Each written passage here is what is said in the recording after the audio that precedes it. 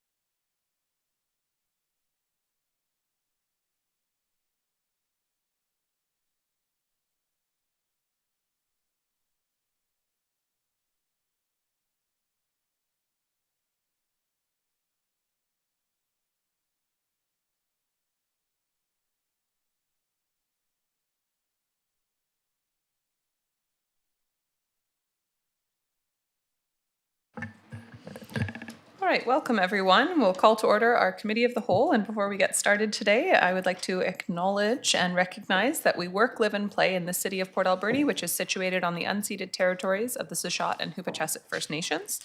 Councillors, we do have an agenda in front of us. Are there any late items to add? Seeing none, and Corporate Officer? Thank you, Madam Mayor. There is one late item to go under the financial plan section as it relates to the motion for street sweeping that Council referred from the January 27th regular meeting. Excellent, thank you. Then with that, would somebody like to move approval of our agenda? Moved by Councillor Solda, seconded by Councillor Dame. Seeing no comments on the motion, all in favor? Carried, none opposed. Thank you. And that brings us to adoption of minutes. We have minutes from the meeting held at 6 p.m. on February 3rd, 2025 as presented. Moved to adopt by Councillor Solda, seconded by Councillor Dame. Seeing no comments on the minutes, all in favor? Carried, none opposed. And public input period. This is an opportunity for members of the public to address the committee. Up to 6 speakers for up to 5 minutes each can be accommodated, and for anyone participating electronically, please use the raise your hand feature and you'll be called on to speak in the order in which your name appears. Would anyone like to speak today who's not already scheduled for a delegation? All right, we'll move on to delegations. And Council, I should have done this at the time, but Broom Busters is here to speak, Joanne, as she does every year, but she is third on our agenda, and just wondering if we can swap the order to make her first, as she does have to travel home and has commitments. Okay, if there's general agreement, we'll do that without a motion. Wonderful. Welcome you up. Nice to see you again, Joanne. We'll pass it over to you. Okay, well, good evening, Mayor Minions and council members. I'm Joanne Sales, Executive Director of Broom Busters Invasive Plant Society. And thank you for having us speak tonight. So, you know about Scotch broom already. Okay, it's an alien invasive plant, takes over anywhere in the sun, leads to a dramatic loss of biodiversity, toxic to grazing animals, prevents forest regrowth, dominates and degrades farmland and parkland, and the bad news list continues. But people are concerned. In 2024, 600 volunteers cut broom for over 6,000 hours with the support of 17 local governments. And something very unusual happened this year. Since the new year, we've had 130 new volunteers sign up for Broom Busters. And why is that? It's the LA fires. So I'm focusing on the fire attribute of Scotch broom tonight. People are quite concerned about fire because there is an increase of wildfires globally, and the primary culprit is climate change. But grasses, shrubs, and trees that humans have introduced to new ecosystems are increasing wildfire frequency and intensity. The fire in Lahaina, Hawaii, that killed 101 people, the fire intensity and rapid spread is attributed to invasive buffalo grass, and you can see that photo at the top of the page. Exactly a year ago in Chile, 134 people were killed, and again, the fire was attributed to non-native plantings. The LA fires, the wet winters of 2023 and 24 spurred unusual growth of flammable shrubs and brush. On Vancouver Island, our flammable invasive alien species is Scotch broom.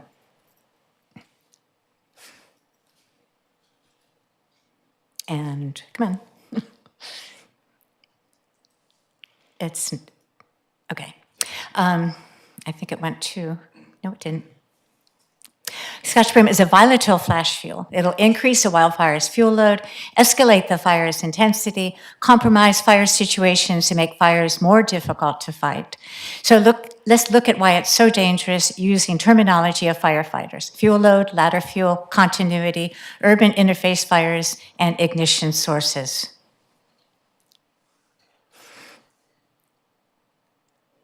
This is slow for me. There we go. Okay.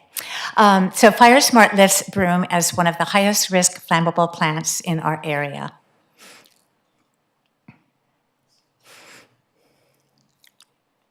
So fuel load. Broom's tall, impenetrable, dense thickets create massive fuel load and increase fire intensity. Ladder fuels and high continuity of plants can increase fire risk, according to FireSmart. So fuel continuity, Broom's dense, continuous thickets provide endless fuel for a fire to continue to spread on roads, tracks, trails, power lines, farms, parks, forest roads, beaches, and native lands.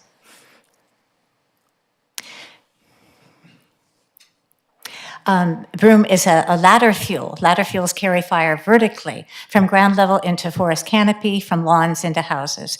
Broom can grow 9 feet tall. Broom is a significant threat as a fire hazard for danger of urban interface fires within our region. Because broom grows where we live. Broom grows especially in disturbed soil, and that's what we have.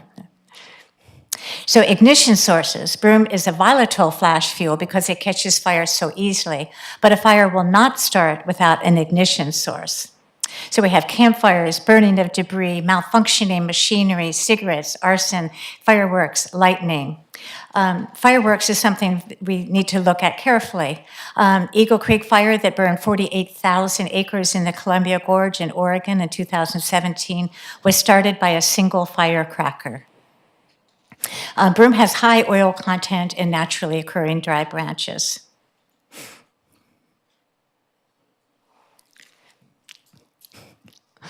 Okay, so where are our weaknesses and what can we do to protect our communities and island from wildfire? So let's consider broom covering power lines, broom forests on development land and farmland, and disposal at transfer stations.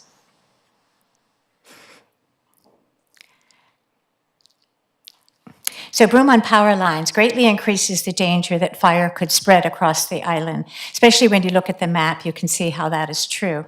Most of Vancouver Island is connected by power lines that are largely covered with flammable broom. Broom on power lines also spreads the seeds, blocks escape routes, and endangers our power infrastructure. In 2023, UBCM and AVICC passed the resolution Control of Scotch Broom, recommending broom-free fire breaks along long stretches of broom. As far as I know, this hasn't been done yet, but what can we do? Just to remind ourselves that Scotch broom is the worst offender of biodiversity in BC. According to ESSA Technologies, Scotch broom is the invasive species causing the greatest harm to species at risk in BC. So this chart shows some of the worst of the invasive plants and animals in BC. Scotch broom is the very top. Part of the reason for this is the degradation of land. And it's toxic to grazing animals, domestic and wild. But also many birds, bees, and insects depend on specific plants. And when broom takes over, it creates a feast and famine situation. Lots of blossoms in the spring, and then no more blossoms in August and September and June. So we are grateful that Port Alberni has a bylaw. Other municipalities actually copy the city's bylaw because it's one of the first. When I talk to other municipalities, they want to see Port Alberni's bylaw. Currently, there are private businesses and development properties in the city that have broom. And one area we might focus on this spring is the block of Johnston Road, Maple, and Table Avenue. In 2024, a bylaw complaint was submitted about the Sand Group property on Stamp Avenue. Unfortunately, their response was to spray herbicides last fall. So just to make a note, spraying is not the best solution for broom because herbicides kill the ground cover and adjacent plants.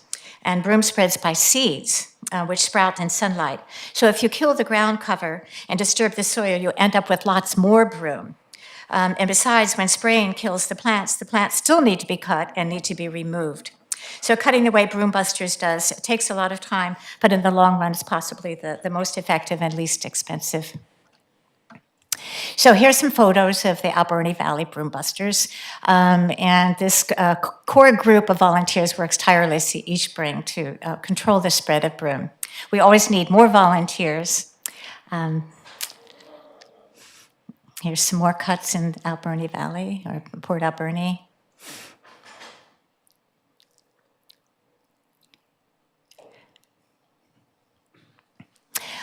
So the disposal obstacles in BC are becoming more serious because some regional districts now require that cut broom be put into plastic bags for disposal, which is wasteful, impossible, and unnecessary.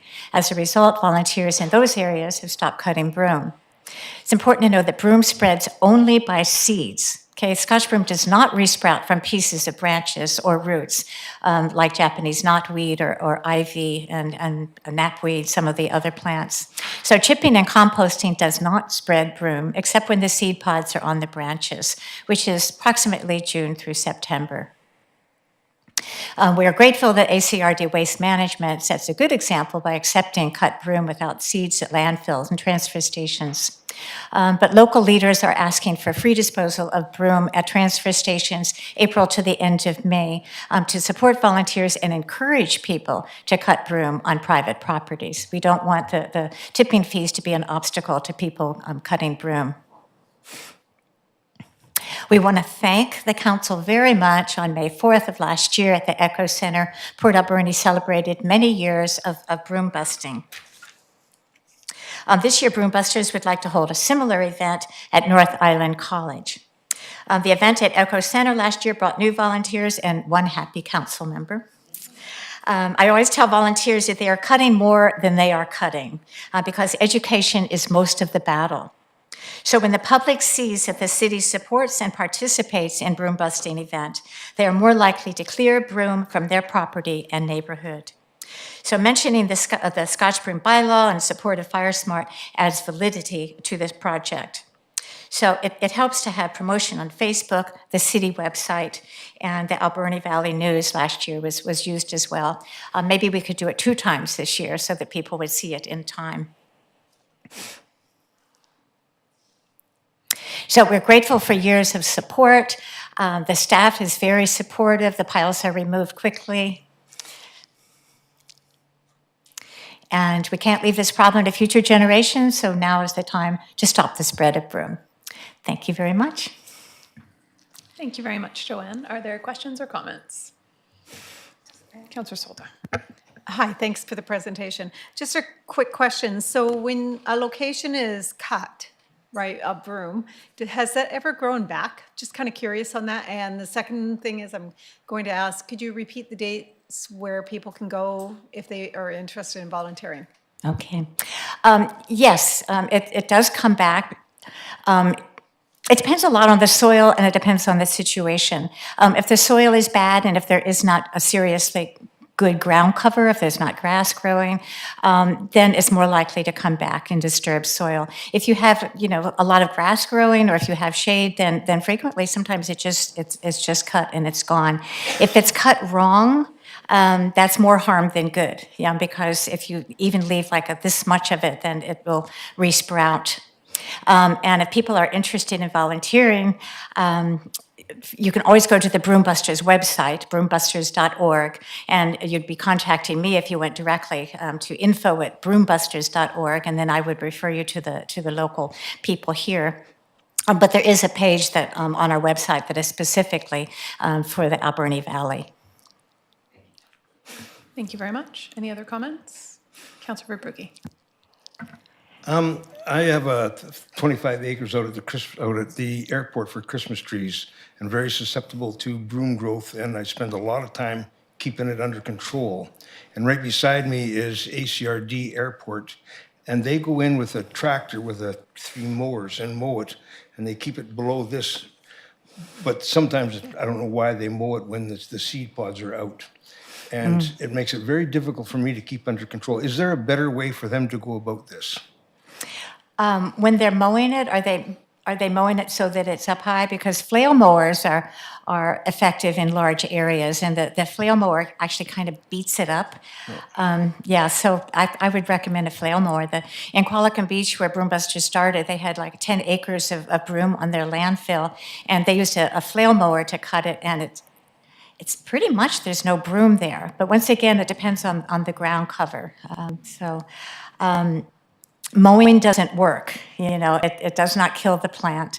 And so it unfortunately has to to be exposed to the heat of the summer sun. So that's why Yeah. if they flail it right before the heat of summer, then frequently the broom will actually die. But then also it's likely that there's some grass that would then grow up. And as soon as the grass grows up, then it would help to cover the seeds. When the seeds can't see the sun, they don't sprout. But they last for about 70 years. So Yeah, I wish you luck. thank you. I wish I had a better answer. Thank you. I think that's really helpful and definitely something for us to follow up on with the ACRD, who I think is here. They're here, so they might listen. Okay, any other comments? Okay, just want to thank you for coming and for the work that you're continuing to do to advocate for this and volunteer. Okay, thank you very much. There's the ACRD, just to check process. All right, we will move on. Item number 1 on our delegations we'll go to next is the Alberni Clayoquot Regional District. We've got our Chief Administrative Officer and Chief Financial Officer here to provide an update on budget. Hi there, thank you. And your guys' new council table looks great. We haven't been here since then. And I understand my clicker is not working, so Sarah will be my Vanna, thank you. And next, please.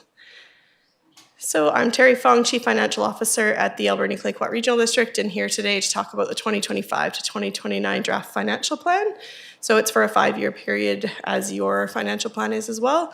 And we budget each service independently with proposed expenditures, revenues, and transfers to and from our reserves. Our timeline's just a little tighter than yours in that we must be adopted by March 31st of each year. So our services are independent. That is a regional district legislative rule. So we cannot transfer revenues and expenditures from service to service. So the areas are only charged for the services that they are provided, and it ends up with about, I think we have 68 separate budgets. And this budget for each service includes the expenditure of staff salaries and benefits. We must allocate that over all of our services as well. And as with a municipality, we cannot run a deficit. So the development of our financial plan, we look at the operational costs of our existing services. We have a 2024 to 2027 strategic plan that we're hoping to incorporate the initiatives in. We also do somewhat of a business case or a proposed initiative case approach to determining what is getting added to the financial plan. We have our asset management plans that guide us, and then we're looking to adopt a goal that includes the allocation of resources across the services, but does leave a little bit of wiggle room for the changing social, environmental, and financial impacts that might happen throughout the year. Our 2025 to 2029 draft financial plan is approximately $29.4 million. It's about $200,000 higher than last year. Our tax requisition is about $12.6 million, which is $745,000 higher, or 6.29% higher than last year. This varies from area to area depending on what services each area is provided. We do have 13 different areas in our regional district. The expansions of the Alberni Valley Custom Transit and the West Coast Conventional Transit are really big impacts of that this year. The Alberni Valley Custom Transit and West Coast are seeing an improved level of service from last year. So that represents 1.76% of our 6.29% increase. And we have a lot of grant funding that is coming through. So we're anticipating about $8 million of grant funding in 2025, and those are for both operational and infrastructure projects. We are just starting. Tonight's kind of our kickoff of our roadshow to the different areas. So if you're looking for ways to engage with the financial plan, all of our board and committee meetings are recorded and live streamed to YouTube. The financial plan is available on our website, and it is set up in a way that you should be able to look at the services that your area is provided and be able to determine what services you receive and what you don't. At any time, please feel free to call the office or submit questions to budget@acrd.bc.ca. And now I'll pass it to Daniel to talk about our strategic plan. Good evening. Our budget is based on a strategic plan, 2024-2027 strategic plan, and we are working through our 4 major categories for the plan. Those categories being planning for resilient and a livable region, managing our assets and infrastructure, partnerships and communications, advocacy and service. Now, in each one of these areas, there are specific subsections that we are addressing in 2025. I won't read through each one of them, but I will flag that we are working on some of the key areas, including our emergency services, our relationships and coordination with First Nations, our relationships and coordination with efforts across the region with other communities such as Tofino and Iqaluit. We are looking at key elements of infrastructure, water being the biggest this year, so we want to make sure that we're focusing on the basics there. And of course, as Terry indicated, transportation is a big part of what we're looking at, public transit in particular, and understanding that it can sometimes be contentious, but the reality is that as the cost of living goes up for people, transit needs to be a viable alternative, and if it's not, then we're not helping citizens control costs in their day-to-day life.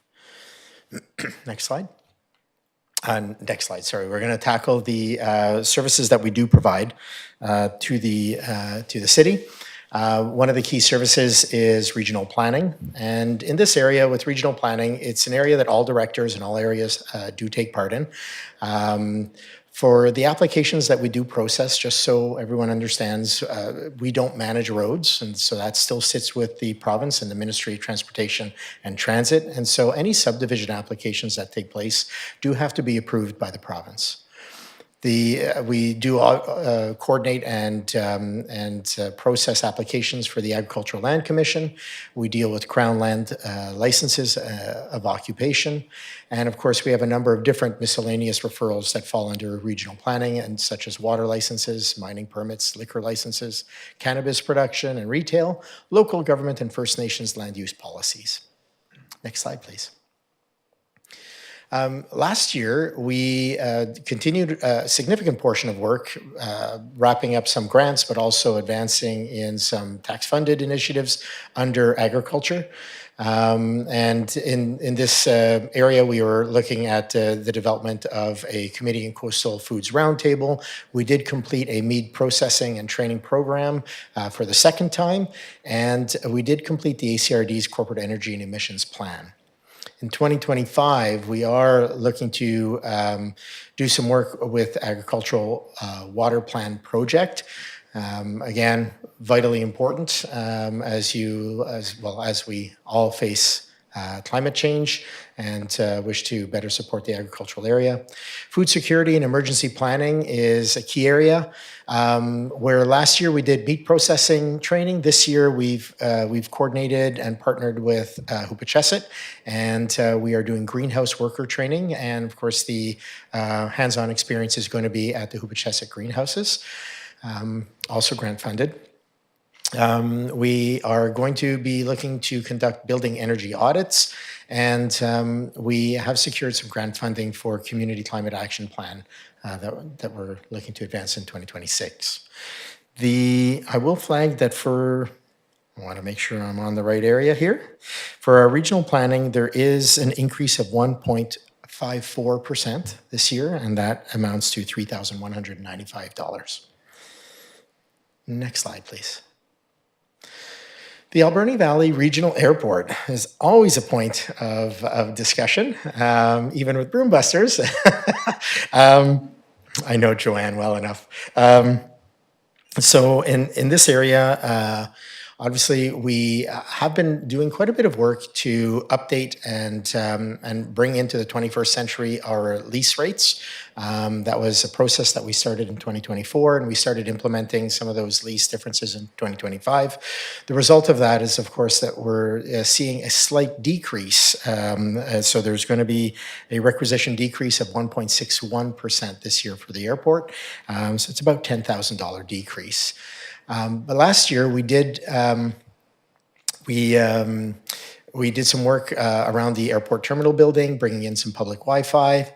We did coordinate with Colson's to make an application to have the Canadian Border Service Agency come to the Alberni Valley. That application was denied. We also did quite a bit of work in terms of some clearing, so we had to reduce the tree heights around the airport so that we could get instrument approach procedures going. That work was just recently completed, and so the revised instrument approach has been submitted now to Transport Canada for final approval. Once that's approved, then it'll be publicized and will be open to the public to use. 2025, like I said, we do have a slight reduction. We do have an application pending with BCAP, and that's to build a equipment shelter so that we can better manage or protect our assets from damage from the elements. I already indicated the instrument approach, and we are going to be doing some crack sealing on the runway surface, as well as some fence and access improvements. Next slide, please. Emergency and disaster management is an important area of collaboration between the ACRD and the city. We have as our key objectives and budget drivers to build resources and capacity, to improve in training, to have public education, volunteer recruitment and retention, outreach and relationship building. We wish to consult and collaborate with the public and different interested parties, and we have to align with legislative requirements. Of course, legislation change was implemented last year, and so we have quite a bit of updates that we've been working on with that new provincial legislation. So that is keeping us busy. Next slide, please. So some of the priorities that we have in 2025, we are going to advance EOC and ESS readiness through training sessions, resource capacity, and planned exercises.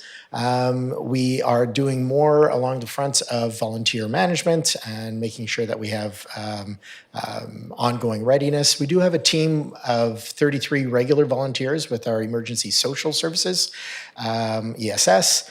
And of course, we have other volunteers, and we coordinate with the staff of the City of Port Alberni when we open and activate an emergency operations center. Wildfire resiliency is a huge part of what we're doing, and that has been grant funded through the province, and we do have another application moving forward in collaboration with the city and as well as Tashat, Upachesset, and Huayet, and we're hoping that that rather significant grant application results in our ability to keep up with a new requirement, which is to replace our now expired, and I'm going to look at my notes to get the name right, the expired Community Wildfire Protection Plan has to be replaced with a Community Wildfire Resiliency Plan. The difference there is that the protection plan really looks at infrastructure. Resiliency looks at more than just what's around us in terms of the forest, but also considers the social impacts and ramifications of the work that's being done. That is a requirement of us, and so we're making a grant application so we can fund the work required to do that. And of course, it would require a lot of collaboration, coordination with private property owners, most of which are forestry. Mosaic is a great example, and of course, city properties. What else do I want to touch on in there? So I will move to the next slide, please. So we do have, in a grant overview, we do have a number of grants that have been submitted. Some we've already received approval that we've received, and others we're still waiting for the details. So emergency support services, we have a grant of $113,000, and this one was not received yet. On the support services, what we're really looking to do here is to increase our supplies. So we're looking at cots and bedding, making sure that we are ready if and when we have to host people who can't get home. We are looking at purchasing additional sea cans, and because we're working with Ucluelet on this as well, there is a sea can that we'd like to purchase for Ucluelet. There's also one in the city, and so we'll be coming back if we get that grant to ask for variance because we can't place a sea can anywhere. But we're also, the cost of building permanent infrastructure for storage is, well, it's just a little too much to bear, and it would be a whole different conversation that we'd be having together. Under emergency communications and public notification, we have a grant there for $120,000, and we did receive that grant, and we have just awarded the contract with the Adrian Brown Group, and so we'll be working with the city, Tishat, and Hupachesset on advancing that communication public notification. We're probably going to be reaching out to your communications person as a key point of contact. Indigenous Engagement Requirement Fund on Cultural Safety Plan. This one is another grant that we did receive. Actually, we all received it without asking. It took us the better part of a year to coordinate. We're taking a different approach to this one, where we have almost the entire region collaborating and putting either all or portions of their grant so that we can build this together. The philosophy here was just that it's hard to build a cultural safety plan if we don't have all our various identified cultures actively engaged in the process. And so we've done a pretty good job of getting the group together. Now we're going to work with this consultant to advance that work. Under the Emergency Operations Center, we have a grant application for $120,000. And on that one, we are looking at both training and equipment. I know there's been quite a bit of discussion around Starlink, and this is the grant that would allow us to purchase that infrastructure, which includes the city. Under FireSmart, I've already indicated it is a large grant, $1.8 million, and it is primarily for the Valley, but also this year coordinating with Huayet. It is a 100% grant if we do receive it, so it does cover all of the staff costs affiliated with this as well as contracted costs.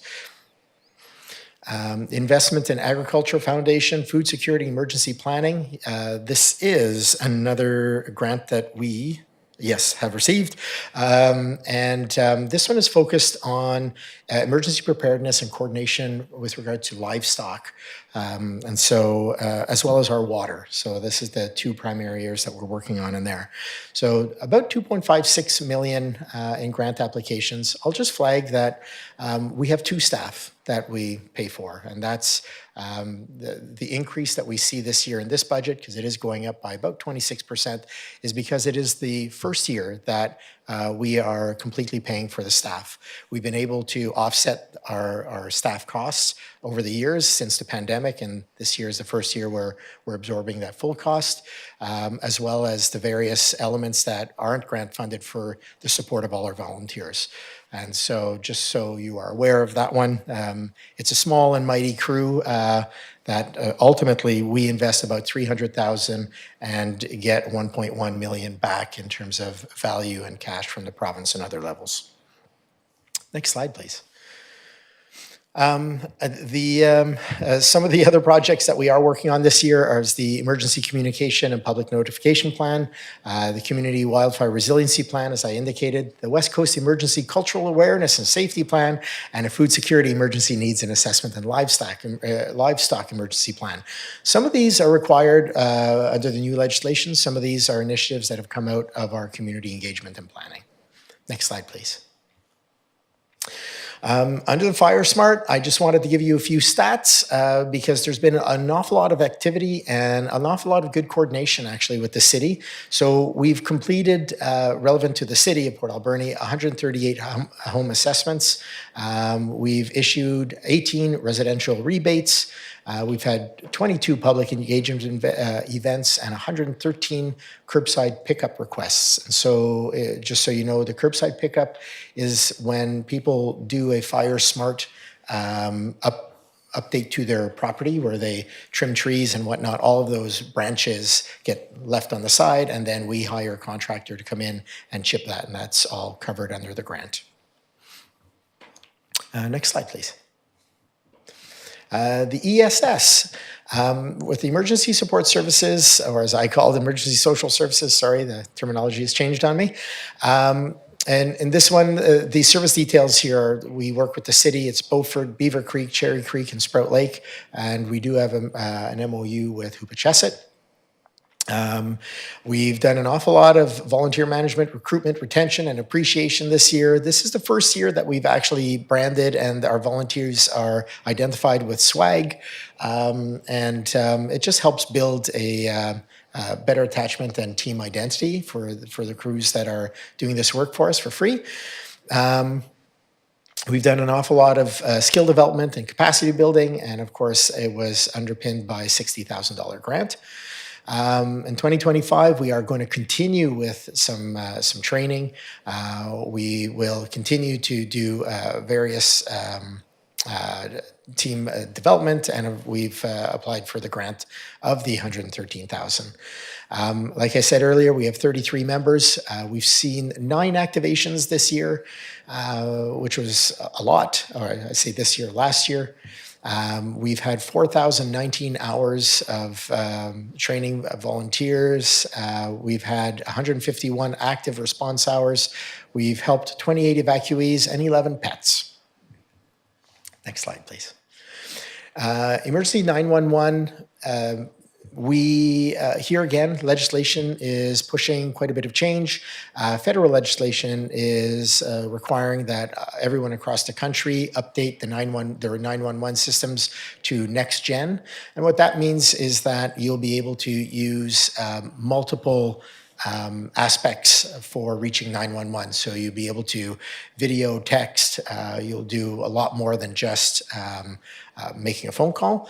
And of course, to do that, we needed to negotiate a new back-end contract with TELUS across the province. And in order to meet the criteria of that back-end agreement, we need to make sure that all of our addresses are up to date and accurate. So we are still working with a consultant, and most nations and local governments across the region to make sure that all of our addresses are entered correctly. And later on this year, we'll be coming out with a policy that we hope everyone can adhere to when new buildings come online or addresses are changed, on how we're going to make sure that we share that so that the final dispatch system is also updated. Next slide, please. General government services is another key area that the city takes part in. It covers asset management, administrative services, human resources, IT, records management, our Alberni Health Network, bylaws and policies, office supplies and equipment, grant programs, and building maintenance. Last year, we did quite a bit of work around our policy review and updates. We have a new grant and aid policy. We'll see how that works this year. Grant and aid tends to be one of the largest areas of debate for the board. We are looking at portable IT equipment. We bought portable IT equipment, and we're now developing just our policies and training so that we can implement that across the region. We do get a lot of requests in remote areas to have community meetings, but then we also get requests to have those live streamed because people that aren't in that area would also like to see. So this is what this equipment was for. And of course, we've been advancing the Provincial Inclusive Governance Project. We're, I think, we are one of 5 regional districts in the province out of the 27 that has been advancing this push for legislative change, which is so that we can have non-treaty nations recognized by provincial legislation, which would allow them to take part, if they choose, on the regional board. In 2025, we are looking to continue to rewrite some of our dated procedures and bylaws. We are starting to work on records management review. We need to get into the 21st century on that one. We are looking to hire a part-time human resources manager. We have continued IT cybersecurity upgrades that we're doing every year. And we are still looking to advance in both inclusive governance as well as do a feasibility study on a new administrative office. Let me see if I have that there. The increase in this area is 6%. Just so we are aware. And I forgot to mention the 911 increase, which is managed under North Island 911, that we don't have control over the budget, similar to the library, and they have issued an 8.67% increase for the region. If I could go back, there we go, thank you. There are other initiatives of significance that the regional district is advancing under general governance. We have a grant with the Island Corridor, with the province, sorry, to have discussions around the future of the Island Corridor. And this is primarily around the impacts to First Nations on Vancouver Island. In our area, that's Tishat and Hupachesset. And so there's quite a bit of work in terms of identifying highest and best use. And of course, it's a complex initiative because it requires the coordination across the island with other nations, and everyone's been impacted in a slightly different way. Everyone has a slightly different history. And so there's a lot there to unpack and to rectify prior to being able to build a vision for moving forward. We are aware that rail is extremely important to the valley, and that is not lost on the working group, but it's a discussion that's going to take time.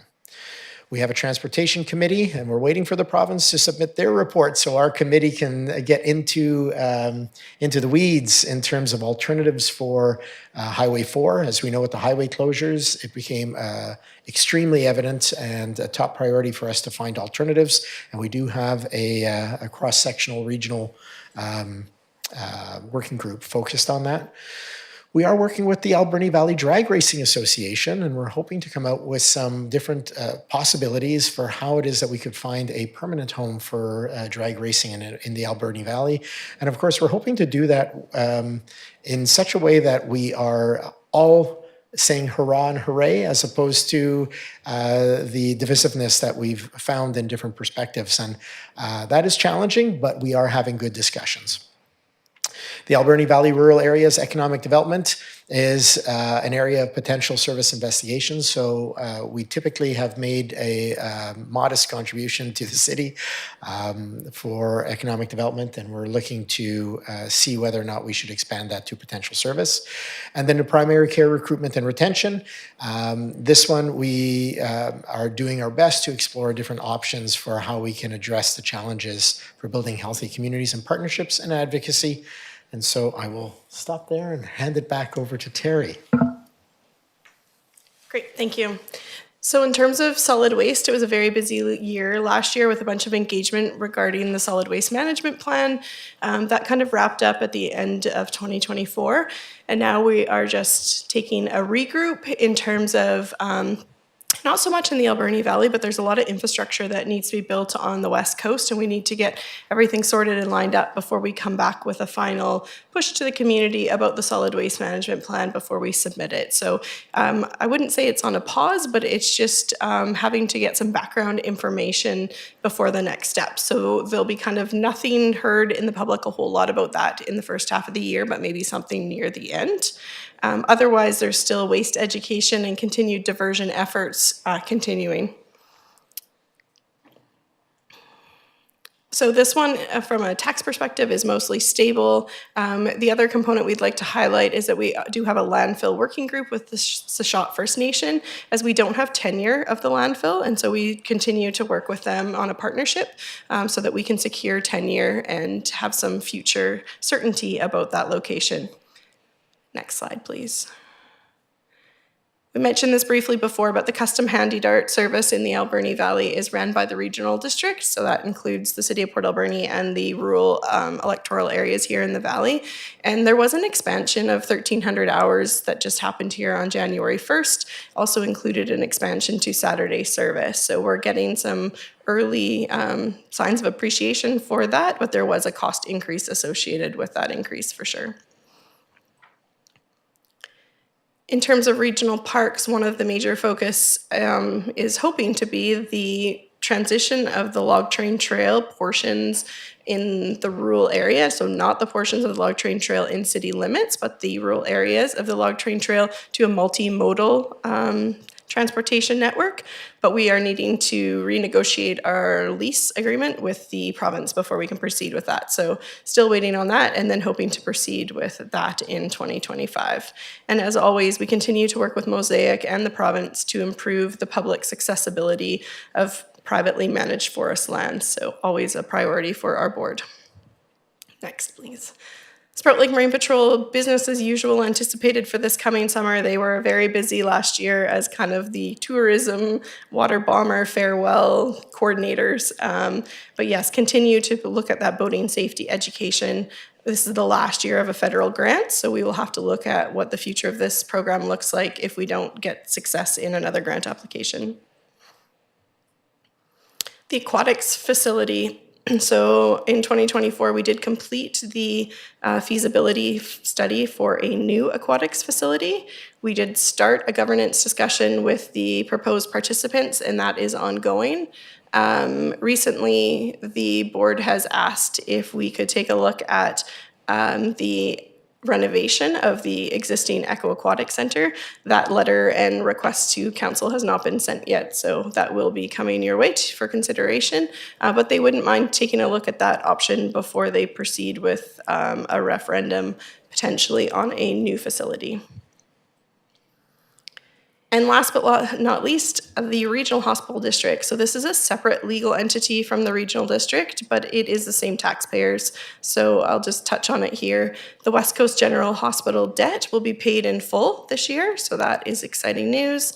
Island Health is next. Focus is really the Tofino General Hospital, and they're hoping to get the province's approval to proceed with a business plan development stage for that site. So more to come on that here in 2025. And so we've kept the tax requisition the same as the prior year at 1.836 million as we start to build a reserve fund to offset the costs of borrowing that will be associated with that new Tofino General Hospital. And I believe, so I did add this. There's a lot for you to see on the screen, but it is part of your agenda. It kind of outlines all the services that the City of Port Alberni participates in and the changes. Every year there's a bit of discussion about, is that actually the average assessed value in the Alberni Valley? Basically, we take the total assessed value divided by the number of occurrences in BC assessment. So it is a BC assessment made number. It's not done anywhere else. So happy to answer any questions on any of this. And thank you for your time. Thank you very much to both of you. Are there questions? Councillor Solda. Just a quick question on the 911. The 8% increase, do we know why such a high number? Yeah, so there's a lot of work to be done to transition to that new next-gen 911 program. So there's some actual infrastructure upgrades that they need to do.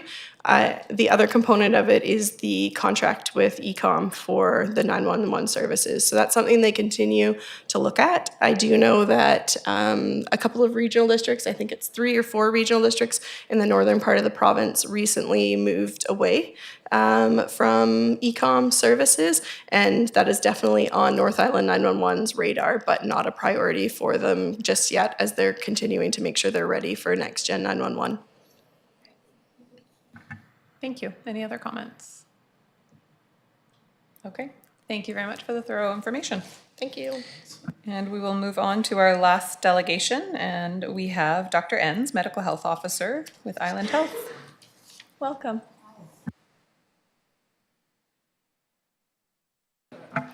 Now I am. Hi, thank you very much. I really appreciate the chance to be here.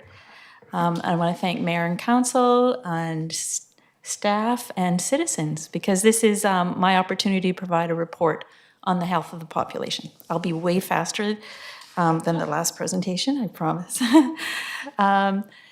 So I'm going to try. Okay.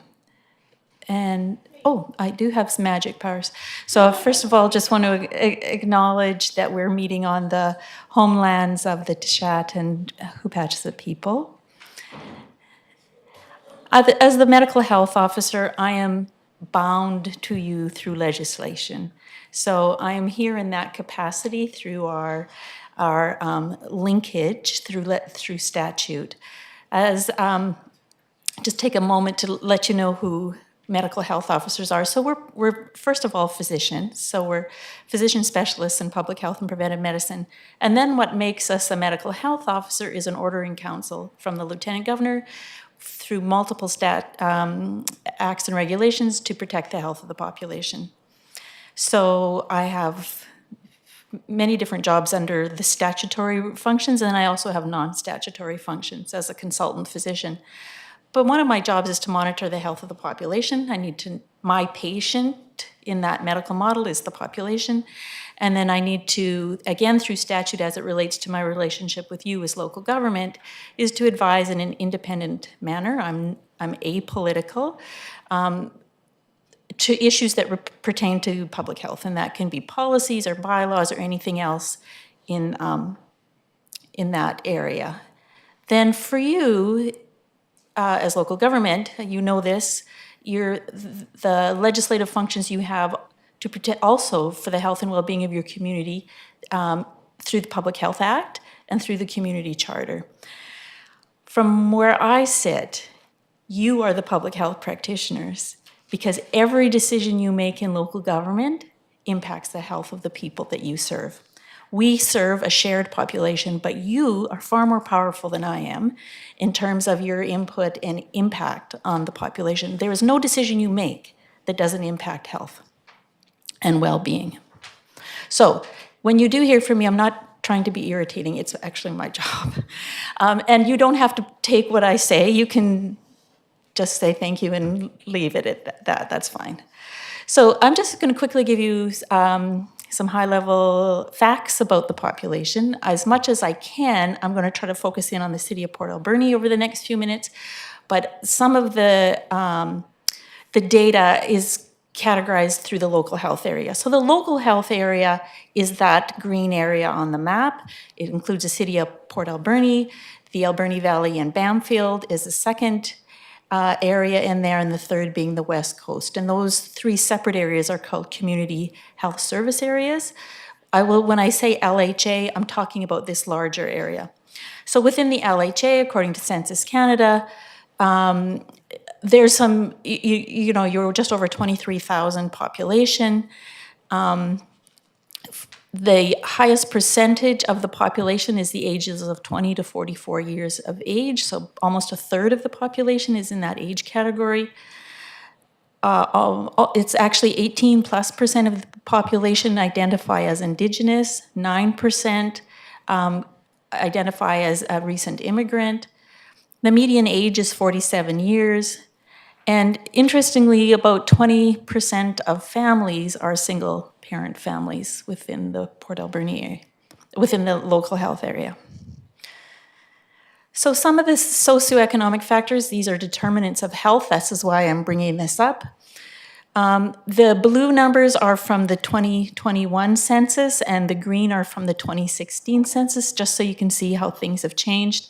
So for those households that are renters and spend more than 30% of their income on housing, if you spend more than 30% of your income on housing, we call that unaffordable housing, because it takes such a huge part of what you make to be able to live. So we can see some improvement from 2016 to 2021, but still far too high. So 40% plus of the population that rent are spending more than 30% of what they make to be housed. And that number is higher in the Port Alberni area than it is on average in on Vancouver Island or in BC. 12% of the population 12% of homeowners are spending more than 30% of what they make to be able to be housed. The median household income is about $65,000. That's about $20,000 less than the rest of the island.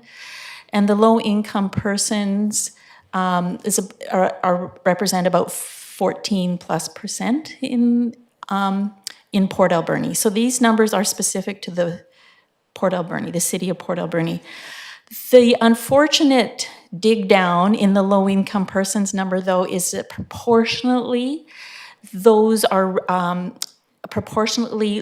it is overrepresented by households with children or youth. And that number is much higher here than it is in the rest of the island.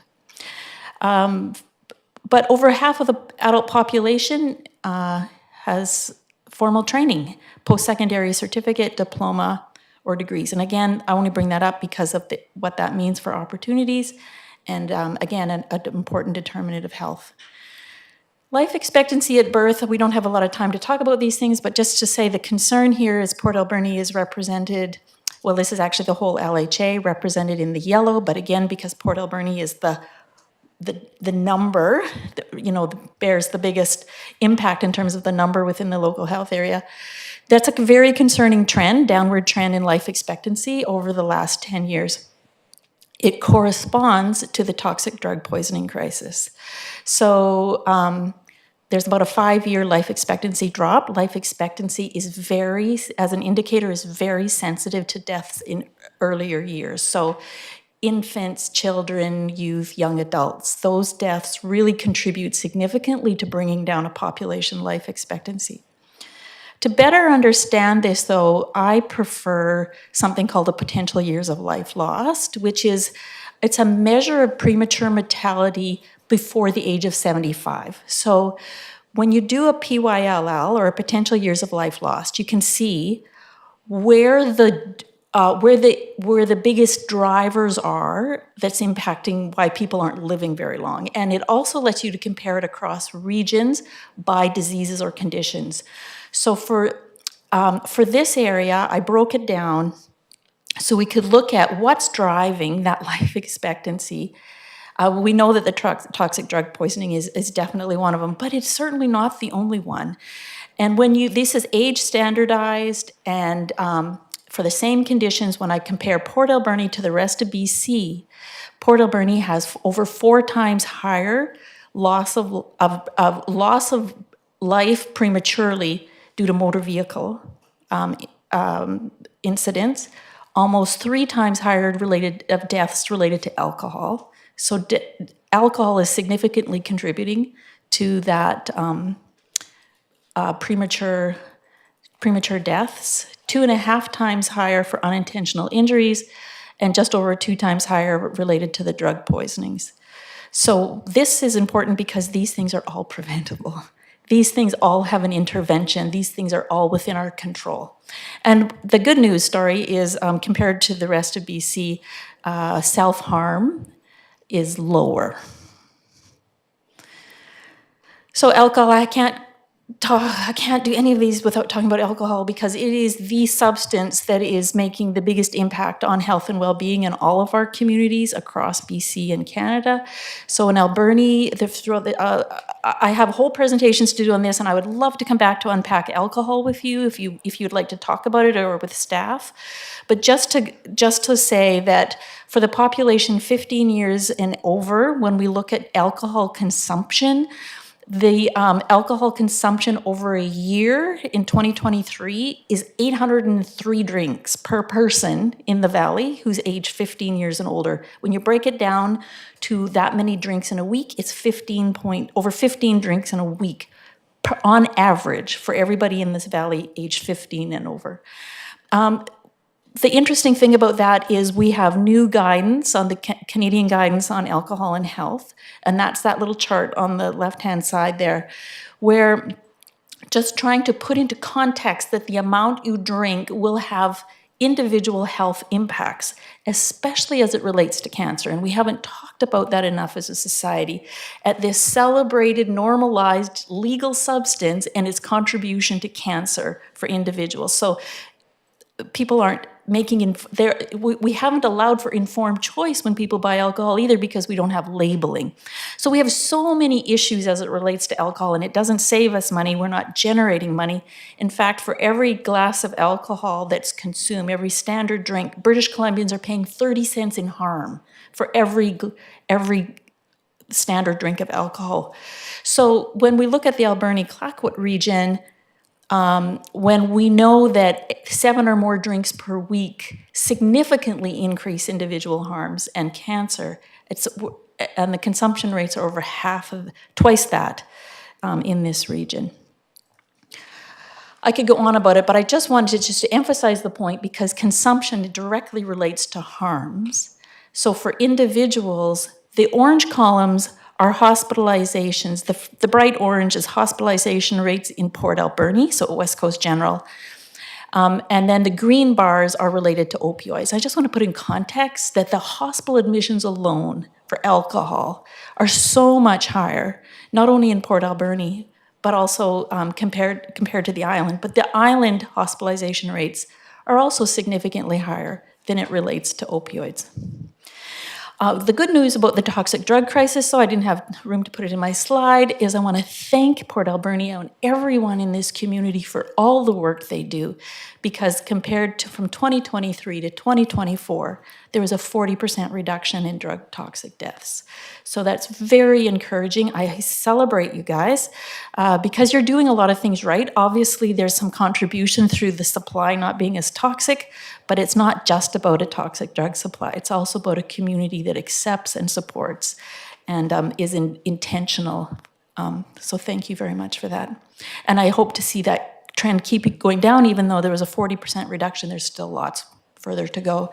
You'll notice that your trends in chronic disease are, again, started to go up, mainly related to the pandemic. That's not a surprise, but hypertension, mood and anxiety, and ischemic heart disease, just to say, these are, again, all related to things that have a preventable or a factor that can be mitigated. Tobacco rates in the valley are twice that compared to the rest of the island, so we've got some work to do as it relates to tobacco. And of course, alcohol contributes to all of these. Results from the SPEAK survey, just to say that over a third of your population report that they have very good or excellent mental health. That's very encouraging. Over a third feel hopeful in the past week and on most days. Almost half of people report a strong sense of community belonging, and a good part of your population report 17%, so that means 83 don't, report concerns about food security. And I'm just going to finish off with 3 slides as it relates to youth. I think our future lies here. And this is where the return on investment is the greatest, is when we invest in children and youth. So this is the Early Development Index instrument, which looks at vulnerability for children starting school. This is a very important indicator that we use in public health. The EDI, or the Early Development Instrument, is really a census, a population census for children. From a population level. This does not assess individual children, but it lets us monitor trends over time for a particular area and compare it to other areas. So Alberni Clackwood is, of course, in the yellow again. You can see over a third of kids are starting school vulnerable in one of 5 critical domains. And when you have it's not that much different than the island or the rest of BC, but that's still a significant proportion of children that are starting their school years in a state of vulnerability, which needs or requires additional supports or care for them to be able to succeed in those school years and not to experience the challenges or to drop out, because again, getting an education and being successful or feeling the hope and encouragement that goes with an education is a critical determinant of health.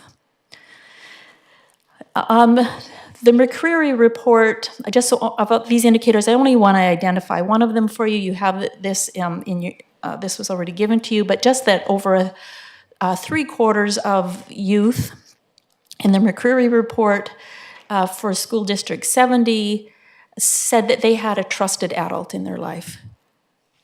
The trusted adult in any individual's life, regardless of how haywire their life is, can make or break the difference for them throughout their life. So as much as we can build in trusted adults into young people's lives, the more we're going to give them a chance to succeed, regardless of everything else that's out of our control. And the high school completion rate, I want to celebrate this. I just met with your Superintendent Claver today. I congratulated him on the work that they're collectively doing for their high school completion rates. There's Alberni Clackwood right there above the island average. But the thing that says a lot to me is that upward trend, right? So it's not just a point in time, it's that upward trend. And this is a reflection of a lot of work and intention to support kids and help them succeed. So my key messages: there's a strong sense of community, there's an encouraging trend in many social determinants, but we collectively have a trajectory that can be reversed as it relates to what's driving the potential years of life lost and the life expectancy. Conflict is always an opportunity, so I don't see this is where we can do things, and it doesn't need to cost a lot of money because I know how financially stressed everybody is. But as much as we can make those interventions, we need to.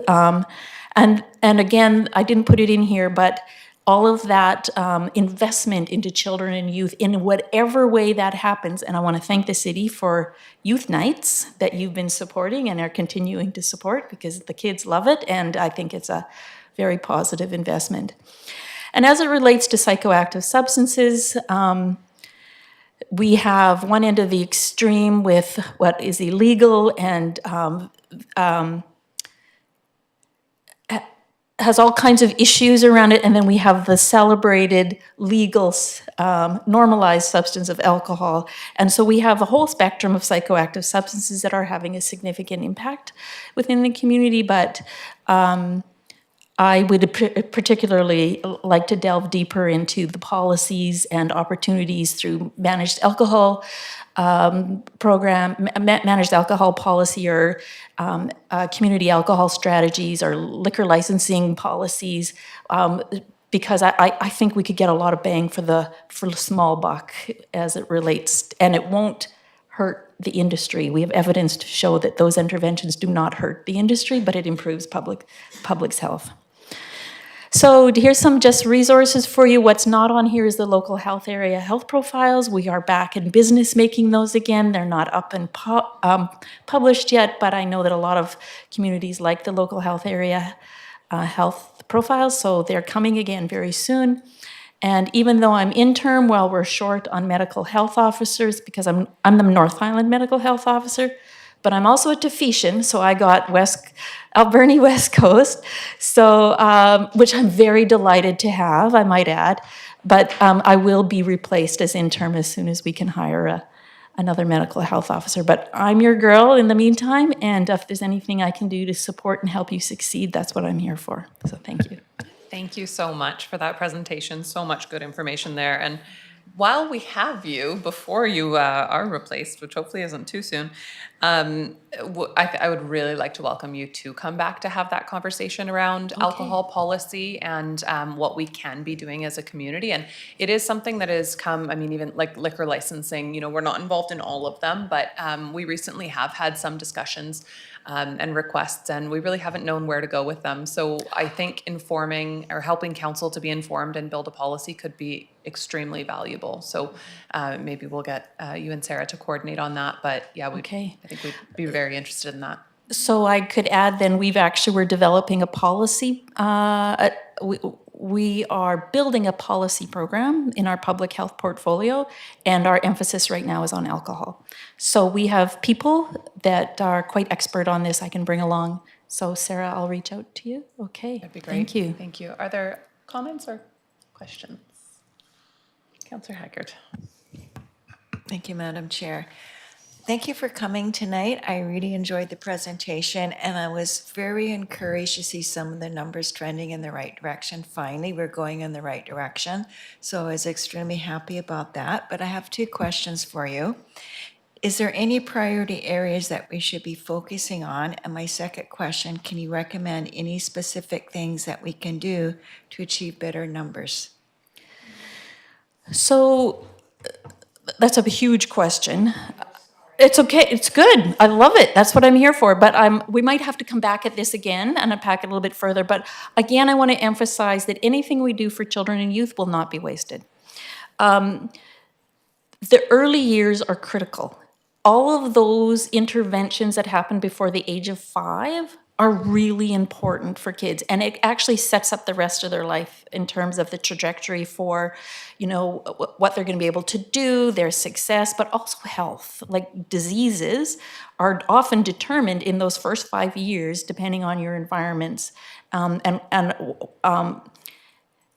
if you've had positive experiences in those first 5 years versus negative experiences. So I think as much as we can make it accessible and fun for kids to participate. So there's some really interesting international examples where Iceland being one, and it's called the Icelandic model. You've heard of the Icelandic model? So they basically eliminated substance issues in Iceland by investing in kids. Now, if they do something we won't be able to do, but they've actually mandated that kids have to participate after school in something. Art, music, sports. They keep kids so busy and so connected that there's nothing else for them to do. So when kids don't have enough to do, that becomes a problem. If it's too expensive to participate, that's a problem. So making as many opportunities as possible for connection. And again, I want to emphasize, I just want to stress that this means it's not going to just be about kids, but we're going to have to support family. And support families means we're going to have to be intentional as well, which brings you back full circle to the alcohol thing again. And staying, having family that is not centered around the normalization or that involves alcohol. So those are I'm just doing this quite quickly for you, but what was it? You had two questions. Just any specific things that we can do to help support and better our health numbers? Yeah, so I don't want to tell you what to do or how to do it because you know your city and you know your population.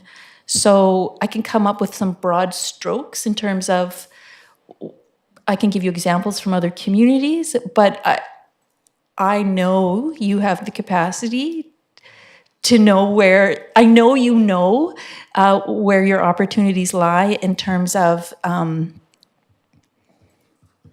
again, coming back to the children and youth especially. And I think, whatever is done in partnership with the school district would be fantastic because they're obviously on a right track as well. And involve kids because kids, they'll tell you what's going to work or not work for them. The city of Comox, for example, did some really exciting work in terms of money that they received. And they actually let the youth prioritize. You know this work. It's very exciting. Yeah, and very successful. So when you build on readiness, you will be successful. Yeah. That's great, thank you. Any other comments? All right, thank you very much for the presentation tonight. We really appreciate it and look forward to seeing you again. Great. I really appreciate it too. Thank you. All right, council, we will move on to unfinished business. And item number 1 is our 5-year financial plan Q&A summary. And just pass it over to council for any questions, unless, Andrew, you have anything you want to highlight? No? Okay. Any questions or comments from council on the summary? Okay, seeing none, would somebody like to move receipt? Moved by Councillor Solda, seconded by Councillor Mealy. On the motion, all in favor? Carried, none opposed. And item number 2, 2025 to 2029 financial plan, tax share, and other items.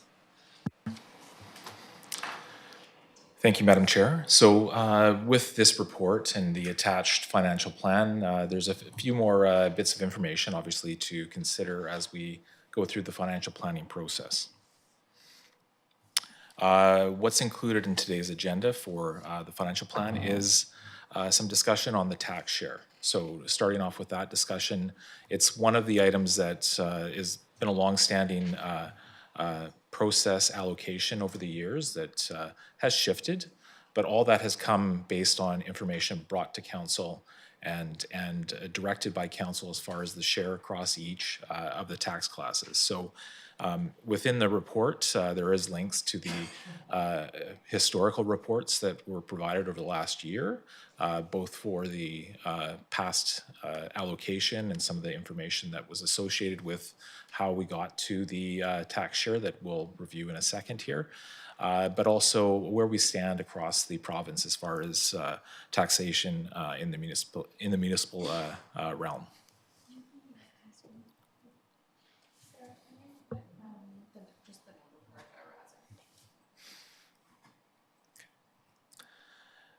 So with the report, staff and administration would be bringing forward the tax share across the classes that will need to be set for the 2025 year.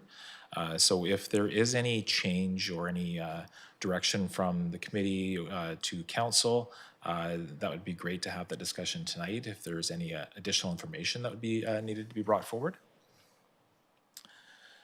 So when we look at the class increases due to non-market change and the overall increases, these are the 2025 values that we see.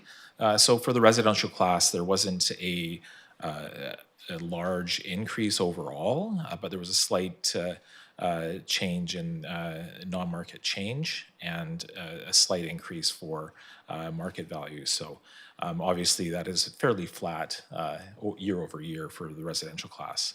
We did see some reclassification from light industry to utilities. That's why we see an increase in the utilities component. And then, of course, major industry did have a change due to non-market, but a decrease for the market values. But the largest impact is probably the not the residential, but the business and other class. So we've seen quite an increase in that classification. And that was due to some updates that were done within that class. So with that, we're providing that to council, just focusing on the non-market change. We did make some allocations in 2024 to the asset management reserve. So I just wanted to bring that note back to the committee to address maybe an allocation to the asset management reserve as we did in 2024. As you see in table 2, there is the distribution across the class. Obviously, residential class has just over 60% of the tax share in 2024. And then the next coming is major industry, but then business. So those are our three main classifications that have the tax share for the city tax rates. And then when we separate out the non-market change within the table 3, it shows what tax would be received from that component that is new construction, new development within the tax roll. Further to that, if we do roll to table 4, if we separate out the non-market change, set the tax rates, and then bring forward the impact from the non-market change, it's about $364,000 that would be available if we did the same allocation from the non-market change to an asset management reserve. Obviously, if we remain with the non-market change in each classification, that dilutes the impact of the overall taxation for each class. So with that, the information is provided to the committee. If they'd like to seek any further information on that, we can address that shortly. But one option is to provide a contribution to a reserve to support asset management renewal. Then with the financial plan, we did include the updates for our year-to-date for 2024, or our actuals for 2024, sorry. That includes information that isn't fully complete, but I think it's important that we do bring forward the year-to-dates as soon as possible. We do have a deadline by the end of February to ensure that we close and then finalize our statements for the audit. So we're working towards that, and that's upcoming in the next few weeks. With that, there could be some changes to these actuals that we see for 2024, so keep that in mind, please.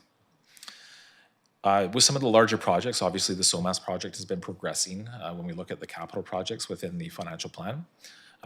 We've seen allocations from the land reserve, the grant funding, and we've salvaged quite a bit of material from that site, including metal and wood.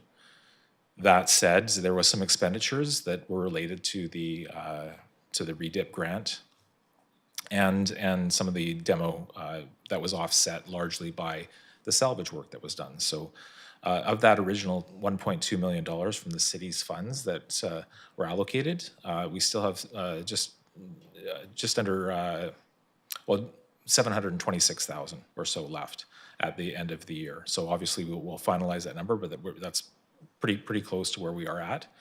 That said, obviously, we might have some commitments to make and some further work that we do on the site in order to advance redevelopment.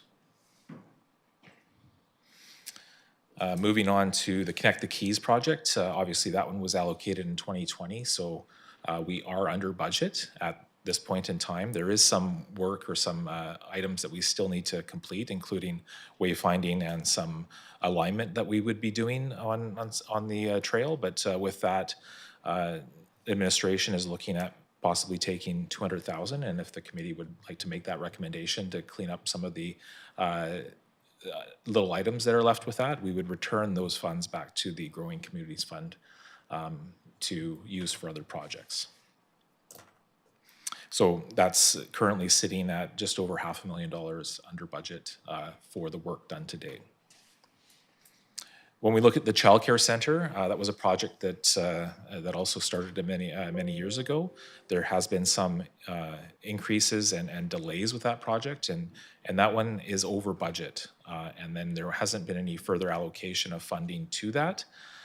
But within the Growing Communities Fund, that grant, childcare is a permitted use of those funds, and administration is looking to support the overage that were associated with that project from that fund. And obviously with the Connect the Keys, there is some funds going back into that. So some offset there, but not fully. And then the train station, another project that was over budget.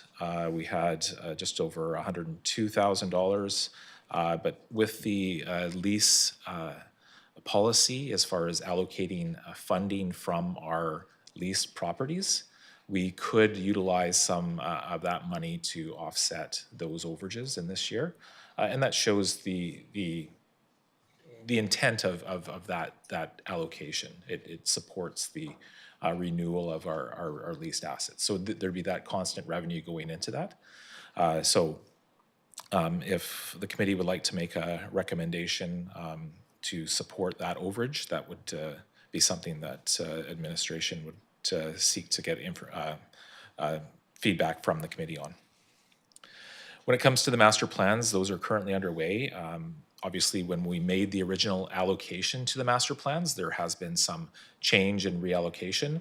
We're aware of those changes, but we will bring forward a report with the committed monies that are within the master planning funding. There's no increase to that that we plan, but there would be some rejigging of where those are assigned as we bring that forward. So that's something that we'd like to bring forward to the committee or council to make that amendment. And then one area in the operations that we were looking at, we had an overage in fire, and obviously we've seen some increases due to the settlement rates being higher than anticipated. There was a overtime increase over plan. And also in 2024, we saw the increase occur for 2024, which historically has not happened in fire, so that wasn't planned for that. So that's why we're seeing the overage in fire at that level. Also within the report, we reviewed and discussed the impact of insurance within the general administration component of the financial plan. So administration has provided a breakdown of all the insurance costs per building, per service, per asset, so that we can better define the cost of providing service across the entire financial plan. So with that, council committee is provided with the details, and if council supports the allocation, we would allocate this across each facility to better represent the cost of providing that service. And with that, I hand it back over to the committee if there's any further questions. Thank you. Questions, comments? Councillor Patola. Thank you, Madam Chair. Just with regards to page 86 in the agenda, it's just the share, taxation share amongst the 7 classes. What would be, this is kind of a generalized question, what would be the effect of shifting some of that tax burden by increasing the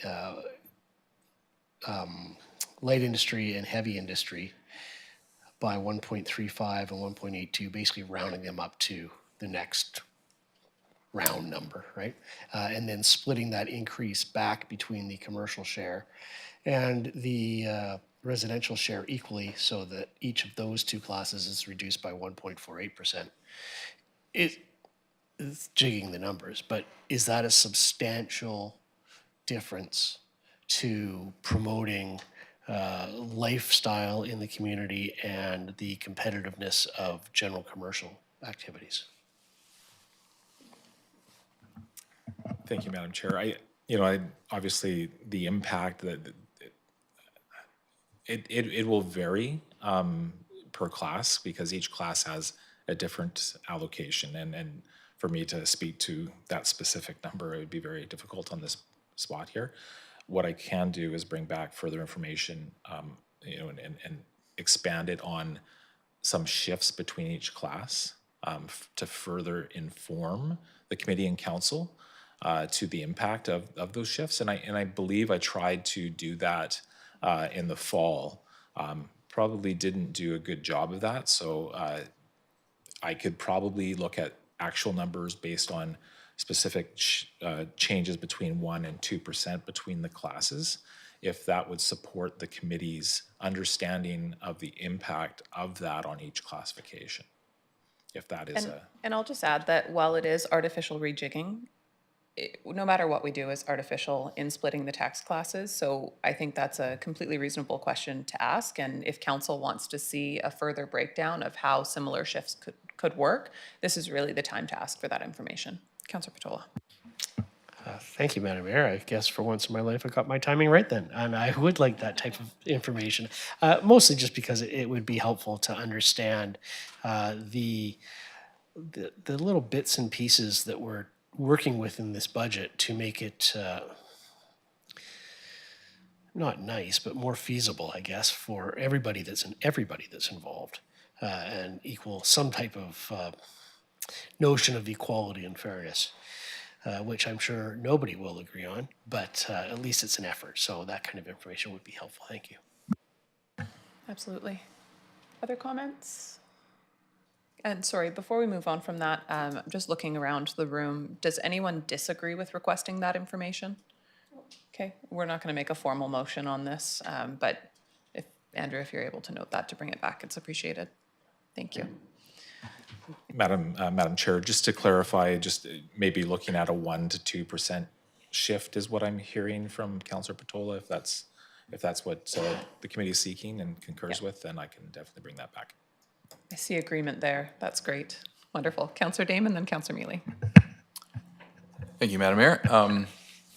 So I just we sort of had the same conversation last year when it came time to discuss the non-market change, and I think that in line with how I felt last year, I would like to just sort of put my support behind the idea of preparing for the future and in using this non-market change to sort of restock our reserves and just sort of prepare for the challenges that face our community in the future. I should say potential challenges. Let's hope they're less rather than more.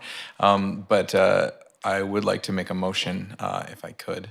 I would like to move that the Committee of the Whole recommend that Council direct a contribution of $364,883 to the Asset Management Reserve, reflecting the 2025 value of the non-market change within the tax roll. And further, that this amount be adjusted based on the revised tax roll for non-market change and amended financial plan to accurately reflect any updates when the tax rate bylaw is brought forward. Thank you. Moved by Councillor Dame, seconded by Councillor Solda. Any discussion on that motion? Councillor Solda.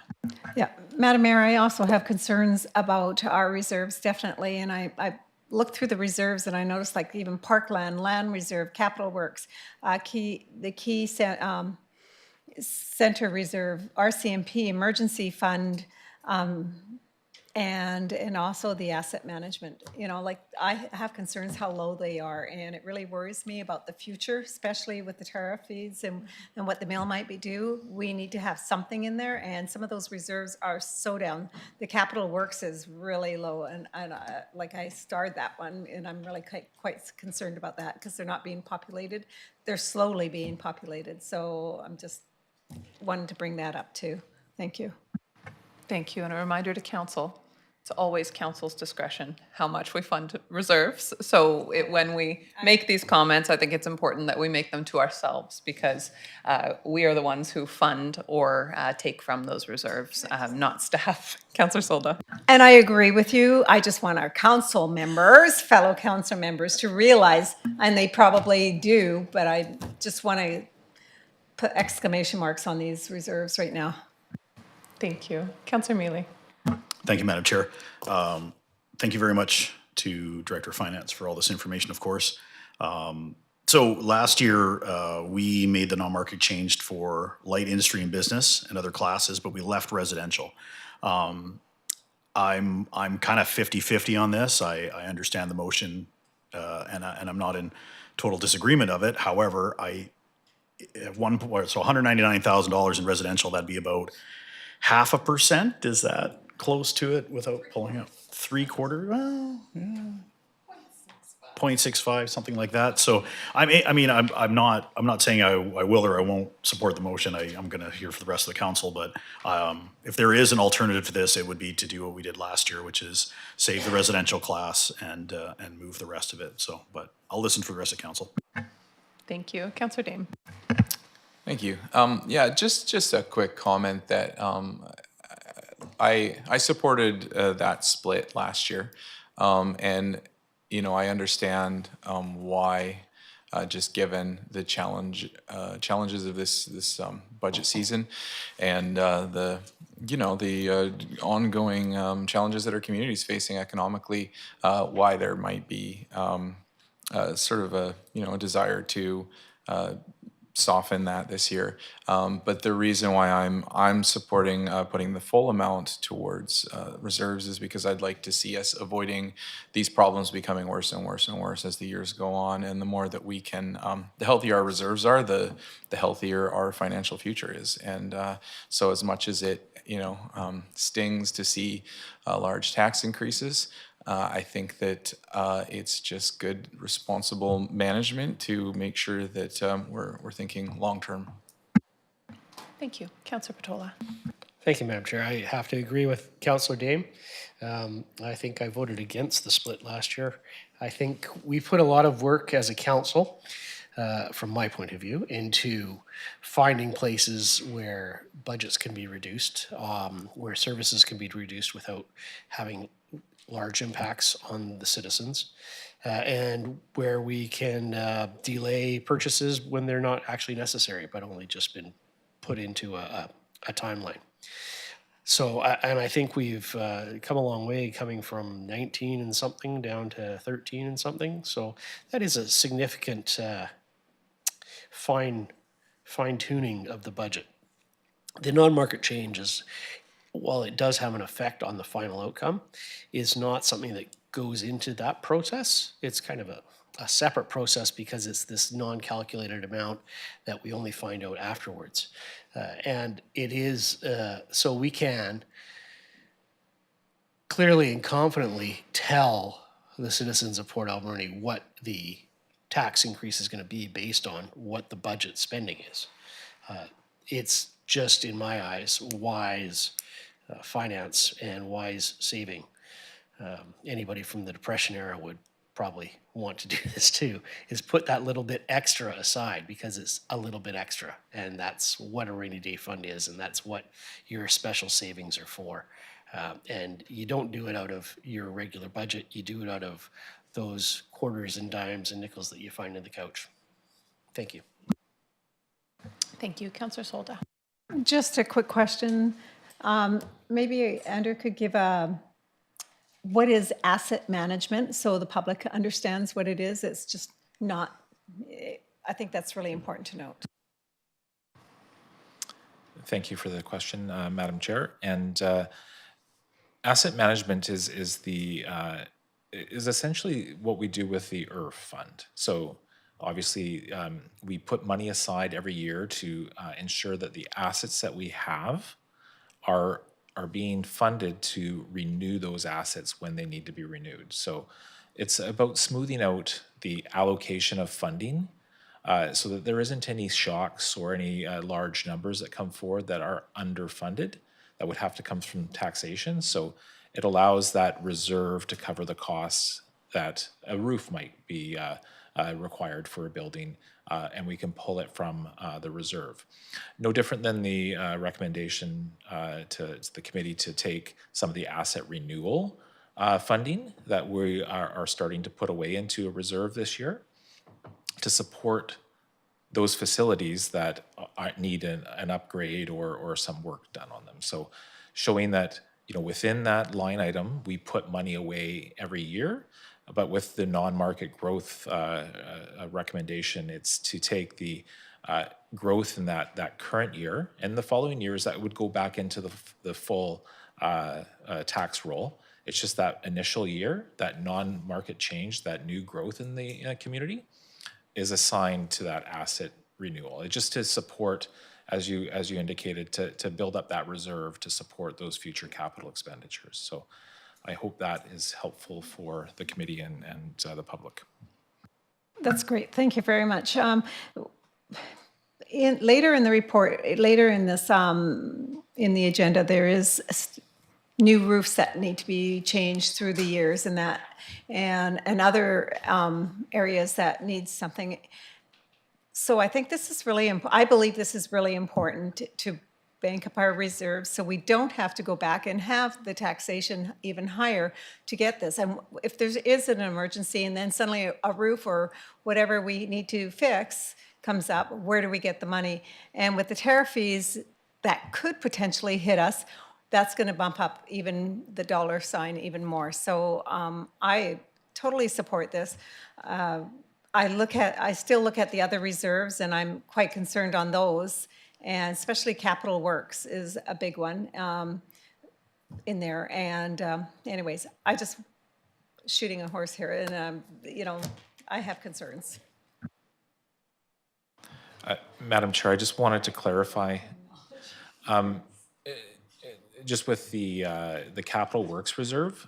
So historically, that number might have been higher, Councillor Solda, because we had the gas tax and the capital works reserve combined. So that might be a little bit, misleading to where you thought the reserve was. So if you look at the Canada Building Fund, Canada Community Building Fund, that is the gas tax funds, and that was combined with the capital works funds. So when we created a separate reserve for the gas tax funds, that's why there's that difference. So that value in the capital works has always been the same, but now it's a little bit more clear. And if we do have capital projects that are underspent, those taxation dollars would go to the capital reserve for future projects. So it just allows that clarity as far as capital funded from taxation goes back to that capital reserve for future use. So I hope that clarifies that for you. Thank you. Any further comments on the motion that's been made by Councillor Dame? Okay, seeing none on the motion, all in favor?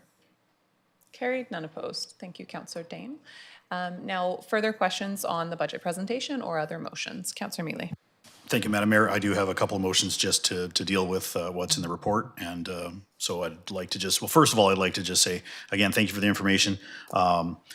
Just looking at the numbers for SOMAS, $1.45 million in salvage revenue is a lot more than I thought we were going to get. So thank you very much to staff and everything that was done down there.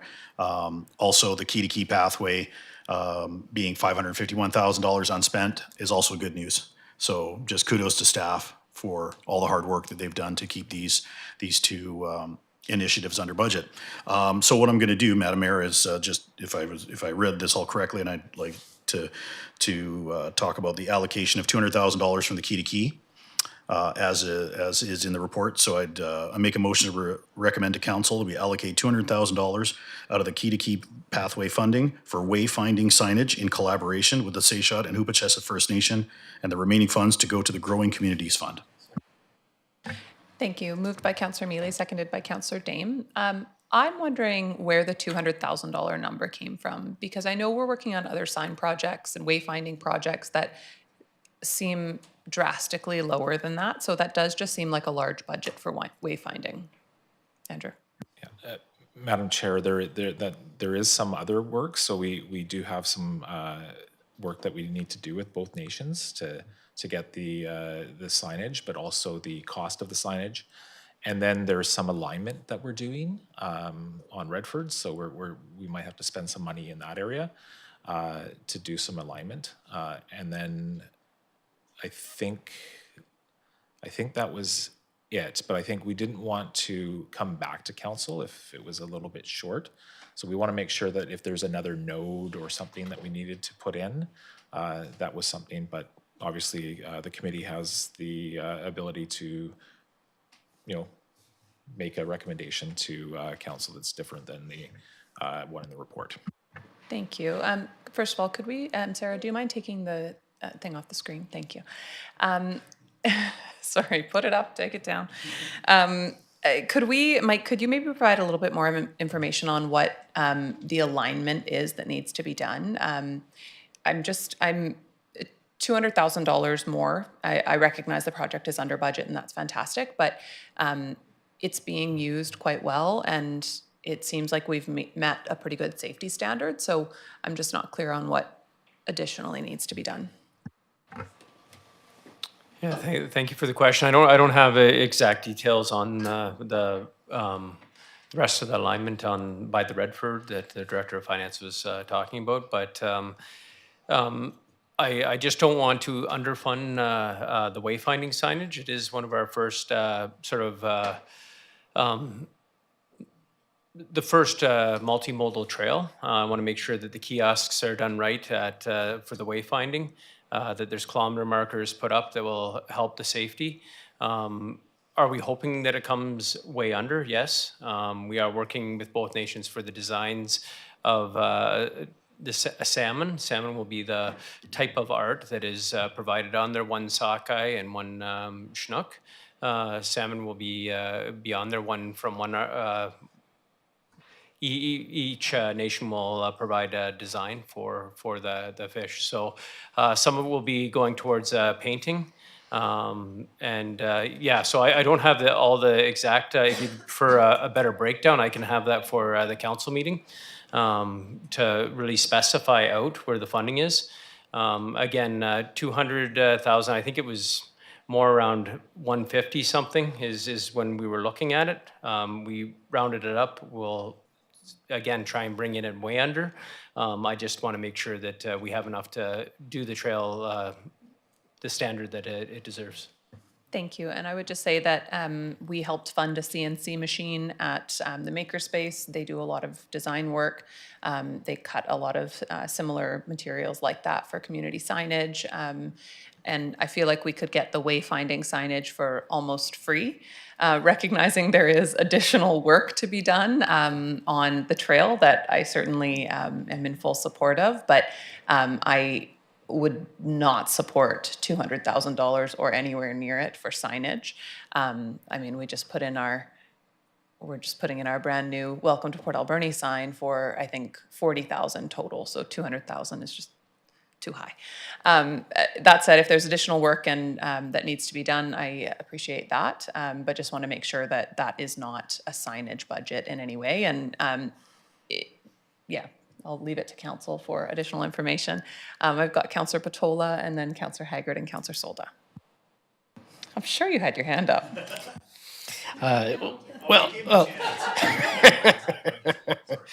Don't open the door.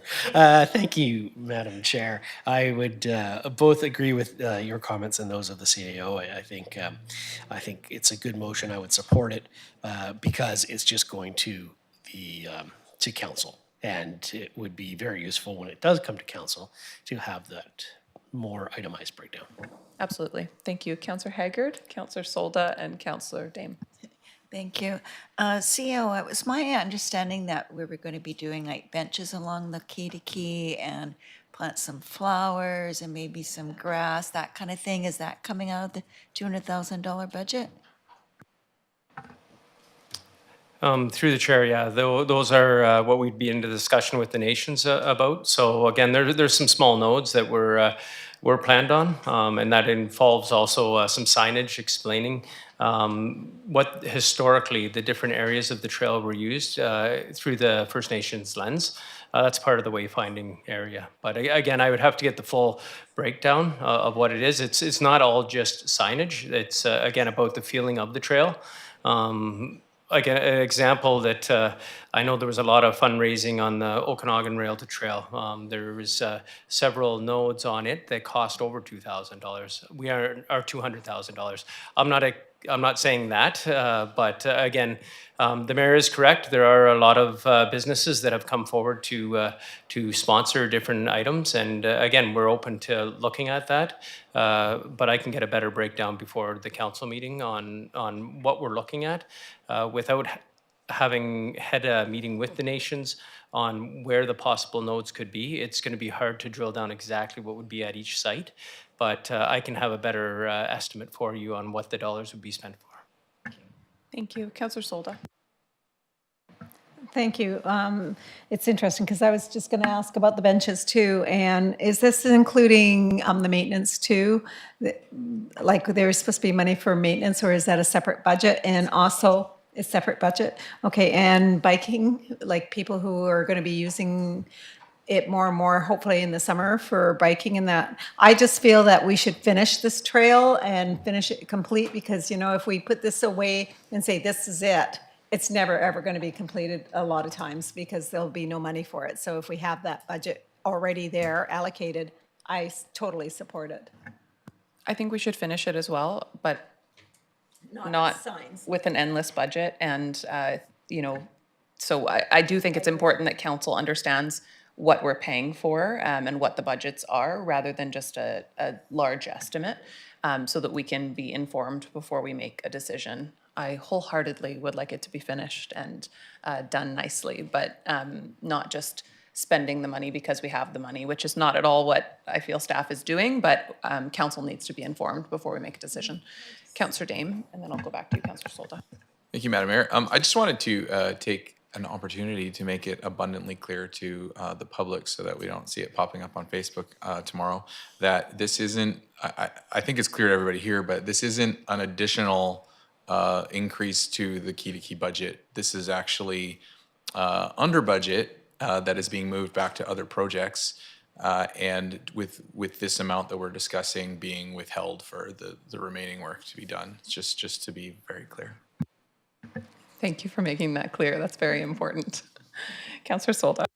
And thank you. And Madam Mayor, I agree. I would like to see a report on what we're going to use the money for, and just to make that clear. Thank you. Thank you.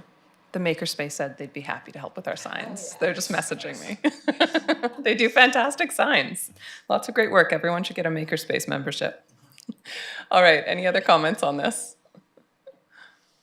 Okay, then on the motion to recommend this to council, all in favor? Carried, none opposed. Thank you. Go ahead, Councillor Mealy. Thank you, Madam Mayor. So the next one was to do with the train station. So I would move to recommend to council to allocate $103,000 from the Asset Renewal Lease Facilities Fund to fund the overspend for this project. Is there a seconder? Seconded by Councillor Solda. And discussion? Madam Mayor? Sorry, Councillor Mealy and then Councillor Solda. Sorry, Councillor Solda, I apologize for that. So I just want clarification. So if we do not bring it out of this fund, we are going to taxation for this. Am I correct in saying that? Madam Chair, that is correct. Thank you very much. Councillor Solda, go ahead. Is it, thank you, Madam Mayor. Isn't it 103? It's over budget by 103. Is that, didn't you say 130? I said 103. Sorry. Okay. 103,000, to be clear. Oh, 103. Okay, got it. Okay, I'm just checking. Any other comments? I just want to comment that I know the city has recently started a practice of hiring a dedicated project manager for some of our larger construction projects. This one was handled by multiple managers, multiple contractors, a lot of change. I mean, this is a project that went on obviously for a lot of years. Someone said to me actually during a CAO interview years and years ago, Port Alberni has a history of expecting their managers to work, to do major projects off the side of their desk, and we need to stop doing that. And those words have always kind of stuck with me, and I think that this is a great example of that. We've asked some of our managers to do large projects off the side of their desk without capacity to actually do them. I think we've really moved away from that with dedicated project managers, and we're seeing really big improvements. We're seeing projects come in under budget instead of significantly over. Obviously, some of this was, challenges during COVID and renovation and that type of thing, but these are more general comments for our projects and direction than to this project. But I just want to highlight that I think we have moved in the right direction, and that we need to make sure as a council, when we're asking for major projects to be done, that we resource our team appropriately to be able to do them. Seeing no other comments on the motion, all in favor? Carried, none opposed. Councillor Mealy?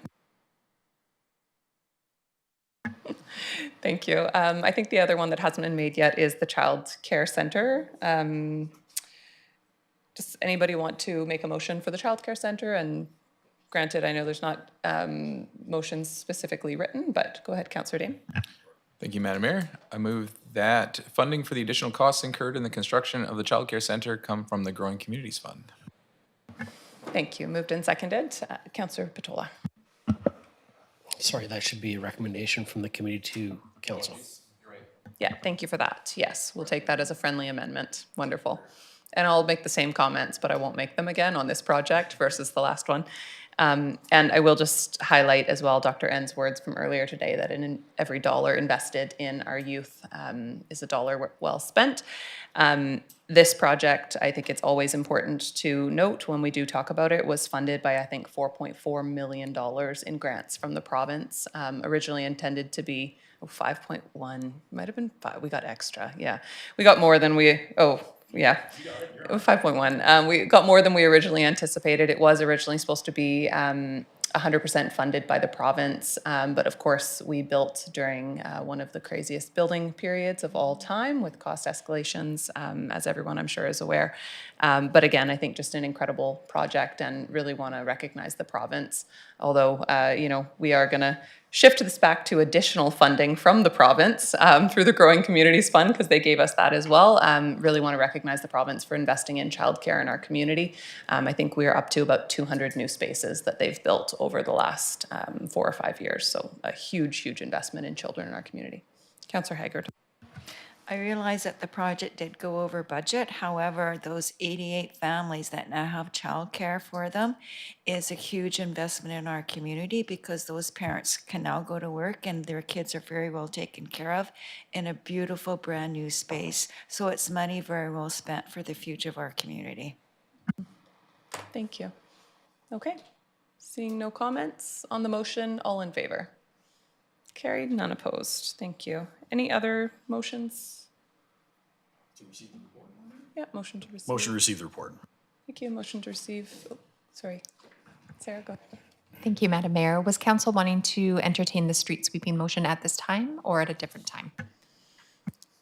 Thank you. It was referred to committee of the whole, so absolutely we should discuss it here. Thank you for that. If you want to just, we can move receipt of the report regardless. So moved. It's been seconded by Councillor Dame. Any comments before we receive the report?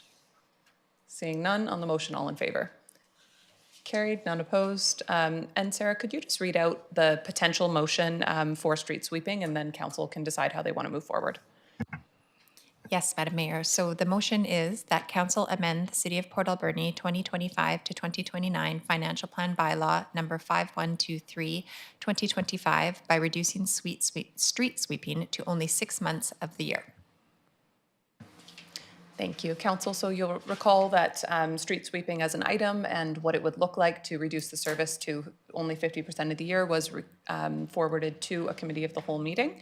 If we have any questions, our manager is here, our director is here, sorry. Councillor Solda. So a quick question. What if we need the street sweeper during the course of the time that it's not on the street? So how does that work? And how would it be budgeted?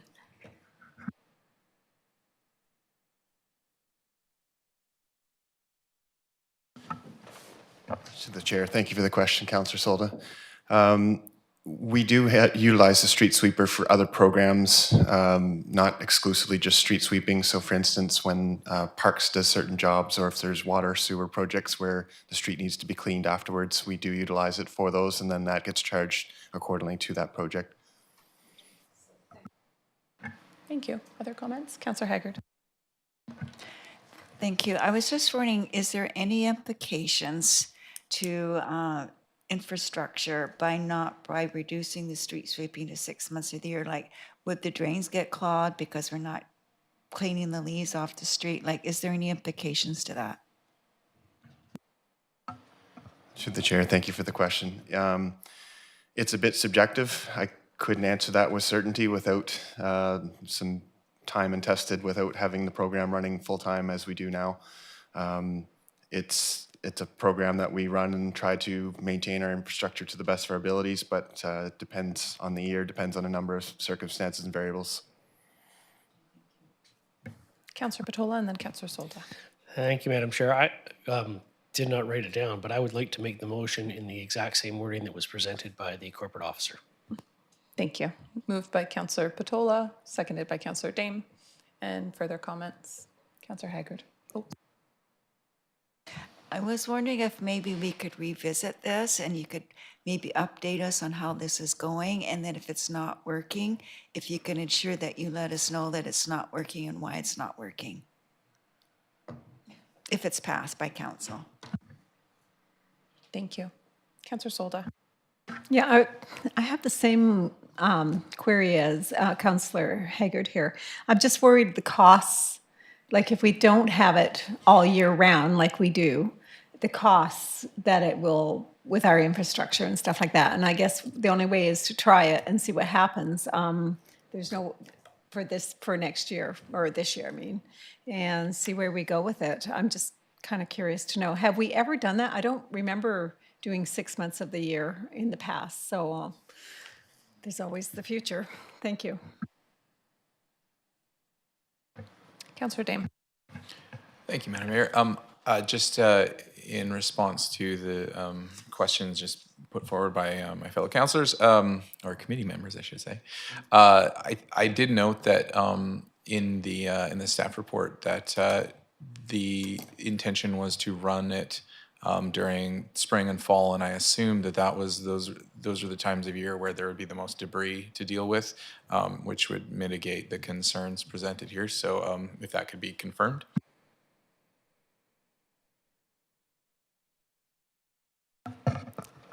Thank you for the question. Again, it's a bit subjective to respond. It's not as black and white as, say, water main breaks or events that happen. Street sweeping is, we're looking to maintain cleanliness, and keep storm drains and those types of infrastructure clear of debris as well.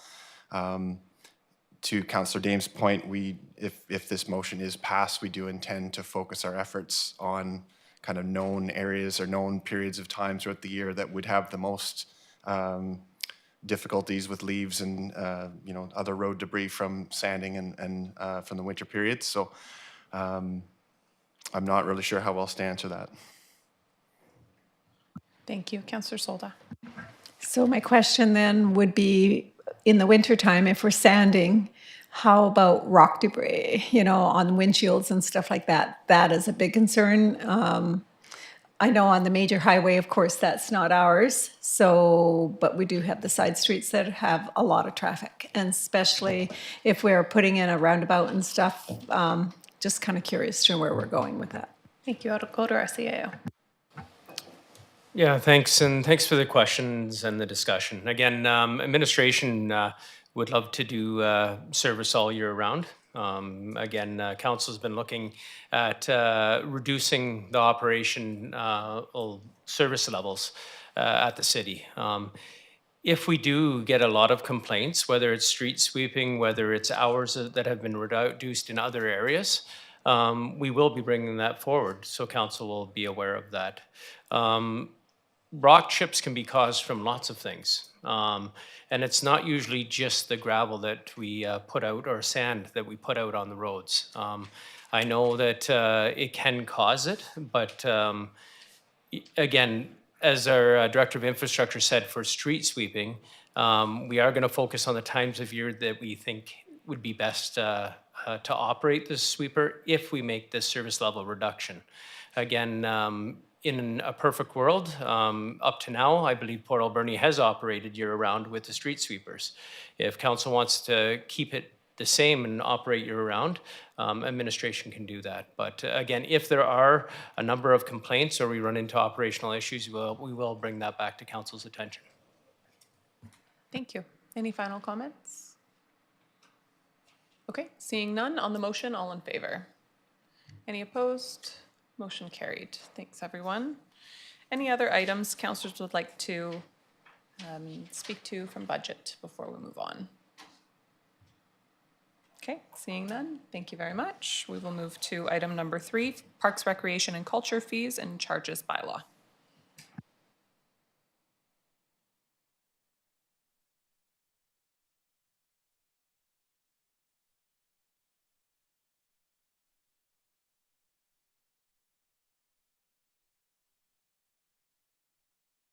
Thank you, Madam Chair. As this is our 6th discussion in the past 11 months on this bylaw, 2 reminders to jog everyone's memory.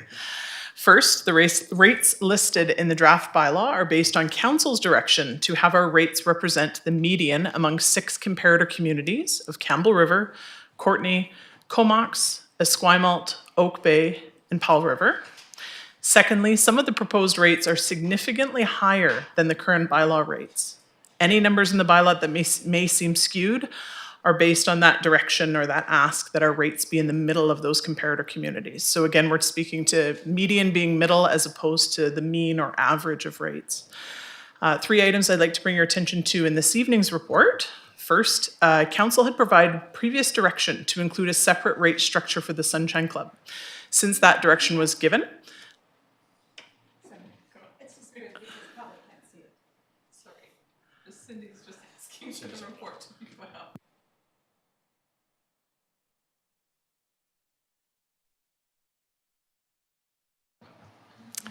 So again, council had provided previous direction to include a separate rate structure for the Sunshine Club. Since that direction was given, user groups and community have reached out to staff, indicating their frustration that one user group would have separate rate structure than others within a bylaw. Secondly, Article 2.3 on page 128 of your agenda package is new language.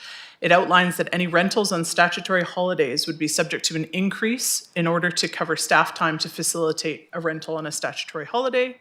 And finally, full day ice and dry floor rentals at the multiplex have been delineated or separated on page 129. And I'd be happy to answer any questions. Thank you very much, and thank you for the 6th report on this. Councillor Patola and then Councillor Haggard. Thank you, Madam Chair, and I wish to express my appreciation also for the 6th report. I just found one small part that I would ask for some information or description of, and that is, as I go through the 1.3.7, the user groups types are defined at page 127, but at page 132, there is a definition of a user group for rentals at Bob Daly Stadium, and the user group is called the Local Recreation Group. And prior to that, there's just been local or non-local nonprofit groups. So I'm just wondering if that's a separate type of group that needs definition. From my background, I would say yes, but certainly there would be others out there who would say, no, dummy, it's a local recreation group. So that was my only question.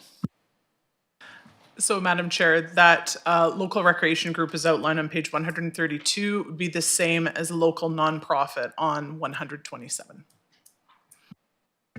Thank you. Councillor Haggard. Thank you, Madam Chair.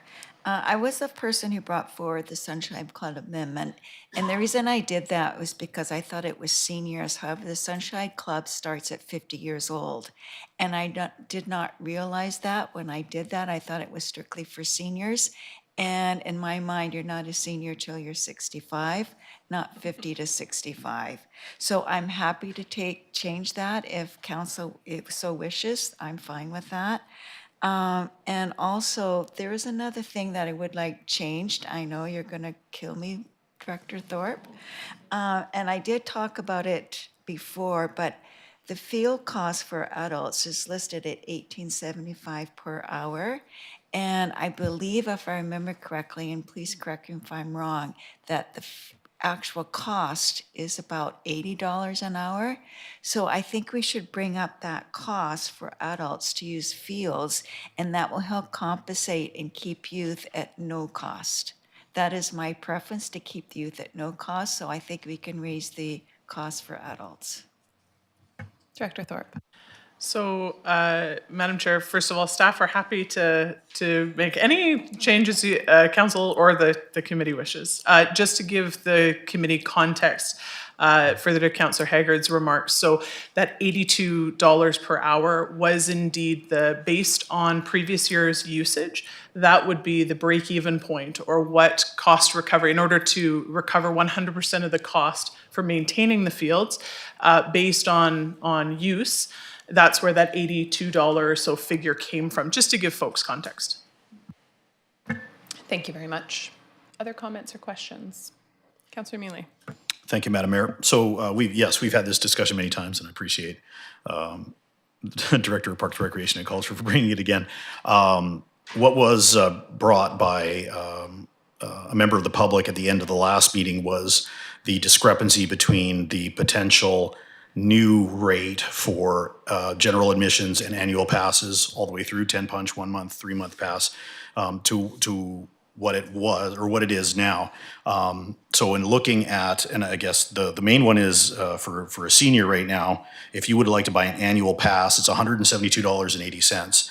The proposed new is for a year is $409.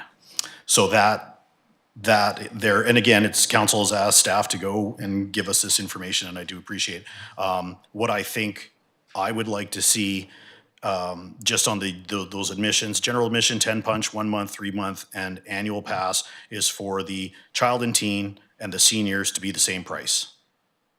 And I believe it should be at the child and teen price.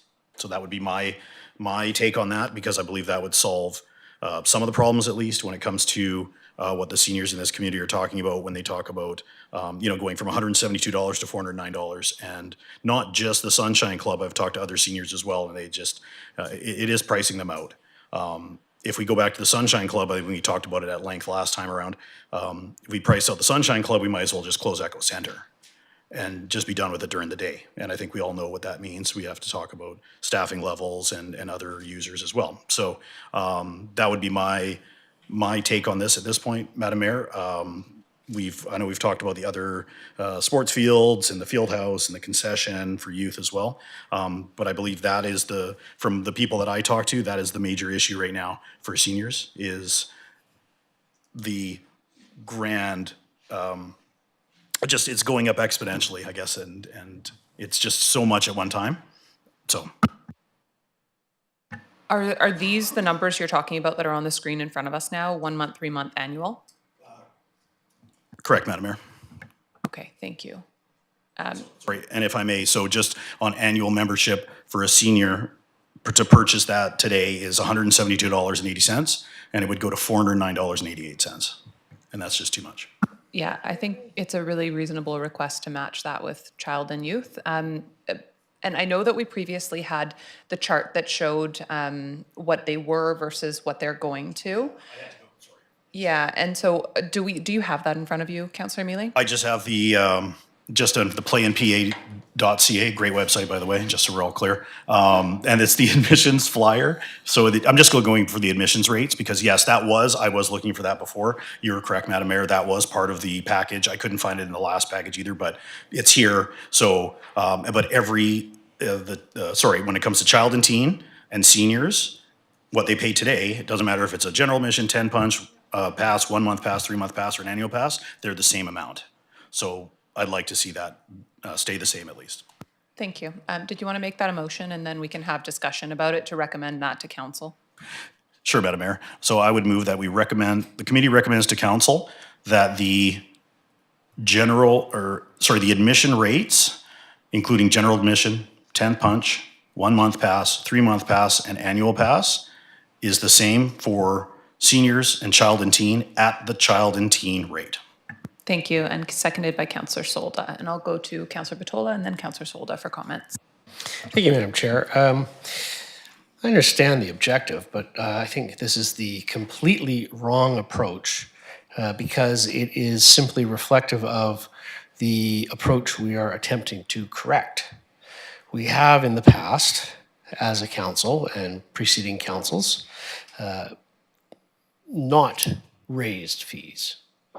And for years, not raised fees. And essentially that results in compounding so that when the fees do get raised to an appropriate level, it seems like a huge increase.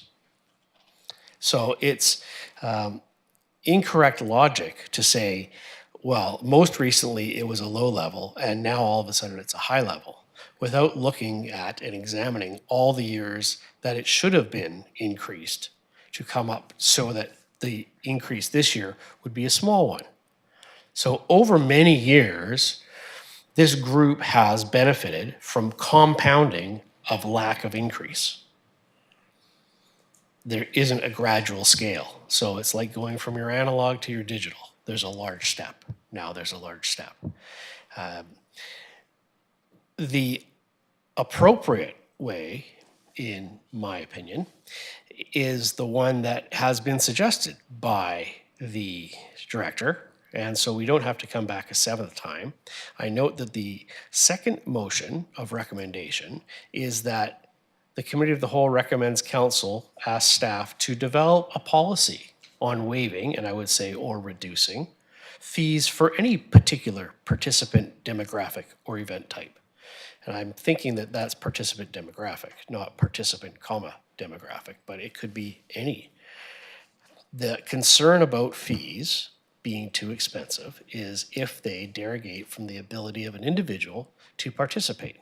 We've heard from Dr. Enns today that it's important to have youth participate, but rarely, I think, do youth pay for their own participation. It's generally a family expense. Some families can afford, some families cannot. Just the fact that they have youth doesn't mean you can or can't afford. It's an economic consideration or financial consideration. The same holds true for seniors. Not all seniors are poor. Many seniors try very hard throughout their life so that they are very rich when they become seniors. And then others may not have had the same success. So it's not whether you're part of a demographic group. And I would say that I'm not offended by it, but certainly some may be properly offended to be rolled into a group simply because of their age, and that would assume every other characteristic about them. It's not appropriate, in my view. In my view, the exact objective can be achieved more effectively, more fairly, by following the second recommendation as well. Thank you. Thank you, Councillor Patola. I think that as last time, agree with many of your points. They're very logical, Councillor Patola. However, sometimes we have to balance logic with common sense. and a variety of other things. No, I do. I agree. You're very right. So it doesn't make sense to arbitrarily say seniors have always benefited, so seniors should always benefit, and so on. Agree with you completely on there. I understand Councillor Mealy's point to be we have always had them tied together. Not that they should not increase. I think there's a recognition that these fees need to increase. And I did just pull up, the past current rates to confirm that they are increasing all the categories. Even if we did bring seniors back down to the child and youth level, it's still a very significant increase in my opinion. That said, I think that the intent here is to remain aligned with children, youth, and seniors have always had a similar or have always had a link to rate. That may not be the correct approach, but I don't think that this is an argument of whether or not these fees should increase. I think we've all accepted that we got to this point by not increasing fees, and we do need to increase the fees. It's just how much and by which class. And with the current proposal, seniors are disproportionately being increased compared with the other groups. And maybe you're right, that it could be because they've benefited over the years more than other groups. So it's just a judgment call of whether or not we want to proceed with that or not. And I want to just circle back to our director here, maybe to ask for a little bit of clarity on that, because I actually think it was included in one of the original reports. There was justification for why there was the delinking of children and youth and seniors, and it may have just been market rates. I can't recall, so comparison to other communities, but I'll just give Will an opportunity if you do recall any more specific. So, Madam Chair, two answers there. So first of all, as part of the appendices in today's report, those comparator numbers are part of that March 4th Committee of the Whole initial report. So if the committee is interested in looking at those specific rates for each community, they're outlined in that initial report 5 rounds ago. And the second answer to the question with the delineation of children and youth versus senior, that's based on, again, comparator communities that have, again, each comparator community or each community is difficult to have a seamless comparator. So one example would be age, for instance, that further to Councillor Haggard's mention about what age seniors start at. For the purpose of this bylaw, we're saying a senior is 55 to 74 years old. And then we would consider our golden age of 75 plus would have access free of charge. Whereas in other communities, it may be 80 years old, it may be never. When you're 100, you still pay that full rate, whatever it might be. So again, those rates are delineated, or ages are delineated in the other communities. So that's where we followed suit in the research. Of course, if the committee would like to see things allocated differently, staff are happy to do that as well. Thank you very much. I think that's really helpful, and I think it just highlights that there's no perfect approach to this. So, Councillor Patola, your comments are correct. Councillor Mealy, your perspective, in my opinion, also correct. There's no perfect way to do this. It's just where do we want to find the balance? Councillor Haggard and then Councillor Mealy. When I was 55, if somebody called me a senior, I would be totally insulted. So I think we have to raise that senior age to 65. That's only my opinion, though. Thank you. Councillor Mealy. How do I go after that? I believe I believe the reason why it's 55 is because the Sunshine Club starts at 55. So I think it starts at 50. Is that really? Sorry, if I look over there. Wow. Okay then. Yeah, not a senior. 50 is not a senior. I'm 47 this year. I'm not a senior. Nowhere close. But I look forward to using the Sunshine Club very, very soon.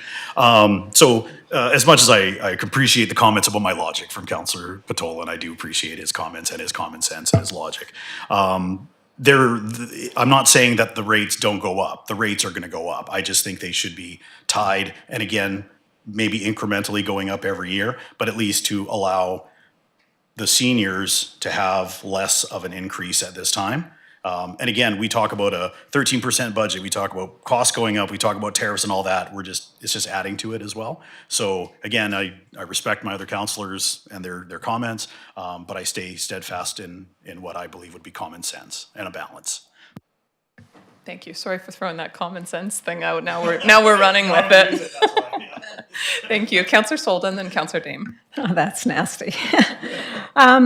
Okay, so where it's interesting because when we were in the restaurant business, we used to say seniors was what the city had, which was 60 to me, like that's when you get your pension. That's how we did our senior meals. You had to be 60. Just thought I'd throw another crutch in it.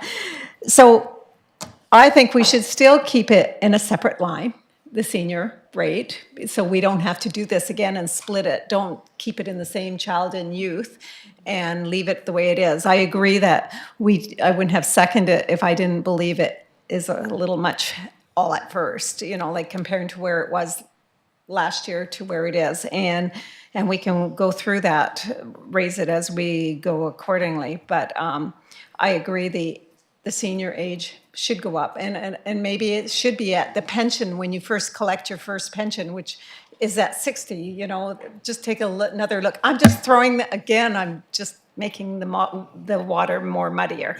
Anyways, I agree with Councillor Mealy.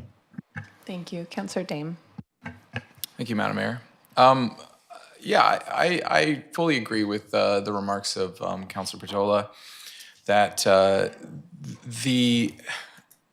the way of going about this, it seems wrong to me to base our rates on what they have already been identified as historically insufficient. And I think that we need to correct them now where we're at, and rather than ease into it in a way that, I guess the perspective I'm looking from is that since 2015, seniors, which now I'm a little confused about the age and the term senior and all of this. 50 is the new 30, right? That's so I'm told, which I hope so. It's fast approaching. But the fact remains that it's been about $11 a month since 2015 for a senior to have a year membership. I'm not doing super accurate math here, but I think that's around 11 or 12.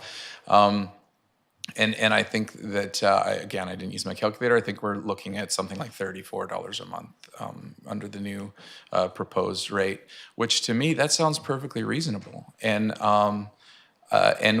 as has been mentioned, we heard Dr. Ans earlier talk about the importance of youth in our community. And that's personally where my priority is. I would like to see us making initiatives that make life easier on young families and youth for the future of our community with that long-term vision. And I mean no disrespect to the seniors of our community, but I do feel that that's already a reduced rate, and I just think that there seems to be a challenge in understanding, and I get it. I sometimes wrestle with it myself, that giving when it comes to taxation, giving one demographic a special price, that amount that isn't being covered is just being covered by someone else. So who do we want to pay for these things? And the more that we say youth should be free, and now we're down to 50 years old should get a discount, that makes the pool of people paying for these things smaller and smaller and smaller, and it ends up being young families who bear the brunt of that, which is completely contrary to what we've heard earlier today that is necessary for the health of our community in order to make it easier for young families, not harder. And so, I don't want to put words in anyone's mouth, but I know that there are many 50-plus people in my life who would not want their activities subsidized by their children or their friends' children or their and that's what I'm hoping to appeal to is this common sense idea. To coin a phrase used earlier, that those who are using the facilities should pay as much as is reasonable towards that, because even what we're talking about is a long ways from cost recovery. It's still heavily subsidized by everybody else, and as it should be. but there comes a point where how much is reasonable, and I think that what's been presented here is much more reasonable than what we're doing, what we have been doing, and I see no reason why we shouldn't just move immediately to that. Thank you. I have Councillor Mealy, Councillor Solda, and then Councillor Patola. Thank you, Madam Mayor. So, yeah, and I understand Councillor Dame, and again, I'm a big advocate of the youth. There's a reason why I'm still a believer that they should pay for sports fields. The reason why I brought out forward the Echo Park Fieldhouse and the concession for youth tournaments and such. I believe that the youth should be able to go in and play for free. Can it happen? Well, that's the whole discussion, right? In saying that, then we're subsidizing two groups out of the adults, really. And so I guess if you want to do it the right way, then everybody pays the same rate. And let's just raise the rates for everybody and just be done with it. But that's not going to happen. That's not the balance that we're looking for. I'm not going to use common sense. The word's balance, right? And I believe that the rates are going up. If child and youth, it's about $22 a month. Seniors would be the same thing, and it's going to increase incrementally. And let's be steadfast on that. Let's tell everybody in the community, these are the rates today, and they're going to go up. And we're going to do it every year. We're going to create a policy, and we're going to move forward with it. But to find that balance, I believe that we need to ensure that the seniors is at the same rate as a child and youth, and we'll work from there. And raise the rate to 60. Thank you. Thank you. Councillor Solda, and then Councillor Haggard, and Councillor Solda, Councillor Patola, Councillor Haggard. All right. So first of all, I think the goal, the senior rate, the senior age has to go up, like 55. No, we're not doing this for the Sunshine Club. We're doing it for all the seniors in the valley. So, I mean, the senior club can have their age, and that's fine. Shoppers Drug Mart has their age for seniors, and it's, so everybody has in the community has what it is. So why aren't we doing it what the government has when you get your first pension, which is at 60, and then plus? Who gets pensions at 60? Well, there's that. You can take it at 60, and then there's a 65. But the whole point is there's a lot of seniors out there, and I know seniors who could never afford that rate. And if you're looking at the first pension check, I think it's like 500, 700 or something like that. There's a lot of pensions that I have given books to because they can't afford their rent, never mind going to the pool. And so we need to look at a bigger picture, not just the Sunshine Club members, and we talk about the Sunshine Club members, and we focus on there's more than that in our community, and there's more people that we need to look at it bigger. But I do believe the age 55 is not, I would say 60 on that, and change that, and we can and keep it a single line, because you can raise those rates as we go along. But it's going to be, every year is a difficult year. And I think what could happen if the tariffs go and and the mill goes down, we're going to have to do a lot of cutting. And maybe the pool is one of the things, then this might be minute. But, yeah. Thank you. Okay, Council, we have a few speakers left. I'm going to go to our director first, and then I'm going to ask Council to try to not make comments that have already been made, just so that we can continue on the conversation. Go ahead, Willa. Madam Chair, just to add insult to injury when we're speaking about age, the current age of seniors, just so we're all clear, so today currently in town for our municipal facilities is 55 years old. So that would be a change, just so the committee is aware that we're talking about two different things here, rates, and then of course, what age a demographic might start at.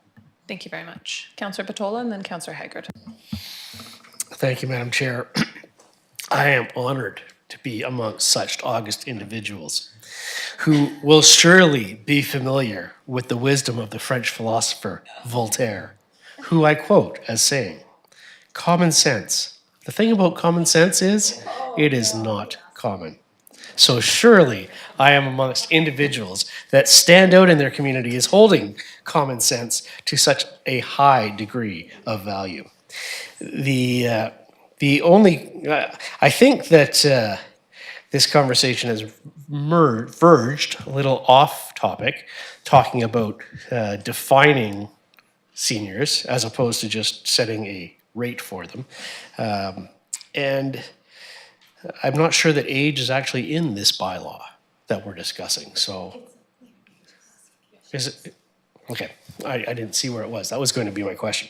But my point being that I don't want to hold up this entire fee schedule that we have been waiting for a long time and focusing on, and now we're in our sixth rendition, merely because one single entry is too much, too little, full of speculation. Irrespective of how this vote goes, it would be recommended to the council. I will still be following up with the second motion presented by the director, which still resolves all of these issues. And so if we resolve them twice, so much the better. Thank you very much. Councillor Haggard. If 50 is the new 30, then it goes to say that 60 is the new 40. So 60-year-olds should not get special rates. When you're usually 60-year-olds are still working, so I don't agree 60-year-olds should not receive benefits. When you're 65 is usually the retirement age, so I will support the seniors and youth having the same rate as long as the age for seniors is raised to 65. Thank you. Otherwise, I won't support it. And I was actually going to make an amendment to raise the age to 65, if there's a seconder. Seconded by Councillor Haggard. And I will just say very briefly that I would like to make our facilities, and I know we're just talking here specifically about ECHO, but our facilities affordable for seniors. However, I feel that if you are 55, you're working or you're well enough off to not be working. So that's not the class of our community members that I'm trying to subsidize through supporting a lower rate for seniors. So I'm in full support of matching the rate to child and youth as long as it's for 65 plus, because I think anyone who's younger than that and living on a pension is in a better financial position than many in our community. Okay. Not seeing any comments on that, so we'll vote on the amendment. On the amendment, all in favor? Any opposed? One opposed? Motion or amendment carried, sorry. And any comments then on the motion as amended? Councillor Dame. Thank you. Just a quick question. Are low-income seniors eligible to apply for the HEART program? Yes. Yeah, absolutely. Yeah, and noted that Councillor Patola is going to make another motion following this, which I think makes a lot of sense as well, but thanks for that question. Okay, so on the motion as amended, all in favor? Any opposed? Motion carried, thank you. Thanks everyone for the great discussion. Councillor Patola, go ahead. Thank you, Madam Chair. I move that the Committee of the Whole recommend Council provide staff direction regarding developing. I don't like the wording of that.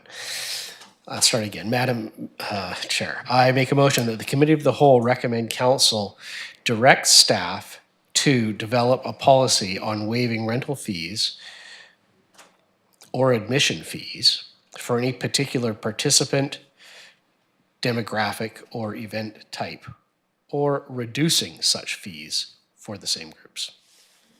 I'll second. Councillor Haggard. Can you repeat that? Yeah. You lost me. No. So I'm just reading from the agenda that has been handed out. So the general agenda, it is E3B.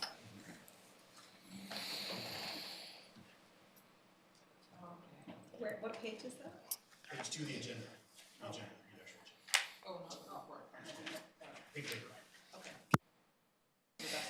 Thank you, yes. I move that the Committee of the Whole recommend Council direct staff to develop a policy on waiving or reducing rental or admission fees for any particular participant demographic or event type. Thank you. Very similar to how it's written. with a couple of minor additions that I think make a lot of sense. Is there a seconder? Second. Oh, sorry, I seconded it already, so ignore me. Councillor Mealy. Thank you, Madam Mayor. So just as the way the motion is read then, are we asking staff to designate what a particular participant demographic is? Or, because when I read this, I think staff was looking for the actual demographic, if I'm not mistaken. Willa. Madam Chair, that's correct. Staff are seeking direction from the committee or council if there are any specific demographics or event types that council wishes to subsidize or support to ensure that staff are meeting that direction from council. Thank you. Councillor Mealy. So just in saying that, so then I guess the list would be child and youth, seniors, but the event type, that's the other thing. So are we talking about the toy run? Are we talking about those events as well? So I think there needs to be a little more clarification on the actual motion, with apologies. Thank you. Councillor Patola. Well, then I misread that entirely, and I was quite happy with the way I did read it because as I've stated before, the demographic that I'm really thinking this applies to is a low-income demographic. It's not an age demographic. It's not a type of event. And I think that my intention in that motion is to put it to staff to come up with a policy on how they see a user group or demographic could be identified and what types of reductions would be appropriate. So contrary to Madam Chair's observation that anybody that's 55 and on a pension is certainly rich, I know there are certainly a lot of people that are on government-funded pensions because of disability or other reasons, which are very limited. So they are on pensions, and they're not necessarily of a certain age. They are on a limited income. And it's the limited income issue that I thought was important to be addressing with this. Irrespective of whether you're a senior, a junior, a freshman, whatever, if you have a limited income, you should not be barred from participating in healthy activities, whether they be sports activities, club activities, even non-organized activities like going to the skate park. So the whole point of having parks in a city that are supported by the general tax base, as well as user fees, is to encourage the health and well-being of the community and the livability of the community. That's not done by promoting youth over seniors, seniors over doctors, doctors over, sure, anything. Yeah. Pick a group, right? So I think that the way we effectively promote healthy activities in the city is to ensure there isn't a financial barrier to anybody, regardless of how you're dressed or how you look. So I anticipated that reading the motion that way would empower staff to design the policy subsequent to the policy that they have so well designed already, which is the exceptions. So to every policy, there's an exception. To every rule, there's an exception. So now I envision that we were asking council to ask staff to design the exception to ensure inclusion of all economic-based individuals. Thank you. And that's how I heard it as well. And maybe I'll just go to Willa to ask first, is what we're hearing from Councillor Patola really an extension of the HEART program? And does the HEART program need to be broadened out? Could simply changing that policy possibly be the mechanism here? And I would say that the motion is not prescriptive to determine whether it is or is not, but just maybe your opinion on that. So Madam Chair, first of all, the reason why the initial wording there is for that exact discussion that this committee has had this evening. So there's been a lively discussion about demographics and age, and now there's subsequent discussion regarding financial access. And so this is why staff are requesting from council that and the committee to be just crystal clear on what demographics council wishes to support. So whether that be folks that are experiencing financial barriers or individuals of a certain age or whatever the case might be. So that's the purpose of the motion as it was initially worded. In regard to the HEART program, absolutely, that could be an easy way to look at broadening that scope of access to community. Again, that HEART program, or having everyone access recreation today, is the acronym, is strictly based on financial need. So that is an existing program that is specific to city admissions as well. So drop-in admissions, memberships, registered programs, that type of thing as well. So it could be as simple as expanding that HEART program if that meets the need of what council is looking to achieve. Councillor Patola. Thank you, Madam Chair. I'm not sure then how this fits into the motion itself, but as I've said, the demographic I'm looking at is low income, and I would actually go further to particularize that to city residents who exist below a certain income level. And there certainly are many, many criteria from different organizations, federal government, provincial government, not-for-profits, that define what an acceptable level of income is. So living wages, or I'm not suggesting any one is the proper reference, but a external reference could be used quite easily. Thank you. Councillor Mealy. Thank you, Madam Mayor, and appreciate the clarity on that. And I totally agree with Councillor Patola that if it's going to be any demographic, it should be without age. It should be based on their income and their ability to access our recreation. So totally support that. Thank you. Any other comments? Okay, then on the motion as it was read, all in favor? Carried, none opposed. Thank you. Sorry, go ahead, Councillor Haggard. Are we moving forward, or are we still on this? We're still in this because we still have to pass the main motion, which is to send this, the council recommend we introduce this for 3 readings. If you want to read that. Actually, I want to make some changes. As I said earlier, I was the one who recommended the Sunshine Club be gradually brought up to the higher rates. However, I thought the Sunshine Club was senior 65 plus. I did not realize it was 50-year-olds. So as we said earlier, 50-year-olds should be, if they're well enough not to work, they probably have the money not to work. So maybe we should not be doing this. As you said, you've had a lot of phone calls from other groups upset because they're not getting the same consideration as the Sunshine Club is. So maybe we need to take that recommendation out. Okay. Did you want to make a motion? And I'll make that into a motion. Seconded by Councillor Dame. Discussion? Can we just read the motion again? Well, the motion is not being read. It is to remove the special exception for the Sunshine Club in our rental rates, which I believe, it was phased in over 4 years. Period. Thank you. Comments? Councillor Patola. I'm just not sure where that's reflected in this version. Madam Chair, on page 124 of your agenda package, it outlines the scaled approach that council had previously requested.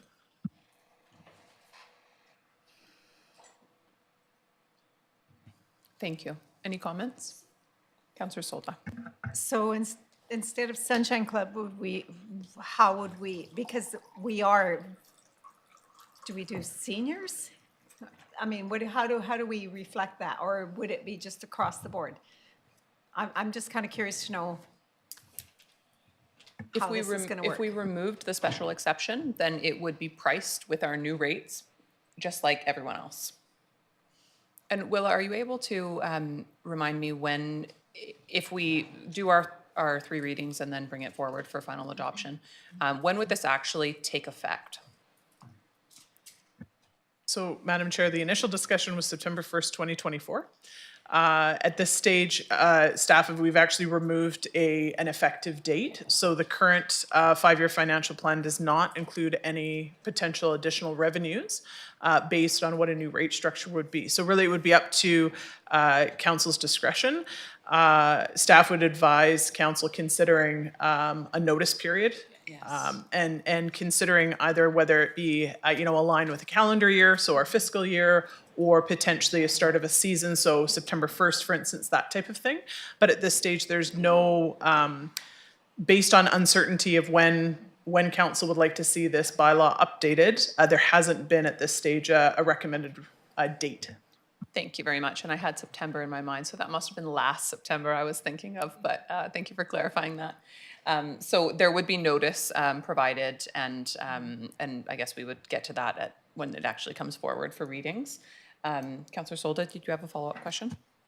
I did. So you take away the Sunshine Club, but they're one of the biggest renters, I believe, for that particular area and for Echo Center. And maybe it's not Sunshine Club we say, but they are. I mean, whether they're seniors or not, they are one of the main renters in that particular complex. So I'm just having I can't support that, taking away the Sunshine Club, because they are a renter. I mean, you can treat them like down at the Harbor Key, they are renters, right? There's individuals. This is an individual club that's a society that's renting. So I'm just having I'll leave it at that. Thank you. Councillor Patola. Thank you, Madam Chair. And by the same logic, if I would, as Councillor Solda has expressed, if they are a entity, we cannot give benefit to an entity. It's in the community charter, it's termed, I think, prefer a business. But certainly if the Sunshine Club is in fact, and I don't know this because I haven't looked at it, but if they're a society and they're registered, that's an incorporation. They are a business entity, which we should not be giving a special benefit to. Now that's just, Mr. CAO may shake his head, but the point being, whether I'm correct or not, the point being is that the illusion that Councillor Solda draws to, they're renters just like renters at the Quay. Well, if they are, then they're just like renters at the Quay and they should pay the fair price. If there are individuals in that club that have issues with paying the fair price, then they can take that up with their club executive. Thank you. Okay. Is everyone clear on what the motion is? Councillor Mealy. Thank you, Madam Mayor. I'm with Councillor Solda a little bit. I'm a little torn here, but I do again understand the logic and the comments from Councillor Patola as we shouldn't be giving for one specific group. So I understand that. However, could we not, throwing it in there, throwing a curveball, say that there's because I apologize, maybe I need some clarification. The rates that I'm seeing here are for any group, for Dogwood Room, Hemlock, for Cedar, based on public or local nonprofits or religious, political, and non-local organization. Could we not give a rate for seniors on those rooms? Not Sunshine Club. Like, let's take the Sunshine Club out. We're talking seniors, anybody that's in that age. Councillor Haggard. If the Sunshine Club wanted to raise their ages to 65 plus, then I would agree 100%.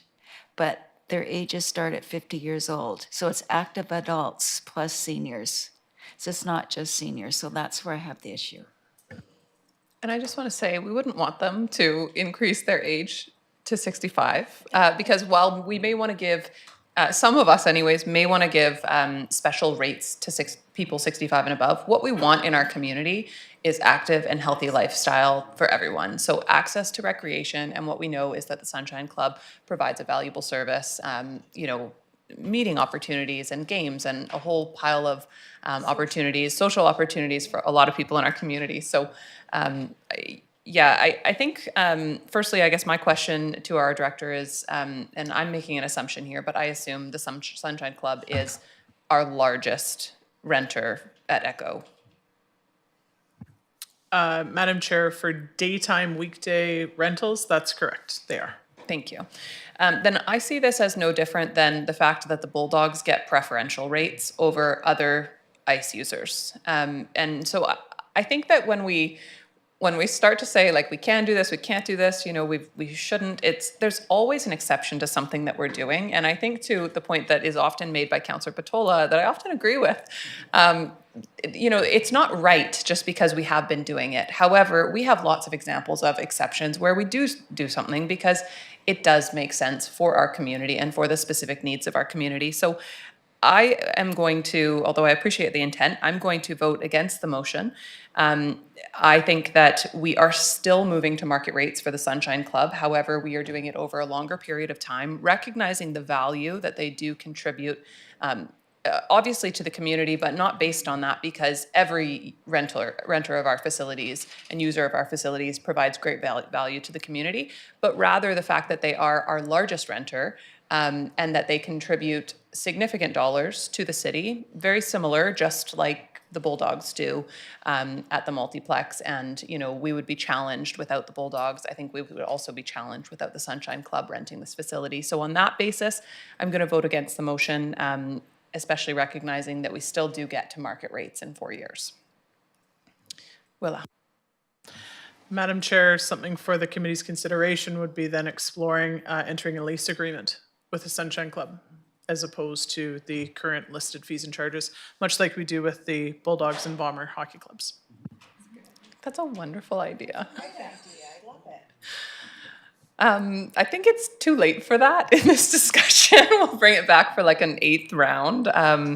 But no, maybe that is something that we really should be for this specific user. And I'm not sure if we could proceed with this and work on that alongside, or if we would need to. For next year. I don't know. What do you think, Willa? Madam Chair, the sky's the limit. We're staff are game. Put us in. Nice. Thank you. We shall plan for the worst and hope for the best. Okay, that's great. We don't know. Okay, Councillor Dame. Thanks. Could I just because I think that this might be a close vote, could we just get some real clarity on exactly what the motion is, just so everybody understands, and then we can vote? Absolutely. The motion is to remove the phased increase for the Sunshine Club. So the Sunshine Club would have the same rate increase as everyone, with no phased 4-year, no phasing over 4 years. Okay, and then we're also throwing into this discussion, should we have a lease agreement with the Sunshine Club, which I think we could do alongside still having these rates in place. And I think it's an excellent idea to discuss. Okay, is everyone clear on the motion? Okay, on the motion, all in favor? Opposed? Motion carried. Okay. So. I'm willing to go with the lease agreement. I think that's a Okay, good idea. so we have removed the Sunshine Club exemption. However, I think there is an interest in council looking to negotiate a lease for the Sunshine Club. So I don't know if we need a motion for that. We should just get a motion. Councillor Haggard? I'd like to make a motion that staff work with the Sunshine Club to have a lease agreement. Thank you. Moved by Councillor Haggard, seconded by Councillor Dame. Comments? Councillor Mealy. Sorry, point of order, it's a recommendation to council. Oh, sorry. Thank you. We'll take that as a friendly amendment, recommendation to council. Okay. Councillor Patola. Thank you, Madam Chair. I don't think it'll be any surprise that I would be in favor of leasing, or the opportunity for groups to lease from the city. That's exactly what happens with other businesses at other city-owned facilities. I don't see why the Sunshine Club should be the only club that gets that benefit. There could be other clubs that would want to lease. For example, sports teams may want to lease a sports field and therefore have a different set of rules and obligations that come with that. That may be of imminent benefit to both the city and the user groups. So I would suggest that a motion that invites staff to develop a lease policy for recreational facilities might be a good idea, but I don't think I'd want to single out the Sunshine Club. Thank you. Thank you. Any other comments? Okay, seeing none, on the motion, all in favor? Opposed? Motion carried. Thank you, everyone, for the good discussion. Now, we still need to move that we recommend this to council. Councillor Haggard, go ahead. Sorry. I know you want to move on, it's getting late. I'm just concerned about the adult practice game rate for our rental fields. $18.75 an hour seems to be really inexpensive for adults to pay when the actual cost is $82 an hour. I would like to see that rate raised, and that way we can keep youth at zero for fields. I think that would help subsidize that, offset the cost. And I know that some adults might be upset about having to pay, but really, if you figure out a season of ball, that's approximately $200, which is not a lot of money. I don't know how anybody else feels, but that's the way I feel. Thank you. Sorry, did you want to make that a motion? I'd like to recommend to council that we raise the adult practice game per hour rates for rentals for sport fields per field, diamond, or pitch to the actual cost recovery rate of $82 per hour. Thank you. Is there a seconder? Seconded by Councillor Solda. Councillor Dame, go ahead. Thank you. I'm not totally sure yet. I gotta think this over a little bit on the exact number, but I definitely support it being closer to cost recovery, certainly. And I would just like to point out that Glenwood Center is $80 an hour for adult rental, and that's, yeah, I think reasonable. And there are many sports leagues and teams that will be paying that, and without batting an eye, or at least assumedly. I'm happy to change that number if you have another number. Thank you. Any other comments? Okay, seeing no comments on the motion, all in favor? Opposed? Motion carried. Okay, thank you, everyone. And would anyone like to move that we move this forward? Councillor Mealy. Thank you, Madam Mayor. I move that the Committee of the Whole recommend Council introduce and complete 3 readings of the Parks and Recreation Culture Facilities Fees and Charges Bylaw number 5106, 2024. Thank you. Is there a seconder? Seconded by Councillor Solda. Great discussion, everyone, on our 6th round at this. If we don't send this back to Committee of the Whole when it comes to Council, that might be it. But if we send it back, we'll be 7th report. So just keep that in mind when it comes to Council coming up soon. Okay, on the motion to introduce this for readings, all in favor? Carried, none opposed. Thank you, everyone. We will move on finally to Sarah. Go ahead, Sarah. Thank you, Madam Mayor. Just wondering if we're able to have a short recess. We have some IT situations that need rebooting in the next 10 minutes. We could probably use a recess anyways. Before we get to that, Madam Mayor, so it's going to be 9 o'clock really quickly. So I'd like to make a motion that this meeting go past the 3 hour. We actually only need that for regular meetings. Oh, I'm sorry, I apologize. But Then a thank you motion for to that. recess, Madam Mayor. Thank you. Motion to recess. I'll second it. On the motion, all in favor? Thank you. Recess.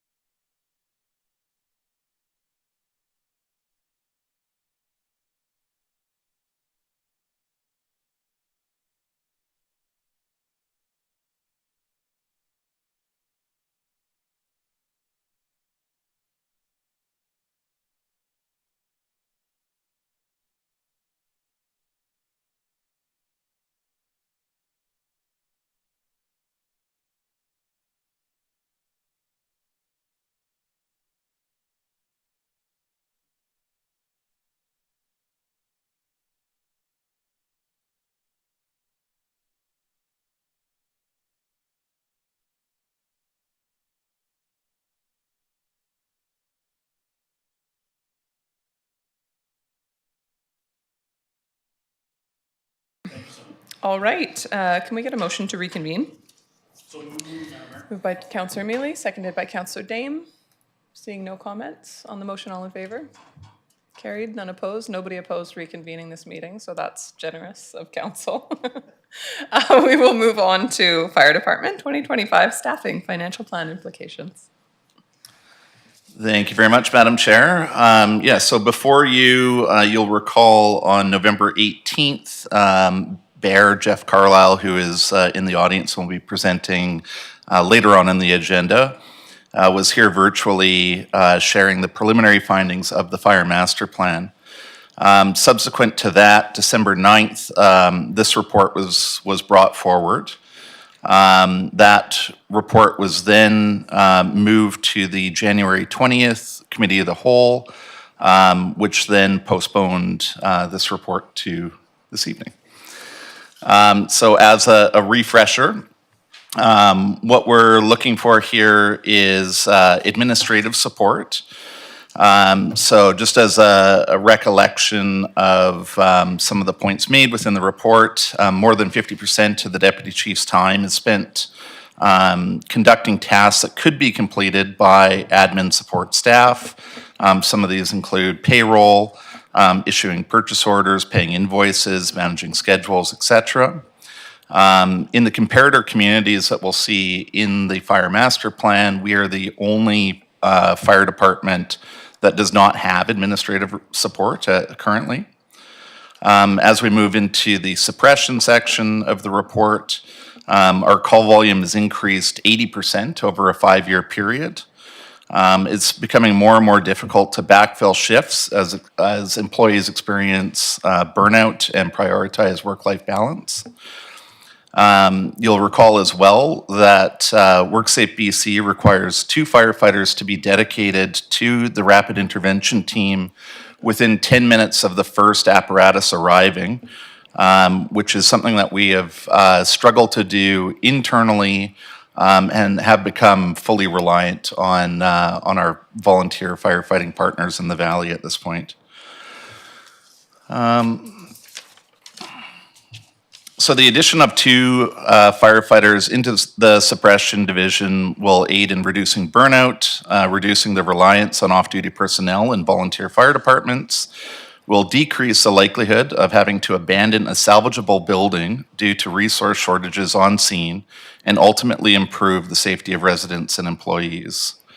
I do want to highlight just a change. So in the fire services operational budget that was brought to the January 20th, 2025 COW, it does show the administrative support at the $55,478, which is the same number, I believe. So here it's the original number, I believe, which was the $58,094 for the administrative support. That was a full year ask. So the actual number, because the request here is for a Q3 start, would be $29,047, which would represent a 0.09 increase in taxation in the 2025 year. And I'll finish up before any questions, just by also highlighting that realizing that this is an extremely difficult taxation year, that there is also the recommendation number 2, if there isn't finances available in the 2025 year, because that doesn't appear on the main agenda page, I'll just read it here, which was the recommendation to council to direct administration to include a fire department administrative support position and 2 additional firefighters in the 2026 financial plan, and give early approval to populate those positions in Q1 of 2026. And with that, I'd be happy to answer any questions. Thank you very much. Questions, comments from council?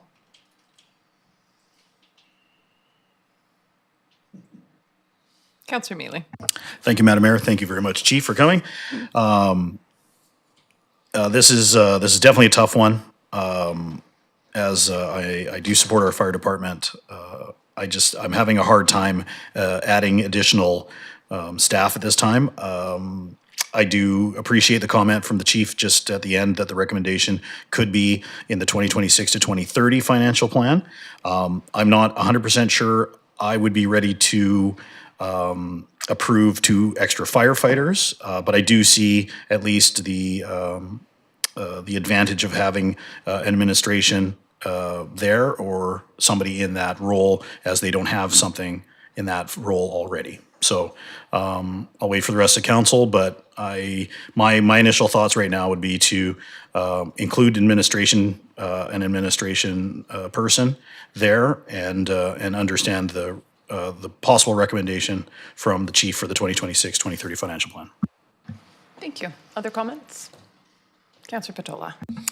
Thank you, Madam Chair. I'm just kind of wondering why, as I understand the way the city functions, there are departments that do different things, and the administration and finance department serves all the other departments.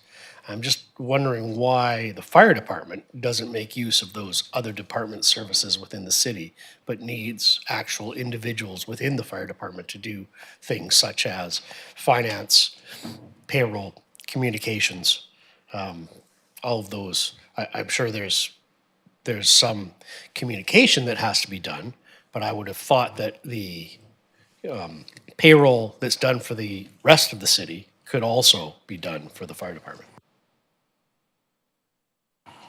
Yeah, I'll try to answer part of that. I think some of it probably better belongs with the Director of Finance. We are certainly supported by the Finance Department. The work that the Deputy Chief does is to collate the straight time and overtime occurrences that happen within the Fire Department. As I had cited at a previous meeting, right now we're doing that in the same fashion that we were in 1967 with a logbook with a black pen and a red pen for overtime. And the Deputy Chief sits down every 2 weeks and transposes that data into a format that can be digested by payroll, and then payroll executes payroll as they do with any other department. So that service is, initiated by the fire department, but completed in a similar fashion to all other departments. Sorry, the other ones were communications, was it, or? Yeah, communications, but it was just a general question about how, those were just examples of how there are other departments in the city and how come the fire department doesn't use those other departments. Yeah, I guess I'll conclude by saying just that we endeavor to use those other departments as much as they're available for use. We have been, I think historically, if you go back far enough, we were fairly siloed, and we've been taking some significant efforts in order to, for lack of a better term, just become another department of the city, which means that we make good use of the folks in building maintenance, as well as when there's work that is in excess of the scope of the firefighter mechanic. You'll see our apparatus down at the Public Works Yard. We use the same city electricians that everybody does, and certainly with regards to communications, although we do manage our own social media due to the nature of our business being that our communications manager isn't always up at 3 a.m. The other communications that go out, press releases, support with media requests, things of the like, often do make their way through our communications manager with a lot of gratitude from us. Thank you. I'll just go to our CAO for additional. No? Okay. I think on that, and Councillor Mealy, I appreciate the effort for the admin person. To me, it sounds like we have some processes that need to be changed in pretty significant ways, and not necessarily the need for an admin person, but rather the need for improved processes. And like we've talked about in other departments, throwing people at a system that's broken doesn't fix the problem. So before we determine if we need an admin person, I would like us to cross-collaborate between city departments and find some solutions for some of the, just outdated processes that exist right now so that we can try to reduce that need for an admin person. If the system is, taking a logbook and putting it into a usable format for payroll, then absolutely that's time consuming. It's finding a better system for that we need, not a person to implement that system. Recognizing that you may want that person to build a new system. I think we have resources within the city to build that new system and then determine how much of a need for a person there is, because that may be less, it may be a 25% time person, for instance, rather than a full-time or a half-time. But I think we won't know that until we fix some of the outdated processes. And I think that we have skilled administrators and people within the city who could lend a hand to try to figure out some of these things so we can get better information. Other comments? Well, I feel like I should speak because I did refer this here. And I think I referred it to this meeting because council was leaning toward taking no action this year, which is very much a recognition of the fact that this is a difficult budget year and that it's difficult to add expensive resources any year, but rather even more so this year. And we had a lot of discussion about, the type of medical calls and the burnout of firefighters and the importance that we place on that and the need to want to support solutions so that the fire department doesn't feel like there's no help coming and no recognition of the call volumes that exist and the lack of sustainability of those call volumes. I think what we discussed at the last meeting, and I'll reiterate it this again now, and is that we need to find a way to reduce those call volumes in a meaningful way and not necessarily add 2 more firefighters to the already unsustainable call volumes. So while I hoped that we would have had some kind of further work on that, not from the fire department, but rather on some other initiatives that we've been pursuing, we don't. I think I feel similar to where we were at the last council meeting, that although I would like it to be as simple as adding 2 more firefighters solving this problem, and we never really have to worry again about firefighters burning out and leaving the job or not coming in when they're called because the call volumes are too high and they're overwhelmed. I don't think that adding 2 more firefighters solves the problem. I think we'd be right back where we are. I mean, I know obviously there's requests for more firefighters. I think we need to continue to look at the root of the issue. We know that a lot of the calls that we're getting are overdose calls. We know that takes an extra difficult toll on first responders by nature of the type of calls that they are and just the sadness that exists around those. So I would like to circle back. I think that likely we'll take no action today. I'd like to circle back to some of the other conversations that we're having around alternative methods of response to medical calls and specifically overdose calls. I know that's not the whole issue, but I do feel that it's a good chunk of the issue. And I'd like council to look at how we could provide some of our resources to try to support some of the innovative models that are existing throughout the province. And I'll go to the chief and then to Councillor Patola. Thank you, Madam Chair. Since this is only the 4th time and Willa made it to 6, I was,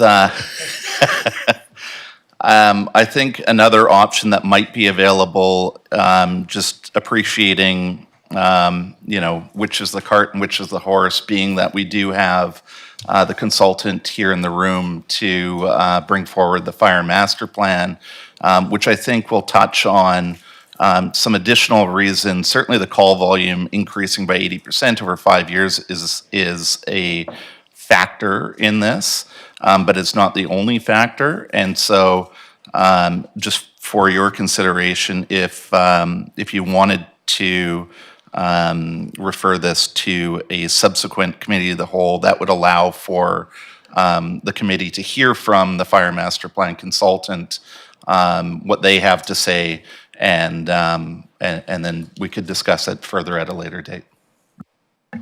Thank you. And I think we are going to hear shortly, more discussion on that, so appreciate that. Okay. Councillor Patola. Thank you, Madam Chair. Never. I don't want to repeat your wise observations. I am very much in agreement with them. There is a system that we have that doesn't seem to be working, and just putting more money at the system that's not working is just going to continue to make it not work, and possibly not work even worse. I note the numbers for this that were presented for this motion are just for the 2025 year. It doesn't really explicitly state that that's going to be in the 2026 year, another $200,000 plus for the 2 firefighters.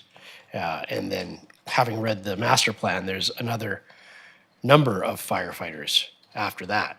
So, I mean, that's an expansion of the fire department by over $1 million a year. And with no implication that it's going to get back to a fire service. So, I have made motions along the way to ask for more information and ask for some direction and maybe point out some areas where there might be savings, but I am not a firefighter and I am not a fire consultant. I don't know these things. And as I pointed out before, it may come down to simply saying we're going to reduce service to a fire department that can put out 47 fires in a year. And that's it, because that's the fires. I'm not sure that I want to make a motion to say you must decrease the budget, because that's not my area of expertise. But the service we're providing is not the service this fire department was designed for, and nor should it be, because arriving in Port Alberni in 1994, the only thing I can remember that has been consistent throughout my years here is we have the best fire department ever because we've got the mill, and the mill paid for the fire department. We don't have those service requirements anymore. They're just not there. So we have a great fire department that wants to be a better fire department, and it provides lots of services. I don't think those are services that this city needs. I'm not sure what services this city needs because I'm not a firefighter. But I would really, really appreciate a report or some input from those that know as to how to structure a fire department that will achieve appropriate services, what those options are. There could be a list that we could pick from. I don't know, a menu, if you will. But the current level of service is expanding and not solving the issues and expand and taking over lanes that are not ours to be in. So that accumulation, it's almost like a perfect storm because all these items and influences are coming together at once to push our fire department budget up into the 7s, 8s millions of dollars, which is an awful lot of money.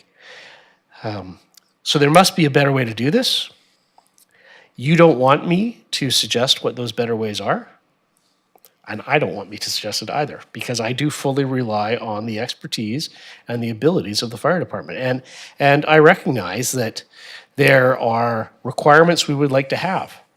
We would like to have a rapid entry team. I think that's a good thing, but that's not an absolute requirement. That's a level of service we can decide on. Is there a way to afford a fire department that provides a rapid entry team so we can provide that service without it costing $8 million? I'd like some input on that, because I don't want to be the person that says, well, you're going to do it and you're going to do it for less, and that's all there is to it. So I know we've been around this 4 times. I would appreciate 5, 6, and 7 if we can get to that point where we analyze the services we provide within the budget that we have and come up with an appropriate solution. Now, that might mean a different structure for a fire department. I know ours is structured in a certain way, and there are other departments structured in other ways. I don't know that any of those other ways are better. But I would like at least to be presented with an analysis of that as to if it would help or what other options there are, rather than just the only option being continuing with what we're doing and expanding. Sorry, I went on. But I won't repeat myself when we do the fire master plan. Thank you. And, you know, I know we're on an agreeing with each other thing today, but I have to disagree on some of the points just made.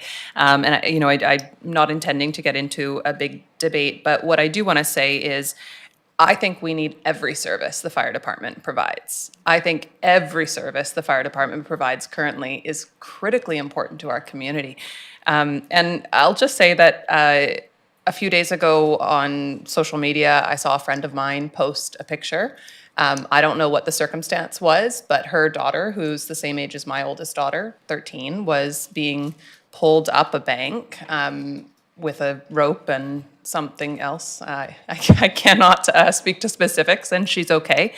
But, you know, it looked like maybe like over like a bank in Roger Creek, or maybe it was a car accident down in the woods. And her daughter was okay. I don't know what the circumstance was, but I know that 4 people were pictured other than her daughter, and they were all Port Alberni firefighters. So, like, I don't ever want to cut back on services that could stop that person from being taken care of. So, you know, I think that every service that we offer, maybe there are others that can offer and supplement as well. And in a lot of cases, there are great volunteers that can help along the way. And maybe there's, you know, paramedics that can respond or should respond and can't get there for whatever reason. I think that when there's a person in our community in need of medical support, I am very grateful that the Port Alberni Fire Department is there and able to provide that support. And so consistently, they provide it when others are not able to. And that has been what Port Alberni Fire Department has been my whole life, and I'm just incredibly grateful. So I really personally don't want to get into a conversation about whether the services that we offer are the right services. I want to get into a conversation, and this is not for today, maybe it's for the 7th or 8th time, but I want to get into a conversation about how do we make this service sustainable, because that's where I fear that as costs continue to grow, we will continue to have conversations, and maybe it won't be me because I won't be here next time, but we will continue to have conversations about breaking down the service because it's unaffordable. And I don't want to see that. I want to see the Port Alberni Fire Department providing services, helping people in our community in need into the future. And like with other things, I worry that if we don't find some alternatives, we may end up in a position where we can't do that and where future councils will start to break it down instead.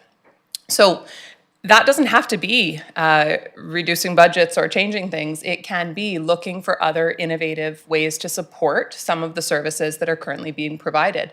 Just because we go to overdose calls doesn't mean we have to be the only, you know, people who go to overdose calls. And I know we're not, I know paramedics as well, but maybe there's an additional service that could be offered, right? So I think these conversations are bigger than the Port Alberni Fire Department. We all know that. We're working with the province. We're talking about other ideas that we could be bringing forward. I want to continue those conversations so that the fire department can continue to support, as they have time, all of these important services while they're waiting for those 47 or whatever number of fires that there are per year, because that's where we get great value for our community, is having the fire department ready on standby to respond quickly and efficiently when the fires happen. But in the meantime, filling their time with really valuable services to help people in our community. So I think it's just a matter of the call volumes have gotten out of control. How do we look more efficiently at things outside of the fire department to make it doable again? And I don't think that the answer personally lies within big changes at the fire department. I think it's a greater conversation. Councillor Solda. Wow, I would agree with you. First of all, you know, like I've been in a fire when I lived in Vancouver and know what it's like to get out and think, what am I taking first out of my house as I exit? There's been past counselors here who've had their house burned down and the fire department's always been there for them. So I would like to see the fire department to be more sustainable and how do we go forward? And just like what you have been saying, I know family members who the fire department has come to their homes who needed some kind of like medical aid. They had medical aid, so the fire department was there before the ambulance there. So I think there's a lot more dialogue and a lot more to talk about. I mean, we do this pretty well every council term. You know, I've gone, I know Councillor Mealy has been through this, and I'm sure the fire department's heard this over and over through different councils. And so it's never going to stop. It's going to be an ongoing issue. So, Thank you. Councillor Patola, I was just about to say, seeing no more comments, but. I don't have another comment, thank you, Madam Chair, but I would like to make a motion. This motion was one of the recommended motions from the last council meeting, and I would like to make it now as a committee recommendation to council, that the committee recommends to council that council direct administration to bring back a report to a committee of the whole meeting in Q2 of 2025, which gives more detail on the levels of service provided as outlined in the Port Alberni Fire Department Levels of Service Policy number 7000-1. Thank you. Moved and seconded. Discussion? Mike. Just on the timelines there, that came from a December 9th report. We will not be able to deliver on that timeline with our current resources. Can you give us a suggestion of when, based on the timeline, when you think it would be reasonable? Yeah, I think based on the previous motion that was brought forward while I was away from Councillor Patola, I think that the two motions are similar. The data that needs to be gathered is similar to deliver both of those. When we looked at what would be required in order to deliver that, we had anticipated delivering that by the end of Q4 of this year. Yeah, I don't think that's personally sufficient. I realize there are operational constraints. This motion was originally worded from December 9th to be prior to Q2. I've changed that to be during Q2, so prior to Q3. If we wait until sometime during Q4, we're all the way through the whole cycle again without any information about how we're going to improve the situation. And I'm not content to let the firefighters continue without hope. Part of the idea of making progress on a timeline was to provide hope.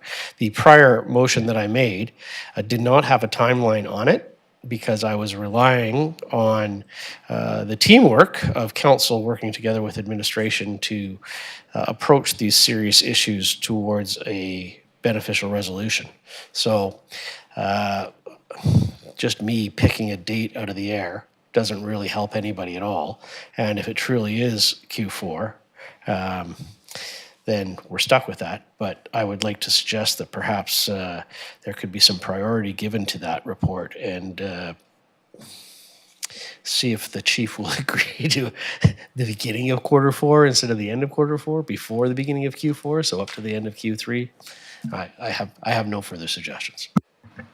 Mike. Yeah, I suppose that these tie in with one another is that if we have support, and that doesn't need to be a full-time position support, but if we have contracted support, as an example, we could accelerate those dates, certainly. And I think with some of the, and I apologize, I don't have the motion that was made, I think it was 2 meetings ago, nor the one from the last meeting right in front of me. But I believe that some of the information that was required was if we were entertaining the change of service levels, as I recall, I think there was some mention made that in order to actually change service levels, in my opinion, not a lawyer, is that we need to obtain free and prior consent from our First Nations partners, which we provide fire services to directly on their reserves, as well as in their unceded territories in which we live and play here. So there is that additional not bit of work, there's very important work that needs to be done to consult with First Nations partners if we're considering changing service levels and what the impact may or may not be to folks that are on reserve and living within community. But we could accelerate all of the above should there be some sort of an allocation for some support to give a hand to us to deliver that earlier. Thank you, Madam Chair. That's an excellent answer and fair enough. These are things that the administration can work out amongst the administration. The two requests do dovetail. They're supposed to dovetail. They're really the same thing. And it's made with the purpose of underlining the urgency of moving forward on this. Certainly, all of the comments, which I don't need to repeat, dovetail as well, which is if we were presented with a plan of options as to how to achieve what Madam Mayor has asked for, we don't even need these reports, or these reports would dovetail with that plan of suggestions as to how we can improve service. So I'm attempting to be gentle in my prodding, if you will. I hope you appreciate that. I hope everyone appreciates that, not the chief directly. But it is something that I see as very important, the second largest part of our budget. And the department's health is at stake. The health of the city is at stake. They're very important considerations. It is central. It's a central service. But it's a service that is needing to be reviewed. So however you wish to do that, I may prod a little harder. But if we're moving in a direction to do that, I probably won't prod harder. Not a threat, just this is just how I feel about this situation. We need to be able to afford the fire department, and we need the fire department, period. Thank you. Thank you. Councillor Haggard. Thank you. My apologies. I wasn't here for the beginning of the conversation. I agree with Madam Mayor's comments about how important all the services are that you offer, and I don't want to see any cuts in services. You're very valuable to this community, but there is such an increase in medical calls. It is up to council to help you assist with lowering those number of calls that you're doing. And we're working very hard to bring community crisis teams into this community to help your department. So please know we are trying to help you. Thank you. Thank you. Councillor Patola, I think you made the motion. Was it, you didn't make it? It was made? Charles seconded it. Thank you. Okay, wonderful. Yeah, you did. We think you did. It was for a subsequent, this to be brought back at a subsequent meeting, Q2. Yeah. Oh, yeah. Thank you. Okay. Okay. Would you be happy to remove the Q2? Or replace it? I would be happy to replace the Q2. I don't know. Sure. Well, I think actually Q4. So committee of the whole meeting prior to Q4 gets us to the end of Q3. Okay, I think that's great. And is that I'm okay not with the sure what- seconder? Okay, if you're fine with that? Yep. Okay, thank you. Appreciate that. And you know what, if it can be done sooner, then I think you recognize that that would be of high importance to council. So if it is possible, but recognizing that we have not made a motion to add any administrative support. So I think that making it Q4 makes a lot of sense. Okay, any other comments on, Councillor Mealy? Just for clarification, the amendment is, friendly amendment is prior to Q4, so meaning it will be in Q3 that we receive this, Yes. if all thank goes you. well. Correct. Okay, seeing no comments on the motion, all in favor? Opposed? Motion carried. Thank you. Okay, moving on to new business. We are on to RCMP contract and administrative service review.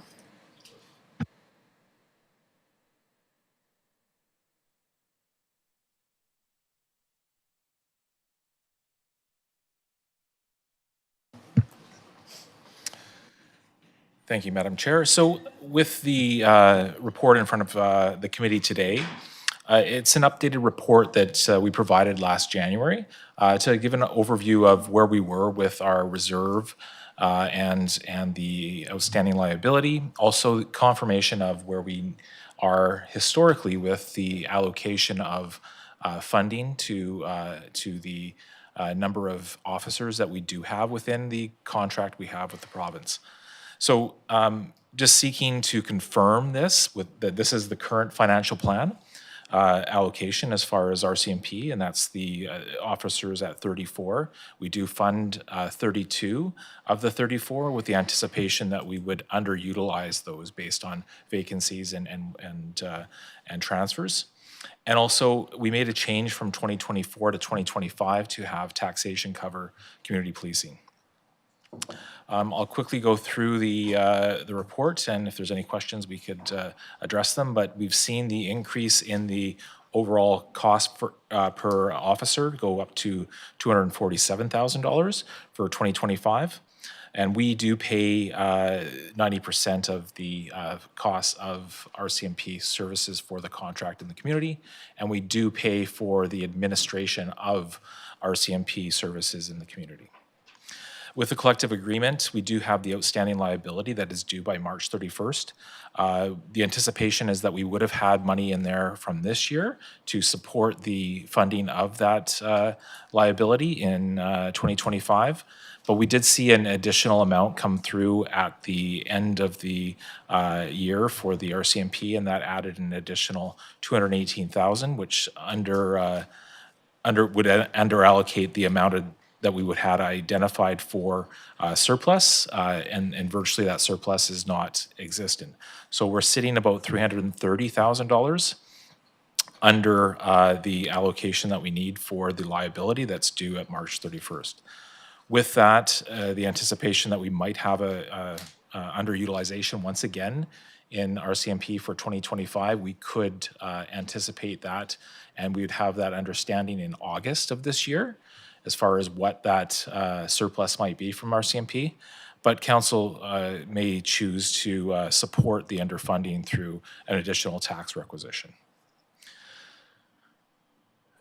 When we look at how RCMP is funded, obviously the 90% is something that is historic, and we do see significant increases. This is our largest line item budget overall for a service, and it's about just over 27% in 2024 for this service in the community for our overall taxation.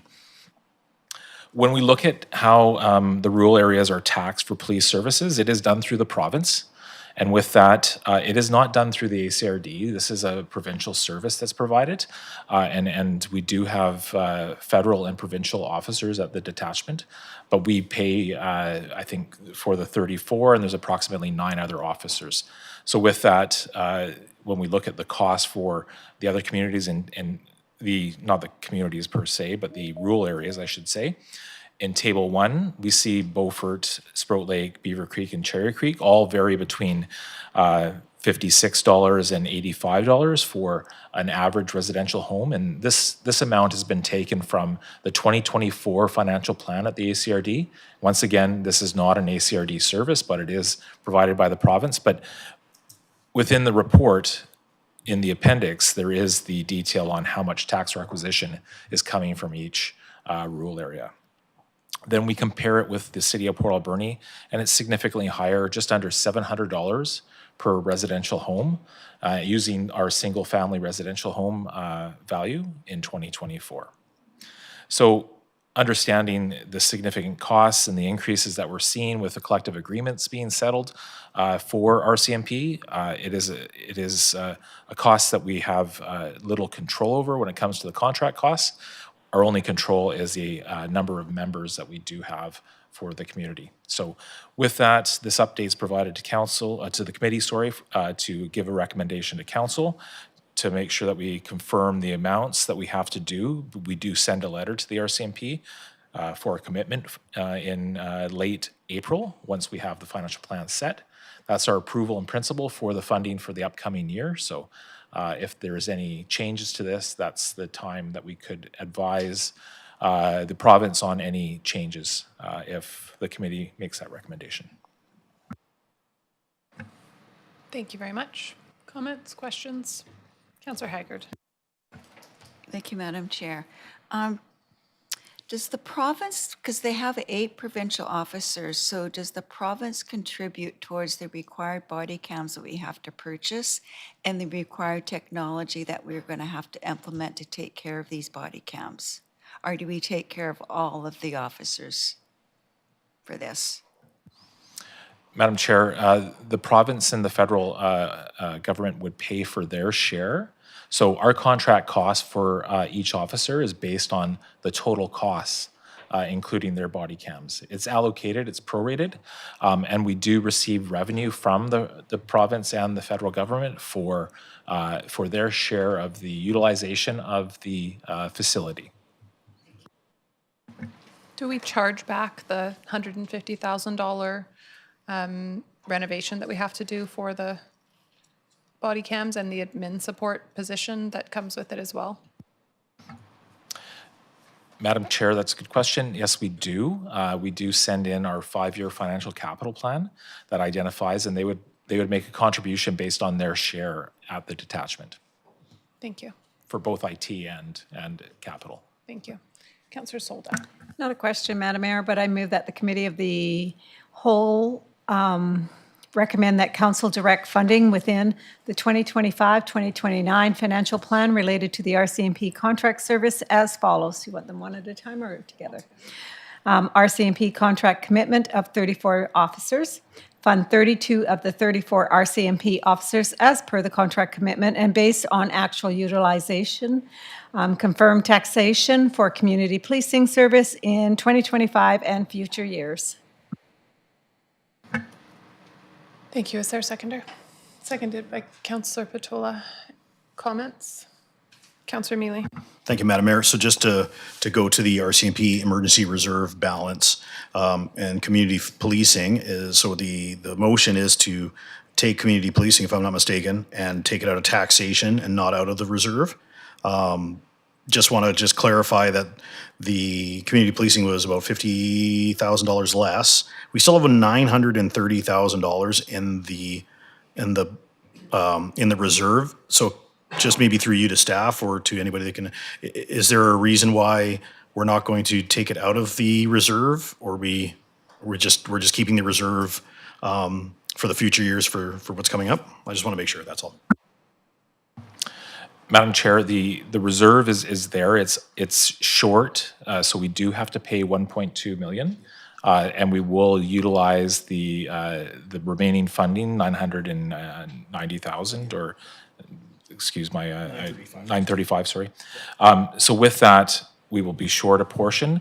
Last year, council made the recommendation and adjusted the funding.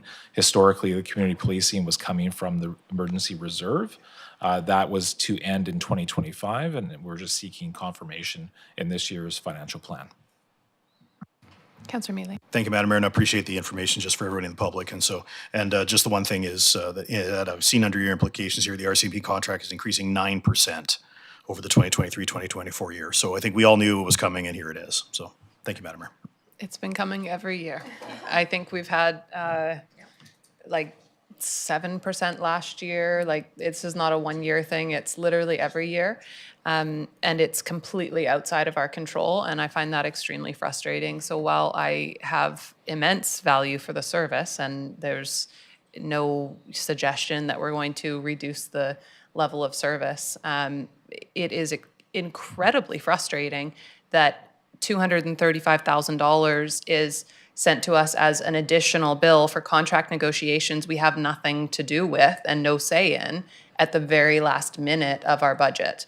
This is new information, and this kind of thing continually happens, and we have no say. So I have no issue with the motion, although as you know, as I don't agree really with funding community policing from taxation in future years, but I'm fine with that ultimately. I do have a real problem with RCMP funding right now, and my problem is not with the RCMP, it's with the provincial funding formula. I think based on this additional cost, because it's another additional cost, and I'll just take you guys back a few years to where contract negotiations were underway and we were told to budget for a certain percentage. We were told by the province or by the federal government. The federal government was doing the negotiations. We were told an amount to budget, and we budgeted that amount, and it ended up double.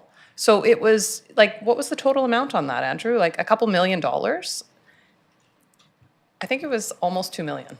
So, Madam Chair, it was like the 1.23 million, that was the first collective agreement. So that is the outstanding liability that we had some time to pay, and we chose to hold on until the last minute, obviously to pay that, but that was the original retro. Yeah, so like that was double what we had budgeted. We responsibly budgeted for that, had no part in the negotiations, and ended up coming in twice what we were told as municipalities to budget. I have a real problem with the structure of how costs are being passed on to municipalities. So I have no problem whatsoever with passing this motion, but I think we need to consider an AVICC and UBCM resolution for, and the Policing Act has just been reviewed and they made no changes. But we need to push for a different funding model. This should be, I mean, I would love to see this funded by the province and just officers assigned to our municipalities. It shouldn't be that the city pays $700, per average home and Beaver Creek pays 60. Like, that's insane. In what world does that make sense? It makes no sense.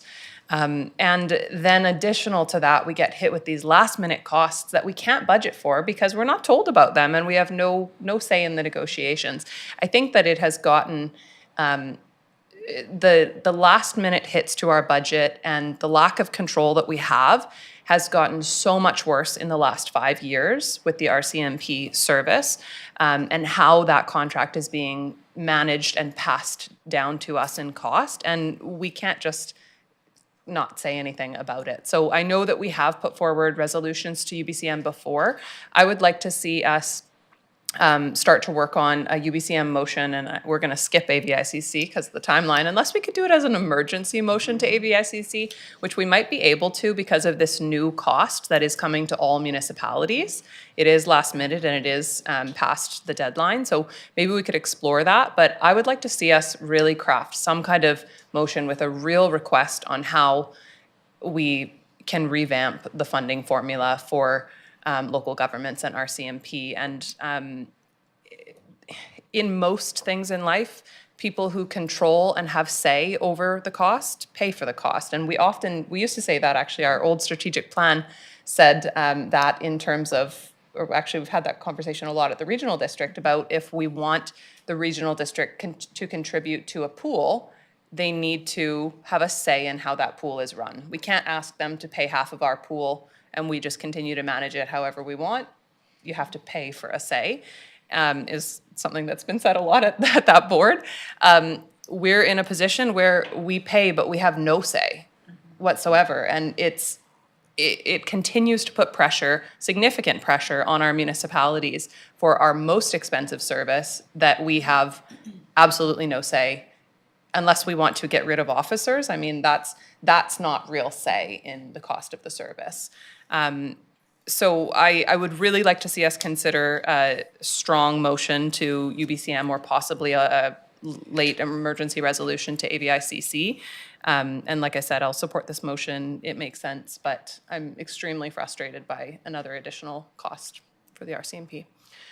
Councillor Mealy and then Councillor Dame. Yeah, sorry, Madam Mayor, just slight, one point that I forgot was, and Councillor Solda will remember this, is at one point, we asked the RCMP to bring in fresh members from depot because of the cost savings. I'm not saying that we have to discuss that right now, but I think, and I know somebody from town who went to depot and now he's working down island. I think he would be great here. And there is a cost savings there. I'm pretty sure there still is, but anyways, just food for thought. It was something that this council did before, and it was a way to save money. Thank you. Councillor Dame. Thank you, Madam Mayor. I agree with all your comments. I could use a better understanding of how we sort of arrived at this situation in the first place. Like, according to this report, we have more officers per capita than comparable communities. We have much higher policing costs compared to other communities. And the assumption would be that it's based purely on crime rate, but I don't think that our current crime rate reflects that. If you look at other comparable communities who pay less, have fewer officers, and have higher crime rates than we do. And so I'm not necessarily looking to cut officers or anything like that. It's just, it's difficult to look at that and not kind of scratch your head and wonder why. And I know some of the factors that are involved, such as, we're serving a larger surrounding population, which contributes to the points that you're making. But I could just use like a little bit more background on, obviously this was some past council direction to have a larger than average police force. But I don't know that. So we've had 34 police or RCMP members municipally funded since I've been at the city. Actually, that's not true. We increased by 2 about 8 years ago. And that was a request from the RCMP based on a very significant increase in files. It is not to do with serving a larger surrounding area, because those members are funded by the province, and then there's First Nations officers funded by the federal government as well. So in theory, that's not funded on a fair basis, because there's 8 provincial officers and they're paying $60 to our $700. But technically, we are not responsible for policing in the rural areas. That is funded by the province and the responsibility of the province. I don't know how we got here, to be honest, beyond 10 years ago. And I do know that when we increased, and it might have only been 1 officer we increased, but 8 or 9 years ago when we did that, we also then went to the province and asked them, 6 years ago, and asked them to increase their provincially funded officers, and they did by 1 officer. So we kind of said, we're going to contribute, you contribute as well, because the file numbers were too high. I don't know how that compares back then when we did that to our files per officer now. I do know that an average community our size would have, and with the numbers that we have, would be closer to 27 officers. My understanding is prior to the last increase that I'm aware of, it was direction from the provincial government that we needed to increase the number of officers as a result of our crime statistics that we had in the community. And I don't know if anyone here has additional information. Councillor Patola. Thank you, Madam Chair. I have no additional information. I have a question and an observation. The observation is at EBCM, there was a motion put forward last year to correct the errors in crime stats, in that locations with a courthouse have a incorrect or inaccurate crime stat because they include statistics such as fail to appear at the courthouse that have nothing to do with police interactions. So those crime stats for Port Alberni are somewhat skewed. I can't comment on how much. Now my question would be just, I wanted clarification Madam Chair, with regards to the late April date to renew contract or to suggest, is that the date that we tell them what the contingent should be, the contract commitment? Or is that the year date we sign the contract for the following year? Or how much room do we have to negotiate in there in case somebody was to suggest a different contract commitment of officers? Madam Chair, so the April commitment is our approval in principle. That doesn't bind us to our commitment for the following year, because they have to do their budgeting for the upcoming year, which would start in April 2026. So at that point, we send that to E-Division, and then we do have follow-up by the middle of June to confirm that commitment. So their planning and everything is based on that. So if we give them a heads up, it's about a year that it would take to make any adjustments. But I was going to follow up with that in case that was a question that the committee brought forward and confirm the timeline. But based on my reading of the agreement, and I can provide that to the committee and council, it does take about a year to get that adjusted up or down. Thank you, Madam Mayor. I would be interested to know that because I'm not completely opposed to a readjustment of the commitment level. Just from the information in the report, we're clearly high by a large percentage, possibly 8 officers. So that's got to be 25% over a commitment compared to other communities. It doesn't mean that there aren't particularities of this community that would require that. And I know that we may have different sections that some other of the smaller communities don't. And I know one of the comparisons was to Nelson, which is a municipal force. But a municipal force could certainly be in our future. I don't know. It's similar to the fire department. It's a situation that hasn't been looked at for the different modeling options. And so I think the different modeling options should be at least considered. And so that information would be helpful for that. Thank you. Thank you. Councillor Solda. Just to add to Councillor Bertola, in past councils, we looked into our own force. And it was just too expensive by the time you'd have to buy everything. And maybe it's changed since we looked into it, but it was just not cost. And Andrew, I think, has something he wants to add to that thought. We look at Surrey's model and look what they've gone through for changing. Andrew. Madam Chair, so the report that the province provides some good detail on those municipalities. And I think if you look at Nelson, a smaller community, they don't have the economies of scale for a detachment, so they do pay a higher price. So when we look at the average for the factors that we're looking at, it's populations over 15,000, and I think under 40,000 in the report, but it zeroes in on similar communities and shows the cost for the average. So it's a really good report that will be updated, I believe, in the next couple weeks for 2023. Province was a little bit behind, so we knew we needed to get this to the committee and council, but we can bring that forward so that there's more updated information and just do a quick refresh on the details. Thank you. Councillor Haggard. Thank you, Madam Chair. We have to continue to advocate to ABICC and UBCM to have a review and have more equitable funding between the city and the surrounding areas. I'm not saying equal, but I'm saying equitable. And also, we have to advocate to the federal government for more policing at our federal ports. They took away that policing in the 1990s, I believe, because they were trying to save money. But what that has done is it has increased the crime and downloading the responsibility to the municipalities. So we have to continue to advocate to get that back. Thank you. Absolutely. Thank you. Councillor Verbrugge. Thank you, Madam Mayor. I'm not sure what Tofino and Ucluelet have, but Bamfield, I don't believe, has a police station. And I do know it costs an outrageous amount of money for us to send police officers down there on that gravel road and rescue people from the Sarita River, that kind of stuff.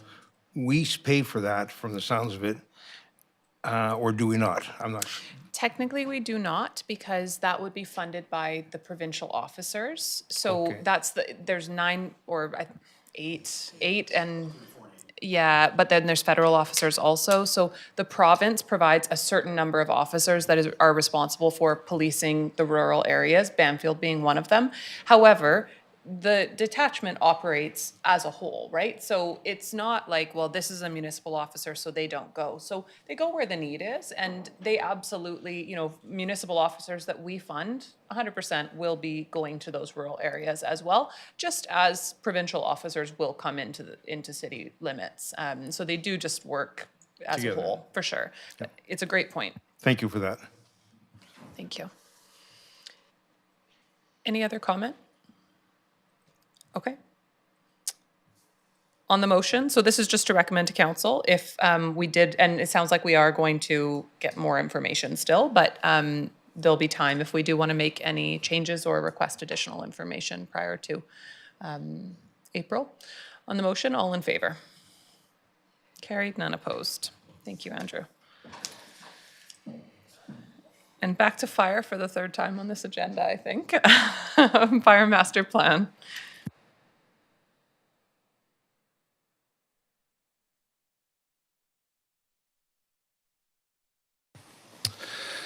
Thank you, Madam Chair.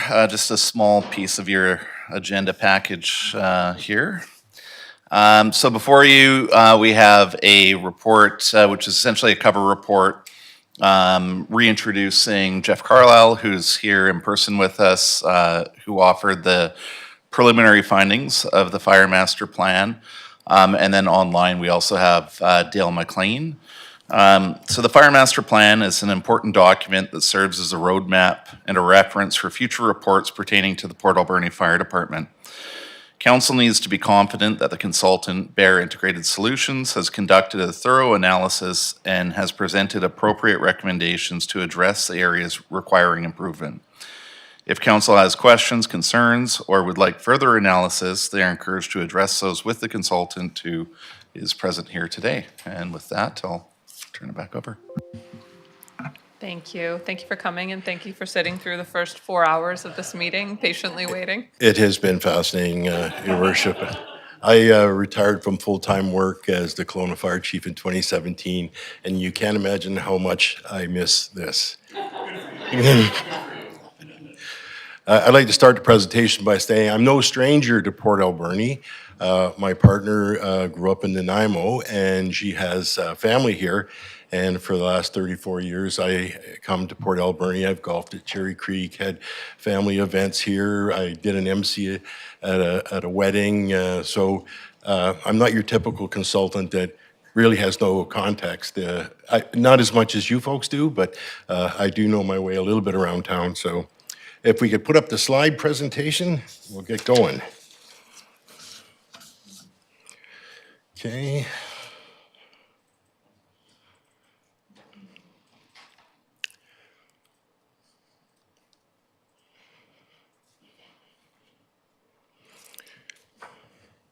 I'm glad that went off. I don't like seeing myself do it. Oh, here I am. Oh, my goodness. Okay.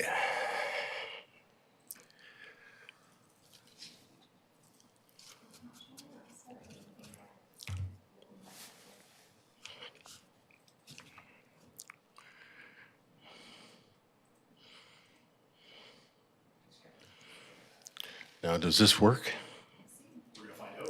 Yeah. Which button is it? The red one?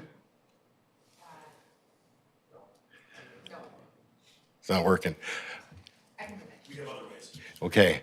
So as the chief said, Dale McLean, he's sitting in Mesa right now, enjoying the sun. He's the former fire chief of Kamloops and deputy fire chief in the city of Edmonton, and all ranks in the Edmonton Fire Service in his career. So he's attending. I'm going to go through this front end as fast as we can. Next slide, please. I think the chief did a good job telling you what a master plan is. Basically, a roadmap. We evaluated what your services is today, and we look going forward. And this is the master planning cycle, which we recommend that you take a look at your master plan every year. Typically, it forms part of your budget process for the fire chief, because things change and innovations may occur and different risks in the community, that type of thing. So this is just simply a pictorial graph of what it looks like. And the master plan, as I said, is a systemic review, a comprehensive approach. Next slide, please. And we look for opportunities to enhance a service. We address local needs and circumstances, physical goals, physical realities, and other competing demands, and identify gaps between risks and resources. I'm not going to read the whole slide. Next slide, please. We focus on basically three specific areas: public education, fire prevention, and code enforcement and emergency response. And we use this methodology throughout the report, looking at those factors of the fire service. Our objectives, obviously, was enhance firefighter safety, improve cost control and containment. Very aware of my preliminary discussion back in November with council, and then the preceding one with the chief in terms of cost control. Increase efficiencies and effectiveness and identify the right size service, which this discussion entered today was what's the right size service for the Port Alberni Fire Department, and what are the innovative approaches that you can use to avoid those costs. The first medical responder program was developed back in the 90s, and it was developed because I believe it was the chief medical officer in BC at the time identified that fire and police would get to an emergency before an ambulance. Every fire service I worked with, we had challenges with this. The British Columbia Ambulance Service is an under-resourced service. This has gone up to UBCM many, many times. What you do in your community is a low-cost, high-value service to the public. You do it based on the existing capacity. So if you said, how many firefighters could I lay off if we didn't do medical? I would tell you, none. Because it's the capacity you have to do the structural firefighting, to do the rescue, to do those other services. And when the firefighters are not doing that, they provide this low-value, high-cost service. Right? High value, low cost. See, I am tired, sorry. So I just wanted to drive that one home, that your citizens value that service, as you quite eloquently pointed out. Next slide, please. We took a look at administration, training, professional development, communications, fleet. Like I said, we went the whole thing. I wanted to go through this very quickly. Next slide. We looked at your historical response data. We looked at the risks in the community. The HRVA was the hazardous risk vulnerability analysis. It was done by the regional district, I think 2 years ago. We looked at probability and consequence. So the probability in Port Alberni is you are going to have a residential fire. There's a high probability. The consequence to the city is minor.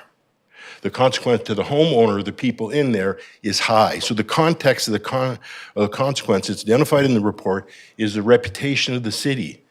Is the city a safe city? Do you have the right size fire department to provide the level of service for things like structural fires and rescues and the services that you provide? Next slide, please. So part of our consultation process, we did a community tour. We took a tour of the fire station, looked at a functional analysis. We looked at the footprint topography of the city and your infrastructure and the community in various response zones. We did a number of targeted interviews. We interviewed the 3 volunteer fire chiefs. We interviewed city staff, including the CAO, and we interviewed the captains and the union president as part of our consultation. We provided an online survey, and the analysis of that is in the back of the report. We did a comparative community analysis, and What I would like to say about that is you can't draw, as the previous director said about Parks and Recreation, you can't draw a direct correlation between one municipality to the other. But what we did say was you're third or fourth within the comparative municipalities that we looked at in terms of municipal budget and cost per capita. And this is considered appropriate and efficient for a city the size of Port Alberni. You got to remember, different mill rate taxation rates would skew that. For example, if Campbell River has a much higher tax rate, then that would make their fire service look a lot more affordable. Port Alberni's population growth from what we got here, 16 to 21, was a modest 0.65%. And the growth has been driven primarily by the migration from both within British Columbia and from outside. You're changing your demographics and your economy from the resource-based sector to a more diverse economy with different businesses. What do we have here? I had a number of them that we identified in the report. Diversification of the economy, which has shifted from heavy reliance on forestry and fishing to healthcare, social assistance, retail, and construction. Of the 6 services that we compared, Port Alberni is the only one that doesn't have a service delivery policy which identifies the core services and the levels to be provided by the fire department. All the other ones have moved forward. You have gone and established that you're a full-service fire department in accordance with the competency manual, but that's where it stops. And you identified the services in your fire control bylaw of what services. But as the discussion went previously, you haven't said things like, here's what time we're going to provide this in, here's how many firefighters we're going to have to do this, and what levels of service, and what services are provided. Because maybe there's some you're doing that you don't need to do based on your historical data. I didn't see that in the report. It looks like all the services that you provide are there. There may be some adjustments in there that you can do. For example, you've changed your code calls for your medical to purple and red, higher acuity calls, for example. And you're the only fire department without admin support. We already did that. And of the 6 cities, all but 2 have a second deputy fire chief. And I believe that's Powell River and yourselves. And one of the things you got to look at, and it is just not 2 firefighters, it's the whole picture here. Your chief and deputy are on call every other week. And I ask you, being on call where they can't leave the city, is that a healthy work-life balance? They're also tasked to be part of the emergency response. You have a great mutual aid or automatic aid program where you have these 3 departments that are responding, but they can't get there as quickly to establish the WorkSafe BC RIT team that the chief spoke of. So you have a reliance on your leadership and management to be operational. You have an over-reliance on your volunteers through the automatic aid, and you have a very, very small suppression staff that any long-term illness or absence will create a reliance on overtime. I went off on a tangent there, but I'm waking up. Okay. So that's right. Okay, put me in, coach. So we have 19 observations and 21 recommendations, and we assigned a time frame to each one just based on our interaction with the project manager and the fire service, and it's based on council priorities. Obviously, you have the authority to change that, and we looked at the criticality of recommendations. Like your emergency response right now, in our view, needs some adjusting. Staff capacity, there's a lot of the recommendations we identify as cost neutral, and these are the ones that can be done by your staff without creating any increased cost. Annual corporate priorities and council-approved allocations. To the extent possible, we use evidence-based or objective decision-making. Next slide. Okay, so I put this one in. It wasn't in the initial PowerPoint, but I wanted to show you, this is what we call a heat map, and it shows you where your emergencies are occurring within the city. And what can I say here is activity has steadily rose throughout the morning and in peak in the afternoon at 3 p.m. So your busy peak periods are from 6 in the morning to 6 at night. 12 a.m. To 6 a.m. is the lowest period. The automatic aid partners that you have, we look at things at 90th percentile. If I say it's an average, that means 50% of the time they aren't doing it. So from a 90th percentile, it's taking your automatic aid partners to create a full alarm assignment that gives you that interior firefighting capability of 21 minutes and 24 seconds. Sprout Lake responded to the most fire incidents and has the longest response time of 23 minutes and 33 seconds. There is a defined limitation with a volunteer service. They've got to go from their place of work to their or home, wherever they're at, to the fire station to mobilize and go out the door, as I'm sure you understand, and it takes time. It's not a slight against the volunteer service. Volunteer services protect more communities in Canada, where full-time firefighters protect more people. It's just the way the system works. Of 86 structural firefighters reported in the 4-year timeframe, 29 of them did not achieve 10 or more firefighters. And when you look at industry standards, and you're not compelled to support National Fire Protection Association standards, but a single 2,200 square foot residential fire, if you use an aerial apparatus, you need 17 firefighters for the full alarm assignment. What it says here is this could be the first time, this could be that the fire was already contained and did not require additional units, or that 10 firefighters was not achievable within that time. The remaining 57 incidents of 10 firefighters on scene for all structure fires, including response from mutual aid partners, was 17 minutes and 39 seconds for the 90th percentile. So if you look at the BC Building Code, and we'll talk about that later, it's 10 minutes for new community centers. If you're building a new development, fire department response and spatial separation is based on a 10-minute response time. That's so that you build safe communities. The service standard is yours to set.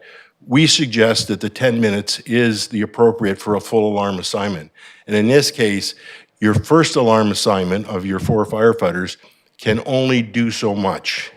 And we've talked about the WorkSafe BC regulation. At the 10-minute mark, the 90th percentile of an incident, 7 firefighters were able to assemble on scene. What have I got here? Automatic aid agreements identify the minimum crew of 4 is what's in your automatic aid agreement, but because you want to, the chief wants to get that RIT team in place so that they can do the job, whether it's a structure fire or a rescue, whatever in the critical tasks he needs. They've have an informal policy now where any of those volunteers in the automatic aid will roll with 2 people on the truck.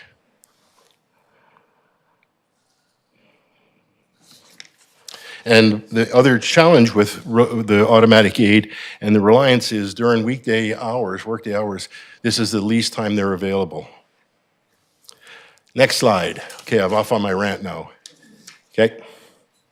Sorry, Madam Chair, I apologize, and thank you, sir, for so much. Yeah. Just on that previous slide, I'm just trying to figure out the hot spot there.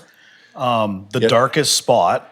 Yeah, it's in the legend to the lower right corner. Right, correct. I'm just asking in the area there. That looks like the Hollywood, Cedarwood, Glenwood area. Is that really our?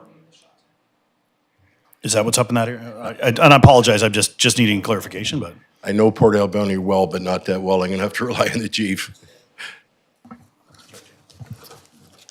Yeah, I think I want to be a little bit cautious. I don't want to be naming addresses, but yeah, there is a area there that does take a significant number of medical calls. The other area, if you follow from the fire department west, you'll probably be able to ascertain where that one is as well. Okay, now we're going to get into the recommendations. Next slide, please. So the first one is a structural inventory. We put a risk matrix and a numerical scoring in the master plan for you to look at. And this is so that all the departments, planning and development, public works, and financial services understands what your structural risk or what your structures are in the city. For the fire chief, that he can look at this and say, here's what my structural risk is. And using a common GIS format can be something that the city can use for other aspects. So we recommend that you start by having an inventory of the structural risk component. Next one. This will go hand in glove with the community wildfire resiliency plan that the regional district talked about. This is a comprehensive defense and wild protection plan for wildfire. And what it involves is typically what happens, you have a fire threatening a city, the structure protection specialists will come in, they'll do hasty calculations for a number of things, where this plan says we're going to identify things like our safe routes, our evacuation zone, water sources, tender fill sites, structural protection, critical infrastructure, because that's one of the biggest things for sustaining your community is the critical infrastructure is protected during a major fire. And you will recall West Kelowna a couple of years ago were really concerned about a new $50 million water treatment plant that was being threatened. And that's critical infrastructure that needs to be protected. The next recommendation, please. I already talked about this. You have it in your fire control bylaw right now, but specific levels of service policy for emergency response that includes the validation of the various services. This goes hand in glove with the community risk assessment, like doing a formal risk assessment saying our historic data, our demographics, our economy, our community profile, all these lay into. There's a lot of work done in the regional districts, HRVA, that you can use as a resource, and then establish a level of service as part of that fire control bylaw. Next slide, please. I won't go on, I just said that. This is about putting the level of service in the control bylaw.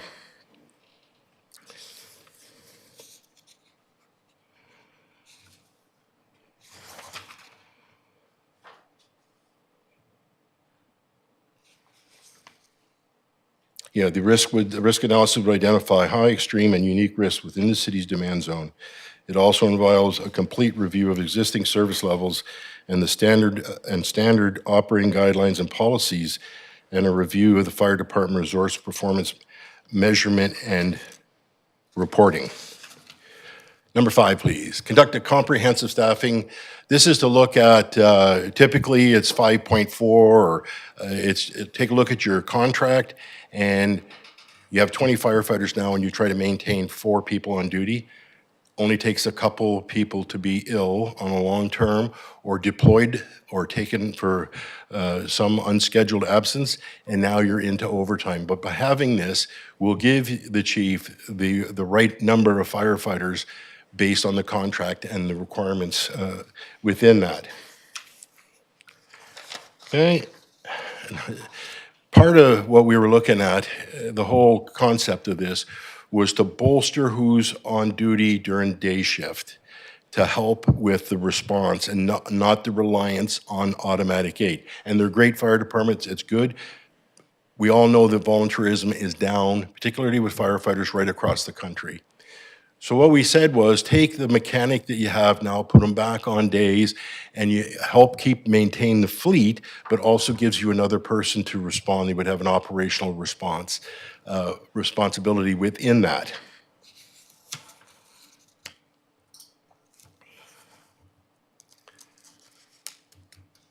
Can we go back to 6A? I think I missed it. 6A, one more back there. Develop an updated emergency response matrix for all. This is just simple. In dispatch, the protocol would be, we have a first alarm. The captain would declare we have a first alarm, which means he doesn't need any other resources, just the 4 firefighters he had.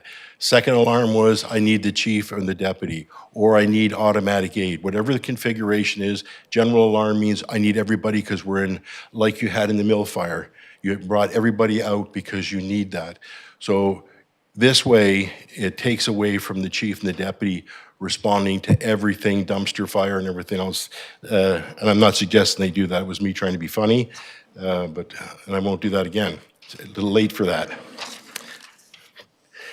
It didn't work the last time I used it either. Okay, so let's go to. Could I just ask a quick question? Sure. The firefighter mechanic changing to day shifts, you said cost neutral there. Yeah. Would we not be backfilling a position? Is that cost neutral if we're already adding Well, that positions? was the two positions we Okay. contemplated. That was. Thank you. I just at wanted this to particular understand state. that. Yeah. Thank you. No, that's helpful. Okay, we can go past this one. I got ahead of myself. Yeah, hire 2 additional full-time firefighters, and we've talked about that recently. And I think it's been over 20 years since you've had any meaningful staff increase in the Port Alberni Fire Department. And things have changed. You've got the WorkSafe BC regulations, the competency manual. There's general requirements in WorkSafe BC that says you need to train and equip your people to do the job you ask of them. So these things all need to be taken into consideration when you're making these decisions about the Port Alberni Fire Department. Okay, next one. We already talked about that. We put in 0.5 of an FTE.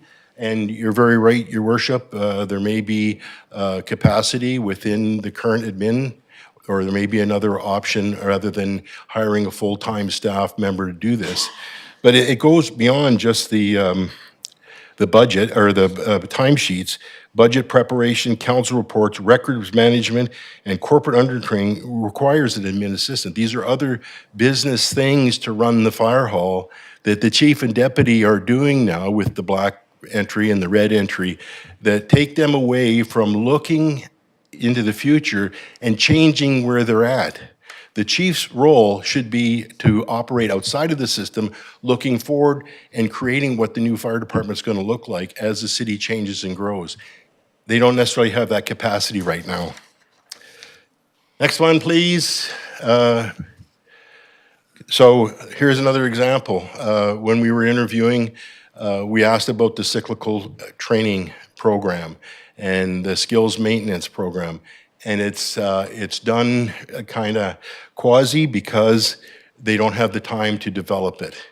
This is a big issue when you look at, again, going back to the provincial regulations, you need to have a very competent training program with recurring skills maintenance.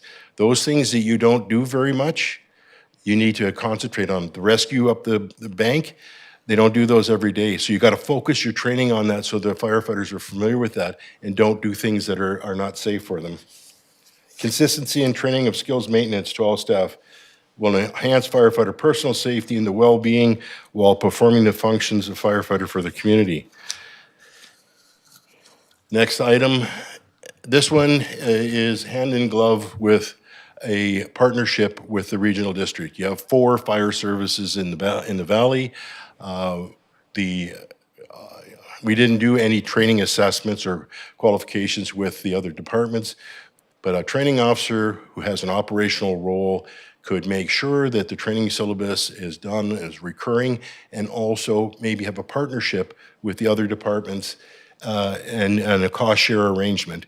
And I think that, when you look at the operation here, the valley, and the types of calls you go to, this would be a very positive move to have somebody who would take and make sure the firefighters are well trained to do the job we expect of them.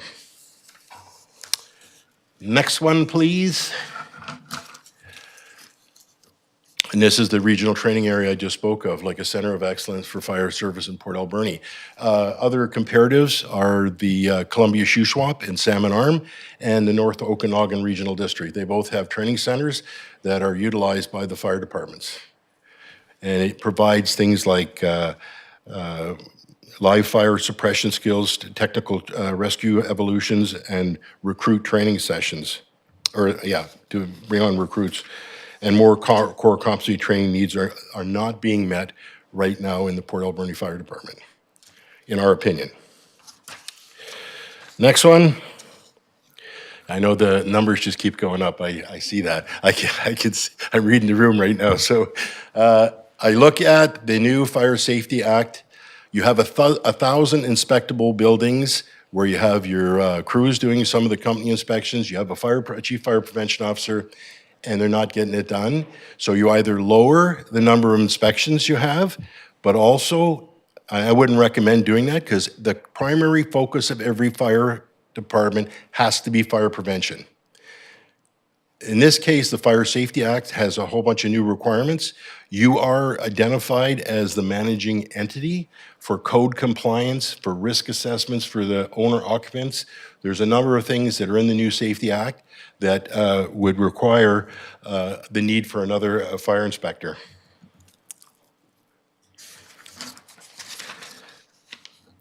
Number 12, your North Island 911, and I know you're a partner along with the regional district. The first thing is you don't have performance measures in the contract. Again, there's standards for this, like ECOMS has 15 seconds to transfer the call to North Island 911, and I believe they have 60 seconds to build the call, process it, and hand it off. That's not in your contract. In fact, your contract's not even signed. So we're saying here is formalize the letter and include your performance indicators. So again, the chief can come to you and say, look, we're achieving these standards. This is working. We're out the door in 80 seconds instead of 135 seconds. Next one. This is basically, if I remember right, this is was identified in the 2022 Fire Service Review by the Regional District, and it's about your automatic aid agreement, is to integrate your regional response into the agreement when you're going to need automatic aid, the types of calls you're going to need. Discretionary, is it operationally driven, and also a dispute mechanism in there. Okay.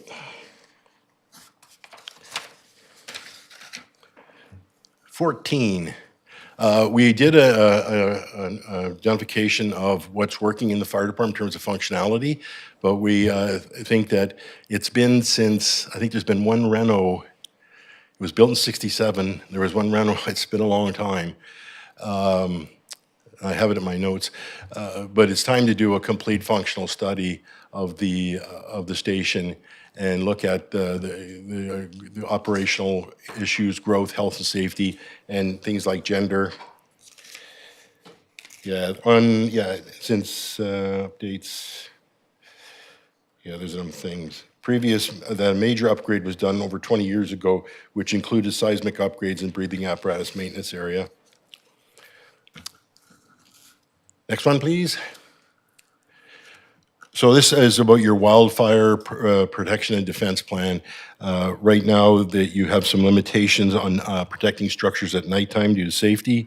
And what they're looking at here is a pump and some portable sprinkler units so that you have the ability to have a situation where you have a neighborhood partially protected with this portable pump and the sprinkler, residential sprinkler systems. And this would form part of that defense and protection plan.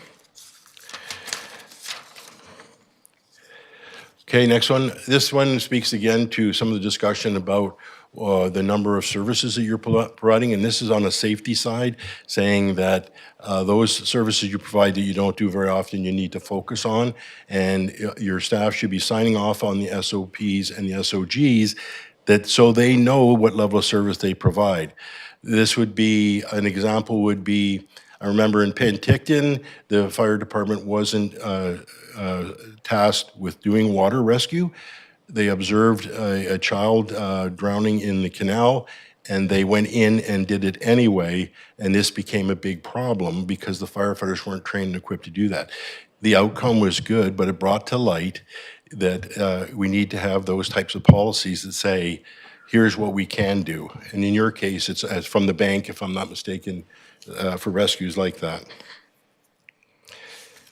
And you train to the highest level you can within each discipline to meet service expectations of the fire control law. Increasing provincial and federal OHS requirements put significant challenge on all services to adequately train and equip the firefighters to do this. Number 17. We looked at how long it's 80 seconds Investigate opportunities to improve assembly time. The assembly time is 80 seconds from when the fire department's notified till the wheels start turning. For whatever reason, this needs to be studied and find out why. And there's not too many departments that I've worked with, myself, including, that can make that 80 seconds. So is it the alarm processing? Is it a pre-alert system? Is it the way the building is built? Whatever it is, you're about, the assembly time is 125 seconds, 2 minutes and 5 seconds, which is 65 seconds higher than industry standard. So there need to be some work on getting from the station into the trucks and out the door.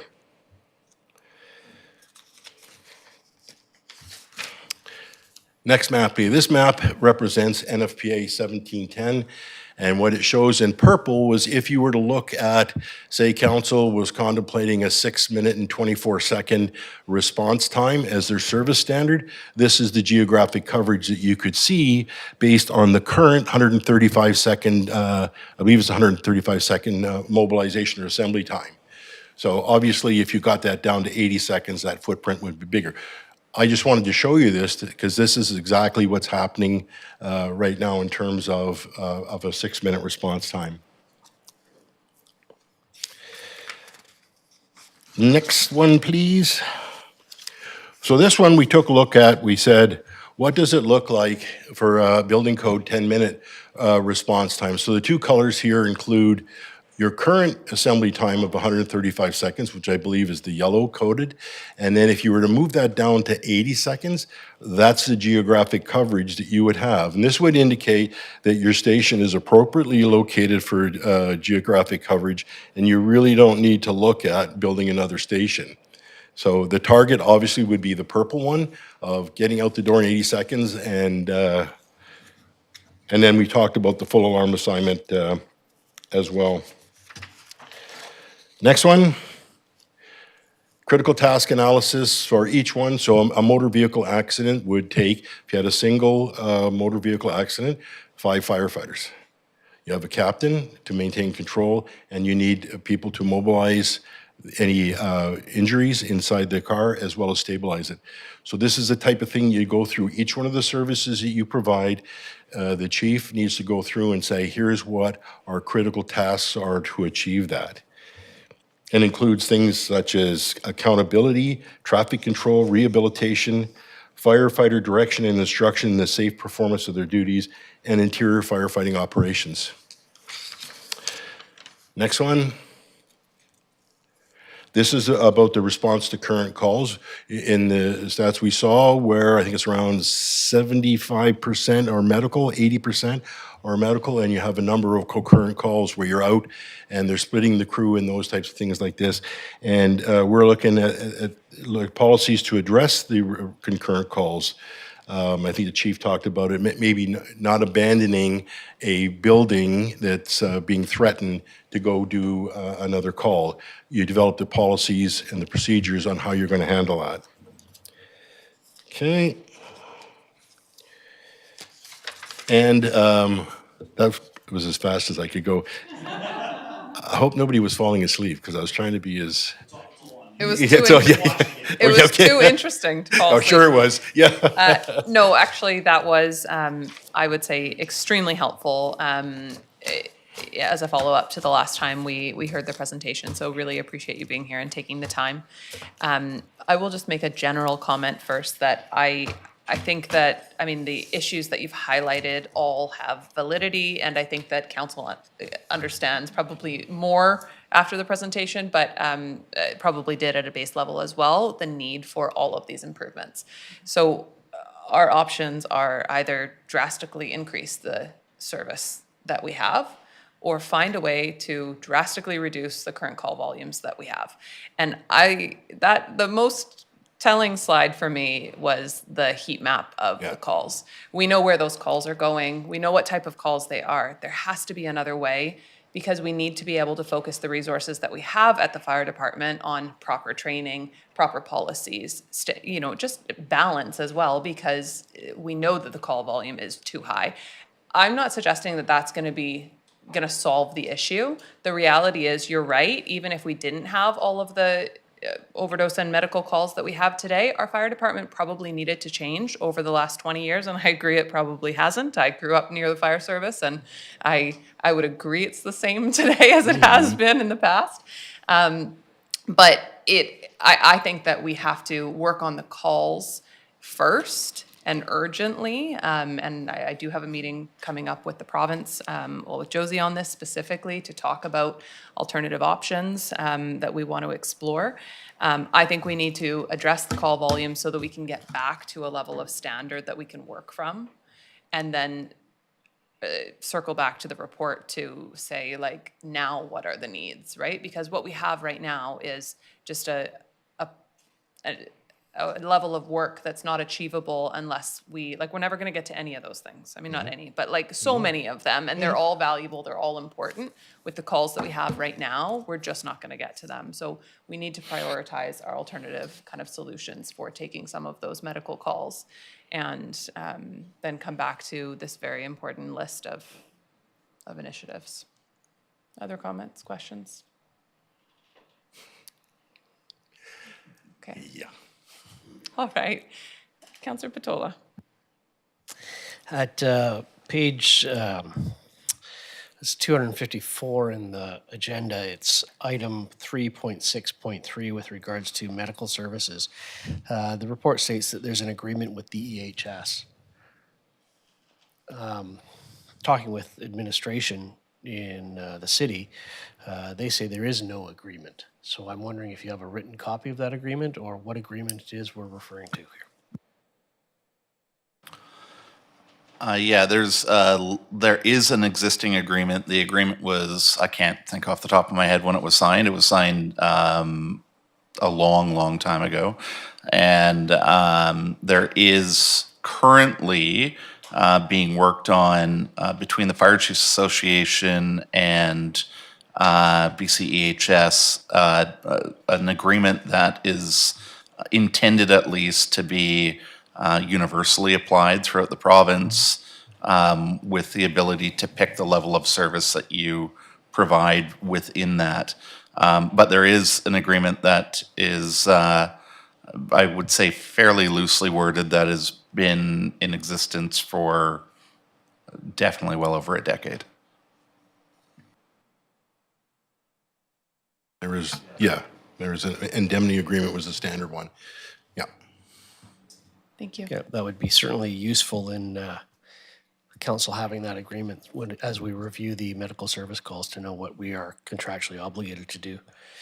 I found it interesting when you started the presentation to say that we do all these services, the fire department does all these services based on existing capacity, and that's because we don't want people sitting around in the fire hall doing nothing. If they're sitting around in the fire hall, they can be doing all these extra services. But your report said very little about what to do when we don't have the capacity, and we are clearly over capacity. We do not have the capacity to provide all the services we're providing, and yet I didn't see anything in the report that suggested what the solution was. In reading the RFP, I see that the RFP required services, the scope overview for the consultant services, included things like identifying when department capacity expansions, additional facilities, or other major changes need to be implemented and how to expand capacity. A analysis of the performance metrics and target levels of service to be attained and maintained. What I see is this report said we need to do a study on our target service levels. And it seemed to me from reading the RFP that this master plan was supposed to give us information on the target service levels, not just suggest we do another report on them, but would provide the report. The key areas for review says, number one, assessment of existing service levels. So I'm missing some things in the report. I'm not going to go through the whole RFP about what I saw and what I didn't see, but I see a number of the suggestions or recommendations being we should do a report. And I kind of thought that doing a master plan would be that report. Shame on me if I'm mistaken, but we paid a lot of money to be told we need to do a report when what we were asking for was a report. So something's going around in circles here, and it certainly doesn't add to the economic efficiency of the fire department if we're just spending fire department money on having somebody tell us what we asked for is what we should be asking for. Your Worship, in Section 4, we talk about the performance standards, like 71% of the time you're meeting the NFPA standard, which is typically a 90th percentile. 96% of the time you're meeting the BC 10-minute response to your initial alarm. Where your performance standard is problematic is the over-reliance on the automatic aid that we talked about, and achieving a full alarm assignment, whether that's a structural fire or a rescue, it's all in there in terms of the evaluation. Same with the dispatch. There is no performance measures in dispatch. So it's all identified in there where we identified those things. Our solution was to augment your day shift with the mechanic and these other positions, so there'd be less reliant on the automatic aid, which the volunteers may or may not be available. So while it's not prevalent in the report, it is addressed through it. Thank you. I think that's very helpful. Do you have a follow-up, Councillor Patola? Well, I don't see anything on wildfire risk management except to say we should get a report on wildfire risk management. That's number 10 in the key areas for review. And also in the scope, it's specifically stated a strategy for wildfire risk management. I don't see a strategy in there unless adding 2 more firefighters is the strategy. Wildfire risk management was where I talked about the defense and protection plan. The sprinkler unit and the portable pump was to bolster what you do now, because you're already doing the wildfire. We've evaluated the service you in there, and we see where there's some things you need to do in terms of that. So that was the whole emphasis of the community protection and defense plan, which would come out of your community wildfire resiliency plan in any case. Thank you. I'm sorry that those things aren't prevalent based on the scope, but in my mind, we've addressed them. Thank you. Any other comments? Actually, I'll go to the chief. Yeah, I would just take this opportunity to suggest that if there are questions with regards to the fire master plan, and if it addresses all of what was asked of it to address, then you'll note here in option 2, the council requests BEAR to undertake additional analysis and report back findings. And I think that it would be fair to list out where there are concerns, where that might not have been met, and challenge BEAR to either identify where they are or request that if there is gaps there for them to fill those gaps. Absolutely. Thank you. Any other comments? Would somebody like to move receipt? Moved by Councillor Mealy, seconded by Councillor Dame. Seeing no comments on the motion, all in favor? Carried, none opposed. Thank you. Yeah, thank you. And I just want to say thank you for coming and sitting through this, but I really appreciate it. I found great value in hearing the overview. Thank you. Thank you. Council, I am wondering if there would be support for pushing the next 3 items, which are significant items still to discuss, to our next committee of the whole meeting. Taking a look through, and I don't think any of them are urgent to need to complete tonight, and it is 11 o'clock. So moved. Thank you, Councillor Patola. I thought you were putting your hand up to disagree, and I was like, I don't think I can do that tonight. Okay, moved. Is there a seconder? Seconded by Councillor Solda. Any comments? Seeing none. My only comment I will say is the managers who have hung around to speak to these reports at the very end of the night, we should put their reports first on the next agenda, just to be fair, so that they don't have to hang around for 5 hours to not get to speak next time. Councillor Mealy. Thank you, Madam Mayor, and I do appreciate that, and I do appreciate staff. Just wondering what would happen to question period. No, we'll do question period Just for making sure. sure. Yeah, thank you. Thank you so much. Wonderful. No, we're gonna, no questions for Joseph tonight, but just kidding. Okay, on the motion, all in favor? Carried, none opposed, end question period. For any members of the public who have hung around all this time, we would welcome your questions.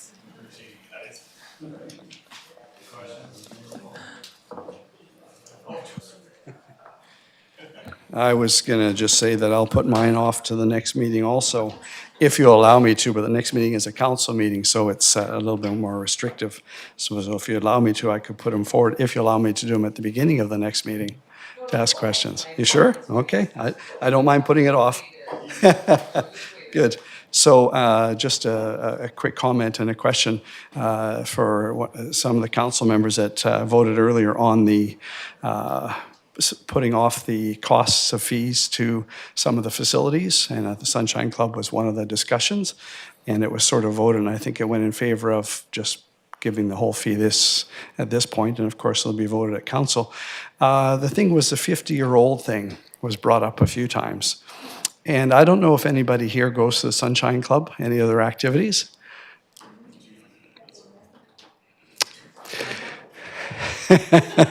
Or even just pop in and have a look. I attend a couple of the Sunshine Club events, which I'm fantastic to do and be part of. It's a great, I've never seen anything like that in a community anywhere where there's that sort of engagement with volunteers that put a lot of things together and support people in the community. Fantastic, fantastic. And I've met people that have only moved to this community because of it, because they see cost is a little lower here, but also they've got things where they can engage and get to know people even though they're new to the community. It's an easy way to connect. That's not the question I was going to ask is if you've been to those. I do attend them, and I am 68 years old, and I am the youngest person at any of those and the ones that I attend. There's nobody 50 years old. If you notice the events and the things are all daytime things. There's only one event that happens in the evening or two. I think it's table tennis and pickleball. I don't go to either one of those. Those are an evening thing. So somebody 50 might go, but 50 they're likely to be working and not attending daytime activities. So just to bring that up, I'm the youngest. Everybody is definitely 70, 80. I would say I'm the youngest person, 90. We have a gentleman in his 90s that was still playing and actively engaged in being part of it. So that's just, so I was going to ask if you've actually been to any of those. And if not, I would encourage you to go pop in, stick your head in there and have a look and talk to the people that are there. Perfect. So the next question I have is the tree thing. There's something being brought up about redoing a tree protection and regulation bylaw, amending one that's currently in place, which is, and I don't know if that's looking at, because it doesn't define it here, is that looking at trees in general on public land or private land rather? So is this the plan that's been talked about for a long time about we want to do something where we're protecting trees in Port Alberni? Is it something to do with that? And then I have a question. It is a start to do with that, but of course wasn't discussed tonight. So I'll leave it to the next meeting for council to have an opportunity to discuss before answering questions on it. Right, good. So so it's going to go, this is being put forward to the next committee of the whole meeting, not to the council meeting. So this will not be brought up. Okay, good. So I can leave it till then, or I can ask a quick question, and I'll leave it till then because it's related to that. It's just the wording on here. And since I've waited, I'm going to go for it. So looking at the summary on page 414, how staff and residents interact with trees in Port Alberni, the bylaw, boulevard and tree core maintenance bylaw, which was adopted in 1988. Staff have recommended the committee of the whole. Council adds $70,000 to the 25-29 financial plan, with funding coming from, and it mentions that. And it says, and direct staff to work with a third party to repeal the boulevard and tree care maintenance bylaw, introducing a tree protection and regulation bylaw. So it mentions a third party in there. So $70,000 is going to go towards that in that part of that process of a third party. I'm not sure who that is because it's not stated. Just above that, on page 414, there's another thing here. It says updating the tree protection and regulation bylaw aligns with council's 223-227 corporate strategic plan. And it says 3.1, the highest and best use is made of city-owned assets. It says city-owned assets. So, and then 3.3, it says the city provides quality service to its residents. So if you look up the strategic plan, it mentions that 3.1 and 3.2, or 3.2, I think it mentioned. But 3.1 states, again, the same thing, the highest and best use is made of city-owned assets. In there, it says a strategy to achieve that or get towards that is identifying opportunities, establish priorities, engage the public and stakeholders, and move with purpose on the right projects. So again, there's public in this one. So I hope that that is part of the process of anything that's to do with trees on private land. And it's so this is so I'm just going to bring that up. And then here's a question on the second point in 3.2, just wording in this. If you look at your strategic plan, the city citizens receive the best value from its service providers. And then if you read in the strategies on that, look at the wording on that. Review services provided by the city taxpayers and ensure full value. So it says review service provided by the city taxpayers. That's what it says. I didn't realize I was supposed to provide a service and ensure full value. So I wonder if you're getting that from me. Just kidding. But anyhow, it's just the wording in there. I think it's obviously not right. So that can be corrected. But I just wanted to bring up hopefully there's public engagement, because that does say in the strategic plan in those that is part of the process. So thank you. Thank you for your questions. Okay, would somebody like to move adjournment? Moved by Councillor Mealy, seconded by Councillor Dame. All in favor? Carried. Meeting adjourned.